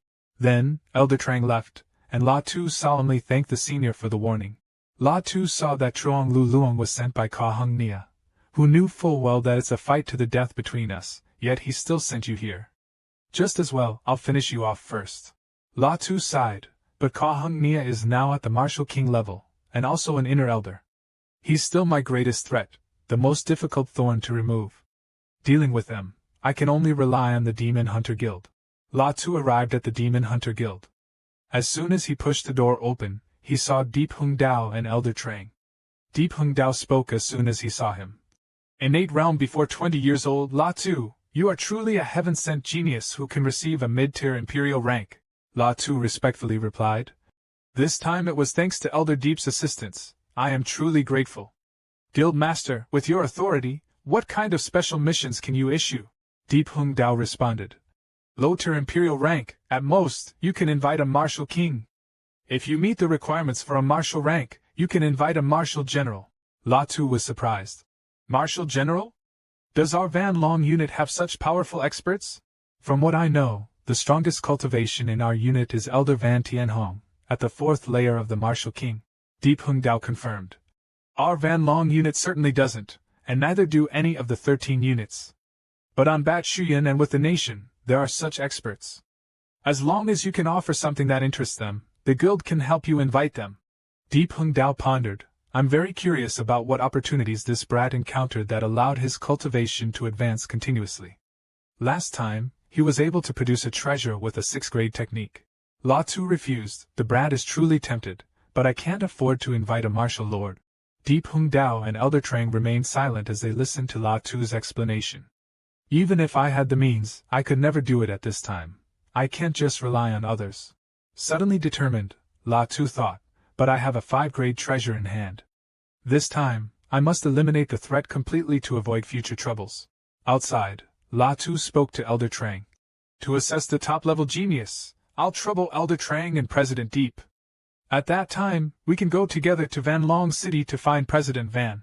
La Tu looked at the busy city gate, thinking, "Before facing Van Long City, I have one more thing to complete." Seeing La Tu heading towards the city gate, 2 men whispered to each other. "La Tu is about to leave the city." One of them assigned tasks. "You quickly report to the elder, I and the others will continue to follow him." Outside the city gate, La Tu had already sensed a powerful aura following him out of the city. "Trong La Luong couldn't hold back anymore and wanted to deal with me." Trong La Luong jumped off his horse, leaped up, and shouted, "Where do you think you're running, kid?" As soon as La Tu saw his aura, he recognized him. "A Xiantian 9th-level martial master, huh? Just in time for me to test the power of my newly created technique." Trong La Luong landed. "So, kid, you knew I was waiting for you, yet you dared to leave the city alone," La Tu calmly replied. "I deliberately let your subordinates report that I had left the city, only then did I actually leave." Trong La Luong was stunned. What, this kid has already reached the first level of Xiantian? Regaining his composure, Trong La Luang said. I didn't expect you to reach Xiantian, but to think a mere first-level Xiantian dares to speak so arrogantly to me? Trong La Luang unleashed spiritual energy to attack La Tu. It seems you've had some fortune, but now everything belongs to me. La Tu blocked it with a single strike, taunting. Is that all you've got? Trong La Luang was stunned. This Dao Truong Hong is the innate true energy I've condensed. It should be enough to destroy a mere first-level practitioner. Trong La Luang looked at La Tu standing there and realized, although he's only at the first level, his strength is already equivalent to the fifth level. Moreover, the level of his swordsmanship. He hesitated, not wanting to think about it. Taking advantage of his distraction, La Tu charged forward. How dare this fool in front of me be so careless? Trong La Luang raised his sword to block La Tu's attack. He couldn't believe it. Great mastery in swordsmanship? How could this be? Trong La Luang clutched the wound on his chest where he had just been struck, thinking to himself. Was that only the second strike? When did this guy achieve such a high level in swordsmanship? If it weren't for my quick reflexes, there would probably be a big hole in my chest. He gritted his teeth in fear. Trong La Luang asked. That was quick. Have you already mastered your sword technique? La Tu sneered. Mastered? You underestimate me. How about the perfected level? Zhang Laoliang knew that although his cultivation was higher, he probably wouldn't be a match for someone with a perfected sword technique. He looked at the aura radiating from La Tu, and moreover, the strange energy surrounding him. La Tu was in a ready stance. Then he charged forward with his sword, shouting, Old fool, you can't escape now! Zhang Laoliang was momentarily caught off guard. So fast. There's no escape, I'll have to give it my all to have a chance. Zhang Laoliang slashed once and responded. You brat, watch the power of my Xiantian 9th layer cultivation. La Tu used the move he just created. Mystic Gate Transformation. He then charged forward, not forgetting to taunt.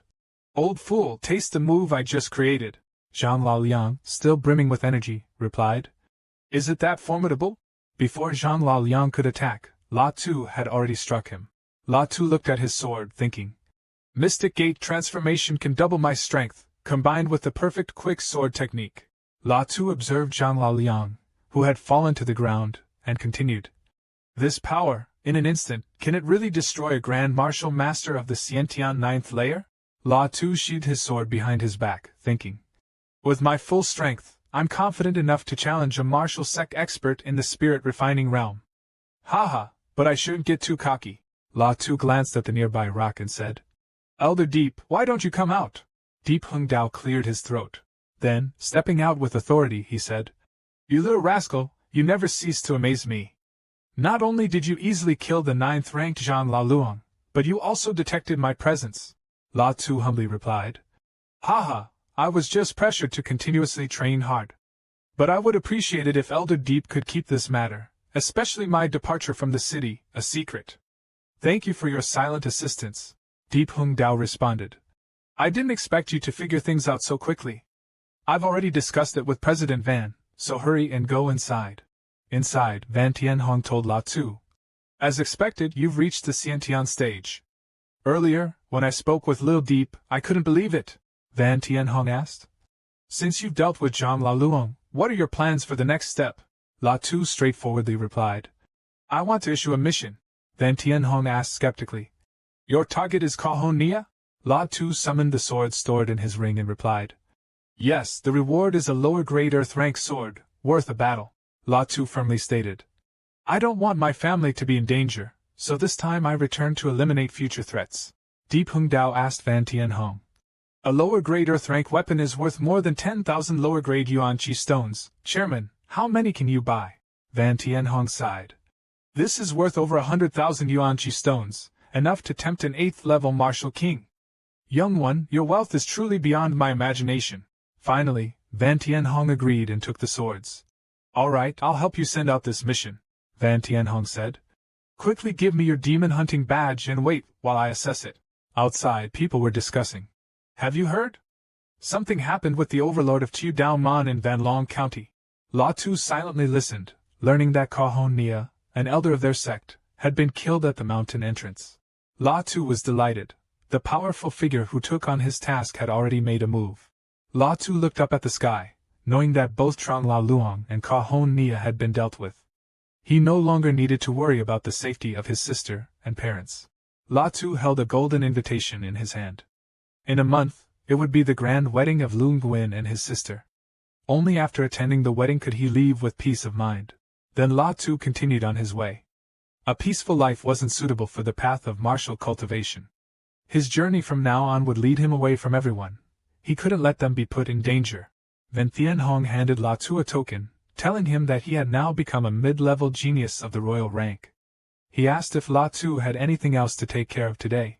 La Tu took the token and considered whether to pursue the pinnacle of martial arts, travel across Thien Vo Quoc, or venture beyond it. Then Ven Thien Hong said, "If you have nothing else, I have some matters here that might also be an opportunity for you." Ven Thien Hong then took out a secret manual. The Secret Realm, an ancient relic covered by a grand formation, envelopes a piece of heaven and earth, only opening once every 30 years. Ven Thien Hong explained that only those below the Martial King realm can enter. Every time it opens, the forces of each nation receive a limited number of slots for young people to enter and seek their fortunes. La Tu was surprised. "Are you saying you want me to become a member of the Genius Division of the Monster Hunting Guild so I can enter the Secret Realm?" Ven Thien Hong, with high hopes for La Tu, replied. "That's right. The Secret Realm will open in about 2 years. Do your best to advance your cultivation within this time." La Tu accepted and confidently said, "I won't let you down, Guild Master." As he watched La Tu leave, Van Thien Hong murmured, "I don't think you'll let me down either. But I'm very curious to see if you will ascend to the peak of Tian Wu Kingdom, or even surpass it." Van Thien Hong sighed. "As for myself, I have no hope left." On the way, La Tu pondered. "In these 2 years, when the time comes, many talented people will gather, from the royal capital of Tian Kingdom to the 8 provinces and 10 prefectures." La Tu mounted the horse. "I must definitely elevate my cultivation level even further." Then he urged the horse forward. His cultivation could steadily increase, but his comprehension of sword intent was still unclear. "Perhaps this time, I should visit Quan Loi Temple once again to see." La Tu rode through the forest. Quan Loi mountain range was filled with 4th-grade beasts. Given the bad weather, it seems better to find a place to rest. Suddenly, La Tu saw a group of people and exclaimed, "Oh, there are people here." La Tu noticed that this was a dangerous area of Quan Loi mountain range. Even powerful cultivators from the Xinwu sect dared not enter this place lightly. La Tu wondered, why are there people here, and so many of them at that? La Tu descended. This is no different from the group from Vinsong Pavilion last time. A leader of that group spoke in front of a tower. "Friend, you've arrived, why not show yourself?" The man was dressed in predominantly black and red, his hair slicked back. La Tu immediately introduced himself. "I am La Tu, just passing by. If I have caused any offense, please forgive me." La Tu frowned, wondering why there was such a pavilion in the middle of the dangerous Guanlei mountain range. Moreover, most of these martial artists only had body refining cultivation, which was strange. No, they were slaves. All of these people were slaves. 100 body refiners here were all slaves.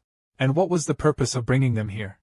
Near this pavilion, there was a 4th-tier formation, and if he wasn't mistaken, this pavilion itself was a treasure formation. Its appearance here was definitely not simple. The other person spoke up. "If you are just passing by, my friend, why not join me for a cup of tea?" La Tu thought that a 4th-tier treasure would not pose any threat to him. "La Tu agrees, so I'll respectfully follow your command." Inside the grand hall, a woman sits at the center, surrounded by numerous powerful figures.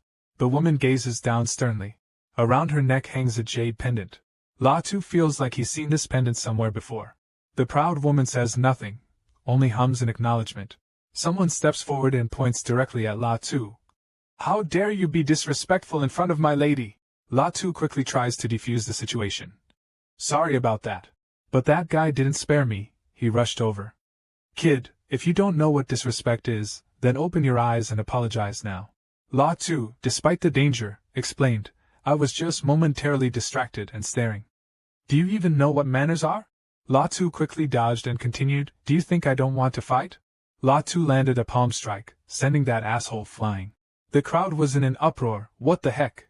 That guy hit the ground with a thud. As he stood up, still clueless, he cursed, "Do you want to die? How dare you hit me?" La Tu swung his hand again, knocking him out cold, and cursed back, "A dog barking on its own turf, deserved to be beaten." Everyone around started getting all riled up. How annoying. Do you even know where you are? So that young lady sitting in the main hall is named Veem Noyetni? She boldly asked. This young man is truly audacious. You're merely at the Xiantian level, yet you disregard other martial artists? La Tu glanced at the group, assessing them. Including the young lady, there were 3 people, and the others were emitting an aura of Xiantian realm. Then La Tu looked up at Veem Noyetni, who was eyeing him with suspicion. But as he looked at this girl, it seemed he couldn't gauge her cultivation level. La Tu voiced his opinion. Before accusing me, you should consider whether your companions even regard a Xiantian martial artist like me. In the next moment, La Tu decided to add fuel to the fire. Moreover, what if I do look down on you? Veem Noyetni's group couldn't tolerate the provocation. They drew their swords and charged at La Tu, calling him an arrogant brat. Under Veem Noyetni's watchful eye, her attendants cursed La Tu. Let's see if you have the strength to back it up. La Tu conjured 2 flames in his hands, one black and one golden, with a look that showed no fear of anyone. The flames suddenly flared up and then shot toward the 2 servants, attacking them. The servants began to panic, surrounded by the flames. Despite using all their knowledge, they couldn't identify what kind of fire this was. One of them sensed something was wrong and said to the others, "This is bad, this black flame carries the aura of death. We must be careful and extinguish it immediately." A while later, when the black flames dissipated, the figures of everyone became slightly visible. At this point, the 2 servants who had spoken arrogantly earlier were now bruised and aching all over, unable to help but look at La Tu and say, "How can this be? A young brat like you," La Tu sternly replied. "I showed mercy. Otherwise, the 2 of you would already be corpses by now." The younger brother of Veem Noyetni, who had called him in, stood beside her and pointed at La Tu, saying doubtfully, "Sister, this guy seems to be only at the 3rd level of innate cultivation, but his strength is no weaker than ours. He must be hiding some secret techniques. His background is definitely not ordinary." The lady sitting on the throne finally introduces herself. "I am Veem Noyetni. May I know how to address you, and who is your master?" He crosses his arms and politely replies, "La Tu, from Van Long District, Monster Hunting Guild of the district city." Everyone falls silent, not daring to say a word. Only Veem Noyetni speaks up. "Van Long District? So you're a guest, please have a seat." La Tu walks in from outside. With his freedom, why should he hesitate? "Then I won't stand on ceremony." As he walks and observes, La Tu notices something. That's this jade pendant. It looks very similar to the one held by that injured disciple of the Tsong Tun family not long ago. A burly young man with blonde hair approaches La Tu. "Master La, you must be here at Quan Loi Mountain Range for the Van Yu Secret Realm, right?" La Tu frowned and asked him, "What is this 10,000 demon secret realm?" The blonde young man explained to La Tu. "It seems that young Master La Tu doesn't know about the 10,000 demon secret realm. It's the #1 secret realm of the 3 great heavenly martial nations, but it's very dangerous. Only with the secret map in the hands of Miss Veem Noyetni of the Veem family from Ancient Sword Continent can it be found," La Tu calmly acknowledged without further questioning. "The Veem family from Ancient Sword Continent, the leading family among the top 10 martial arts families of the heavenly martial nation, with a martial general guarding the house. No wonder these people revere her." Seeing that La Tu seemed unconvinced, Veem Noyetni wanted to prove it. "I really do have the secret map. If the young master is interested, I invite you to follow me." The blond young man also urged La Tu not to miss this opportunity. "Young Master La, don't miss out. The 10,000 demon secret realm contains ancient relics, extremely mysterious, and countless treasures," La Tu coldly replied. "I do want to go, but what about the price?" La Tu thought to himself. If the 10,000 demon secret realm is called the #1 among the 3 great secret realms, it seems it falls short compared to the Netherworld secret realm that the guild leader mentioned. Veem Noyetni stated her condition. "I have no other demands, just 1 revival herb. I will take you into the secret realm, but you must find the revival herb for me. As for the other treasures, whoever finds them gets to keep them." Upon hearing this, La Tu hesitated, startled. Although it was just a level 5 spiritual herb, it was the main ingredient for refining the rejuvenation pill, extremely rare. Seeing that La Tu was silent, Veem Noyetni spoke. "If anyone has any objections about Mr. La's participation, speak up now so we can make a decision."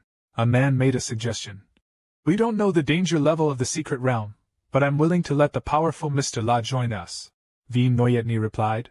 Since you've decided, let's discuss the 10,000 demons secret realm.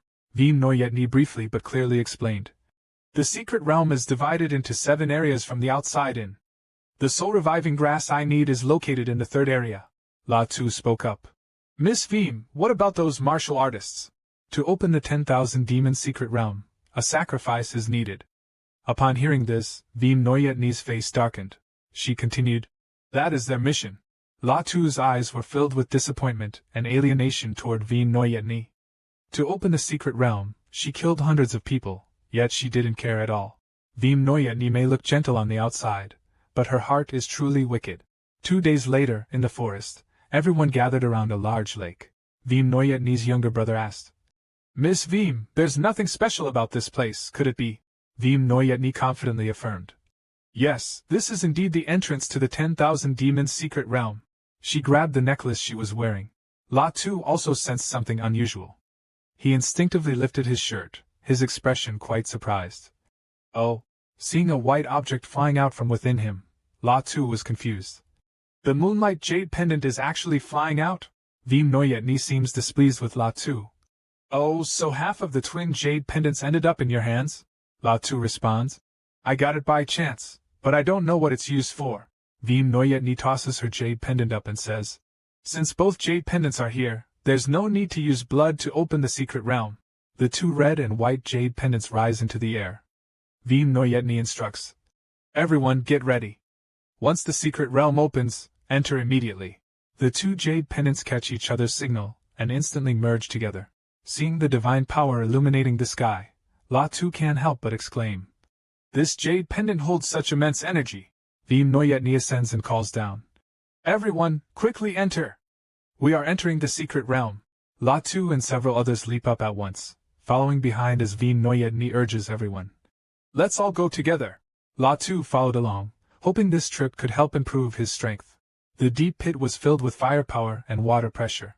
When everyone had gathered, in front of the picturesque forest, Veem Noyetni said. This is the destination of our journey. She tossed out the 2 jade pendants from earlier and subtly reminded. As far as I know, this place is very dangerous. La Tu caught his white jade pendant and thanked Veem Noyetni. Thank you, First Miss, for returning the jade pendant. Veem Noyetni looked at La Tu and said. We are currently in the 1st area, but I need to reach the 3rd area where the soul-restoring herb is. Although she said that, Veem Noyetni had other plans in mind. The Veem family only has 1 piece of the demon jade. Each time we want to open the secret realm, it requires the blood sacrifice of 100 people. If I could take the remaining piece from La Tu, Veem Noyetni's younger brother, seeing her return the white jade pendant to La Tu, asked.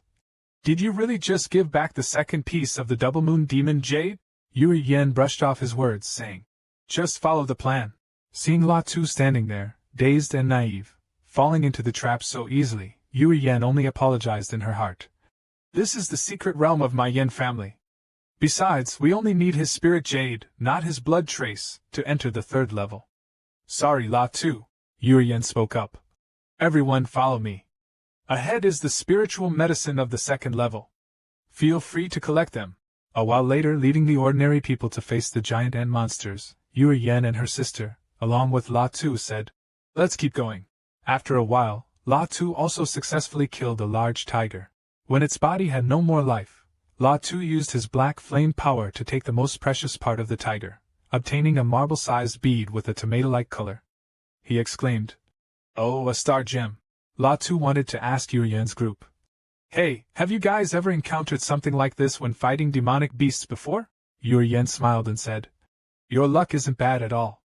This is a special blood pearl from the secret realm of myriad demons, and it's from a 2nd-level demonic beast no less. La Tu curiously asked. Blood pearl? What is this thing? Veem Noyetni explained. Blood pearls are the essence condensed from the demonic beasts in this 10,000 demons secret realm. When martial artists refine and use them, it will enhance their body cultivation. Everyone was astonished to witness such a miracle. They thought the 1st layer was filled with low-level spirit herbs, demons, and worthless things, but they didn't expect there to be such precious treasures like blood pearls.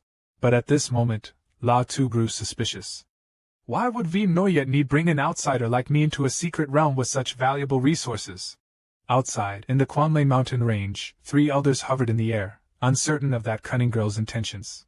Veem Noyetni had stolen the 10,000 demons secret map with the Blood Moon demon Jade. According to intelligence, she entered here with hundreds of rogue martial artist slaves. The elder in the middle frowned and said, "Using 100 slaves to open the secret realm, those rogue martial artists have become blood sacrifices." The elder beside him was equally disappointed. As the clan leader's sister, the clan treated her well, yet she dared to betray the family. Inside the secret realm, after nearly exterminating all the demons here, everyone expressed their gratitude to Veem Noyetni. "Haha, thank you, Miss Veem, for bringing us to the 10,000 demons secret realm." Someone picked up the tomato-colored marble, smiling with joy. "Just with this blood pearl, my body has become much stronger." Yue smiled along with them and said, "Haha, congratulations." La Tu noticed that Yue hadn't touched the blood pearl, and his suspicions grew. Could it be that this esteemed lady from the Veem family looks down on the blood pearls of the low-level beasts on the first floor? Forget it. La Tu also took a bite of the bull's dung, absorbing its spiritual energy. His entire body was filled with the aura of the blood pearl. His vitality surged. Everyone was even more surprised to see the drastic change in La Tu's day. They said, "The diamond body tempering technique. Could Brother Lei have practiced such a rare 6th-grade body cultivation technique?" La Tu humbly replied, "I've only just reached the first stage of perfection. I must also thank Miss Veem for leading me into this 10,000 beasts secret realm." Yue casually said, "Feel free, everyone." In fact, Veem Noyetni had secretly evaluated the energetic man, thinking that this La Tu must possess a rare body refining technique, probably a core disciple of some major force in Yunlong County or Quan Do Hai nearby. At night, Veem Noyetni led everyone to an open area and said, "We will enter the second-level area here." Specifically, Veem Noyetni appointed La Tu, "Brother La, please bring out the Silver Moon Jade to activate the teleportation with me." La Tu agreed, "No problem, Miss Veem, you're too kind." The two took out their red and white jade pendants.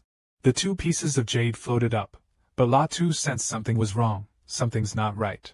He thought, if I weren't here, there wouldn't be a Silver Moon Jade in my hand. How could Veem Noyetni activate the formation with only the Blood Moon Jade? La Tu looked at Veem Noyetni, analyzing more and more uneasily. Both Moon Jades are needed to avoid blood sacrifice, and 100 people must be sacrificed to open the secret realm, and to enter the second level, 2 more jade pendants are required.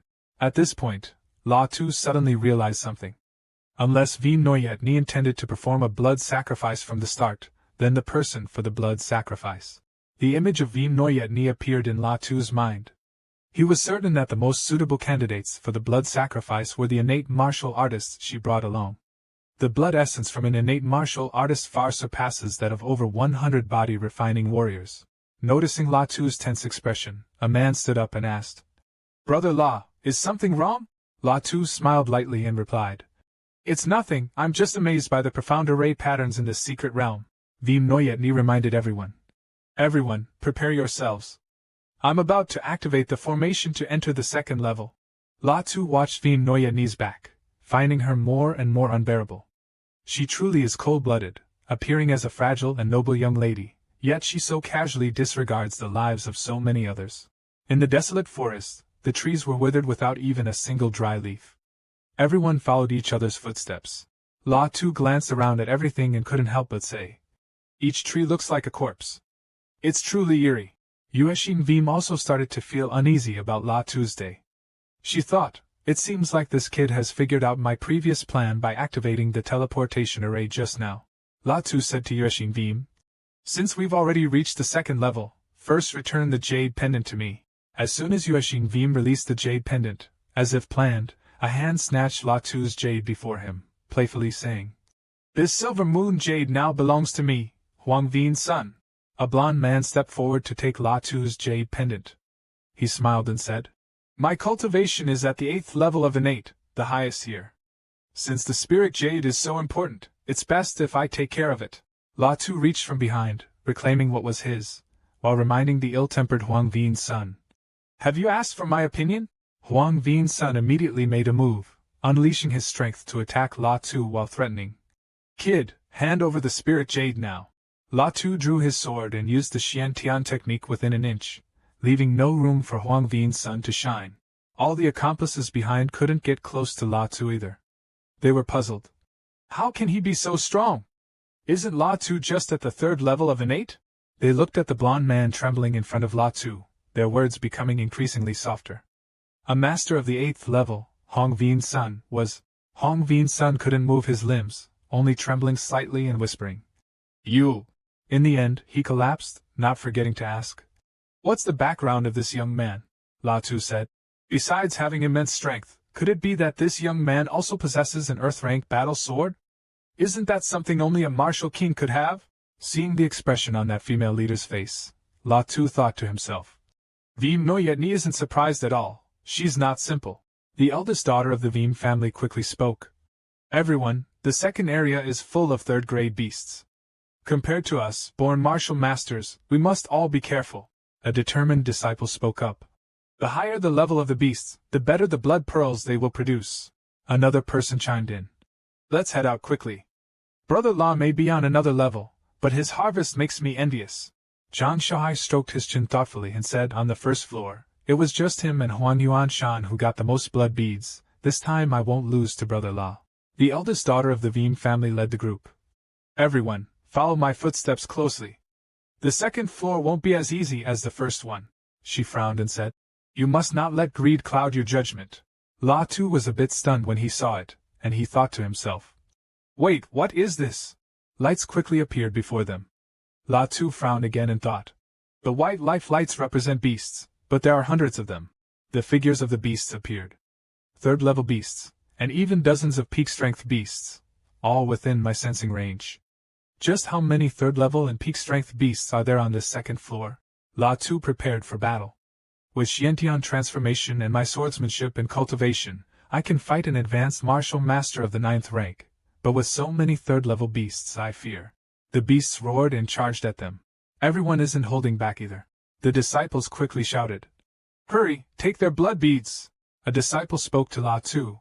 Congratulations, Brother La, good fortune, the first beast already yielded good harvest. He confidently added. The next ones will surely bring even more. He quickly clasped his hands together and laughed. Ha ha ha, then thank you for your kind words, Brother La. La Tu held the blood bead, pondering. An innate level blood bead, enough to train my flesh body to the 1st stage of perfection, perhaps even reaching the 2nd level of the diamond invincible body technique. The eldest lady of the Veem family was stunned upon seeing this and thought. This aura. This is bad, she quickly said. This isn't good, everyone, we should leave this place immediately. Everyone was confused. Someone quickly asked. What happened to Miss Veem? Veem Noyetni quickly said. Those 2 beasts haven't condensed their blood pearls yet, but they've attracted other beasts with their essence and blood. If we're surrounded by this horde, it won't end well. Everyone was running and calling to each other. Run quickly! We can't deal with these level 3 beasts. La Tu was secretly worried. It's bad, hundreds of beasts are already chasing us. He looked back and saw countless beasts appearing, so he quietly tried to find a way to escape this place. At that moment, someone also noticed and shouted. There are beasts coming from the front too. Many beasts appeared all at once, and everyone screamed. Run quickly! At that moment, due to the chaos, La Tu lost track of the others. Panicked, he shouted. Where am I right now? And I've lost track of the others too. He frowned in confusion and said. It's ridiculous that those beasts suddenly appeared. He quickly speculated, feeling that all of them were deliberately lured here by Miss Veem. At this moment, the people of the La family's eldest daughter were observing from above. Zhang Hai spoke up. These warriors can't hold out much longer. Veem Noyetni immediately asked.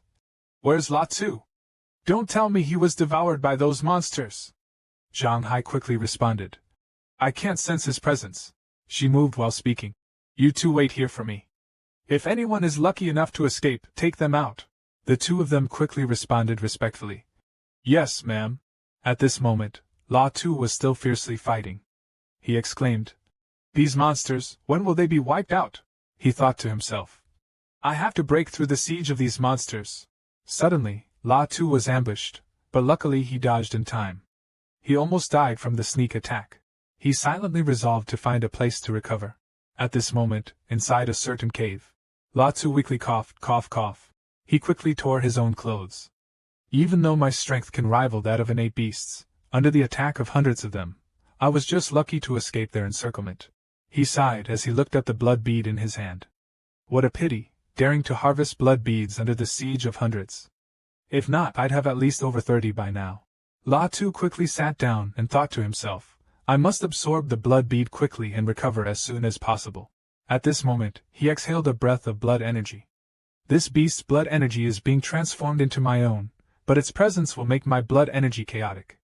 Luckily, I can refine the impurities in my body. After absorbing the blood orb, La Tu suddenly remembered that Miss Veem had never mentioned the potential dangers before. The blood sacrifice, the beast riot, and the hidden dangers of the blood orb. Veem Noyet Ni surely knew about this. Not long after, La Tu also stepped out of the cave. He frowned and thought, Veem Noyet Ni clearly knew the situation but didn't mention it. What is she planning? Elsewhere, hurried footsteps could be heard. Trong Hai quickly reported. Miss, there are still a few lucky survivors. One of the captured people nervously spoke up. Miss Veem, what are you trying to do by capturing us during this disaster? He angrily said. I am a martial artist. Even if you keep me, I will not let you humiliate me. Veem Noyet Ni emitted a powerful aura and shouted, Shut up. The beast quickly roared, causing everyone to stir. She had truly repelled all the beasts. They couldn't believe their eyes. Miss Veem Noyet Ni from the Veem family of Kokim Chow, why does she possess such immense power? What is her background? Just how strong is her cultivation? She immediately ordered you to tie them up. Trong Hai and Trong Hao quickly and respectfully replied, Yes. She thought to herself, if it weren't for my injured primordial spirit needing a soul-restoring pill to heal, dealing with you wouldn't require so much trouble. Veem Noyet Ni angrily thought, where on earth has La Tu gone? My divine sense has covered the entire blood-colored demon forest, yet I still can't find him. At this moment, Veem Noyet Ni said, You two keep an eye on him, I'll go and return shortly. As she walked, she thought, because we haven't collected the dual moon demon Jade, even if our Veem family controls the Vanyu secret realm for thousands of years, we still won't be able to enter the 5th level. She is deep in thought, so I must obtain the silver moon demon Jade in La Tu's possession. At this moment, La Tu is focused on practicing his technique. He furrows his brows, thinking, this is the final strike. Suddenly he opens his eyes. La Tu looks at his body and exclaims, 9 layers of body refinement, thanks to the blood pearl. My physical body has now broken through to the 3rd stage of the advanced battle physique. La Tu strikes, and the surrounding rock walls instantly shatter. He observes the scene before him and says, With this punch, without using any true energy, it already has such power. Along with my advanced battle physique, I can now withstand 1 or 2 attacks from a martial spirit master. As La Tu puts on his clothes, he reflects, My strength has increased significantly. Suddenly, he saw the treasure and remembered something. Oh, before going into seclusion, I had set up a 5-layered array seal. He felt a bit confused. Has it been activated now? Could it be that someone or a demon beast discovered this cave? He was a little stunned, thinking, the soul is truly domineering. Suddenly, an explosion made him speculate. No, this is divine sense. Only a powerful expert at the spiritual refinement stage could gather such strength of divine sense. Amidst the thick smoke, a voice rang out. Finally, I've found you. It was the silhouette of a woman. No wonder you were so hard to find. It turns out there was a 5th-level concealment array. It was Veem Noyet Ni. She slowly approached, saying, La Tu, every time you surprise me. La Tu quickly asked, Miss Veem, what do you mean by this? Do you want to become my enemy? Veem Noyet Ni didn't hesitate to state her purpose. I want the demon Jade fragment in your hand. He immediately responded. What if I don't give it to you? Veem Noyet Ni unfazed replied. If you don't give it to me, I'll have to take it by force. She quickly launched an attack. Don't blame me for being rude. La Tu swiftly blocked the attack and coldly snorted. The two immediately started fighting. But she was too strong, forcing La Tu to retreat. He couldn't help but marvel. This woman's inner energy is truly powerful and pure. He began to unleash his techniques, thinking. She looks delicate, yet she's a body-refining martial artist. She seemed a bit excited and asked, Oh, have you already broken through to the advanced battle body? La Tu replied without hesitation. Thanks to you, Veem Noyet Ni thought to herself. It seems that La Tu has some pretty formidable technique that can quickly expel the impurities from the blood pearl. La Tu looked at her and also pondered. The aura she revealed just now was only at the 7th level of the innate stage, but her true essence is powerful and pure, Definitely not an ordinary innate martial artist. Moreover, she has divine consciousness, so her real strength might rival that of a spirit-refining martial sect warrior. The two glared at each other with killing intent, and she silently sighed. This guy is not easy to deal with. The battle between the two quickly began. Veem Noyetni made her move, Phoenix Dance 9 Heavens. Latu felt a bit confused, thinking. Such fierce sword energy, it feels like each strike could easily pierce through a battle body. He swiftly dodged, realizing that even with an advanced battle body, he probably wouldn't be able to withstand it. She said with some contempt. Your sword is fast, but unfortunately you haven't comprehended sword intent. Veem Noyetni continued. Your swordsmanship is high level and fast, but it's still just child's play. Latu thought with some concern. This is bad, this move can't be directly countered. He hesitated before asking. Is this the true essence of martial arts? He quickly assessed. Such immense power, at least 7th grade martial arts. Latu observed Veem Noyetni's demeanor and speculated. Not only that, her true energy also has the intent of burning everything, even making me feel like the true energy in my body is burning too. At this moment, she suddenly said. Oh, it seems that your true energy, Latu, is indeed quite special. Latu frowned and thought. If it weren't for my unique reincarnation ability, that palm strike not only would have pushed me back but also seriously injured me. She reached out her hand and said, Hand over the moonlight jade, and I might spare your life. At this moment, Latu had already gripped his weapon tightly. He resolutely said, Even though you're very powerful, it's not enough to make me bow down. Veem Noyetni fearlessly replied. Oh, if my soul hadn't been injured there wouldn't be more than 10 people in this entire Tianwu kingdom who could challenge me. You're nothing but a mosquito. Latu said nothing and immediately launched an attack. Mystical transformation, 10,000 shadows, yin-yang light, Veem Noyetni calmly remarked. This move isn't bad at all. She also drew her weapon and prepared to fight. Now taste my strike. The two sides then charged at each other, engaging in battle. At this moment, Yen Yu exclaimed. Latu, your strength truly surpasses my expectations. Yet she mocked him. But in the end, you're still just weak. At that moment, Latu spat out a mouthful of blood. Her attack was still continuing. He disdainfully responded. Miss Ha, you're also quite injured. At that moment, blood also trickled from her lips. The attack was still ongoing. Yen Yu angrily said. It's only because I can't fully unleash my power. Otherwise, how could a mosquito like you ever wound me? Before she left, she said. Latu, next time we meet, I'll show you what pain really feels like. Latu collapsed, thinking to himself. Luckily, she was injured and retreated. Now, my entire body feels like it's being torn apart from the inside. If I use all my strength in the Xian Tian transformation, my body won't be able to withstand it, and will shatter, Latu quickly said. Indeed, there's always someone stronger. The eldest daughter of the Veem family looks only a few years older than me, yet she has such power. Could she be a martial general? He continued talking to himself. My luck on this simple exploration of the secret realm led me to accidentally encounter such a heavily injured expert.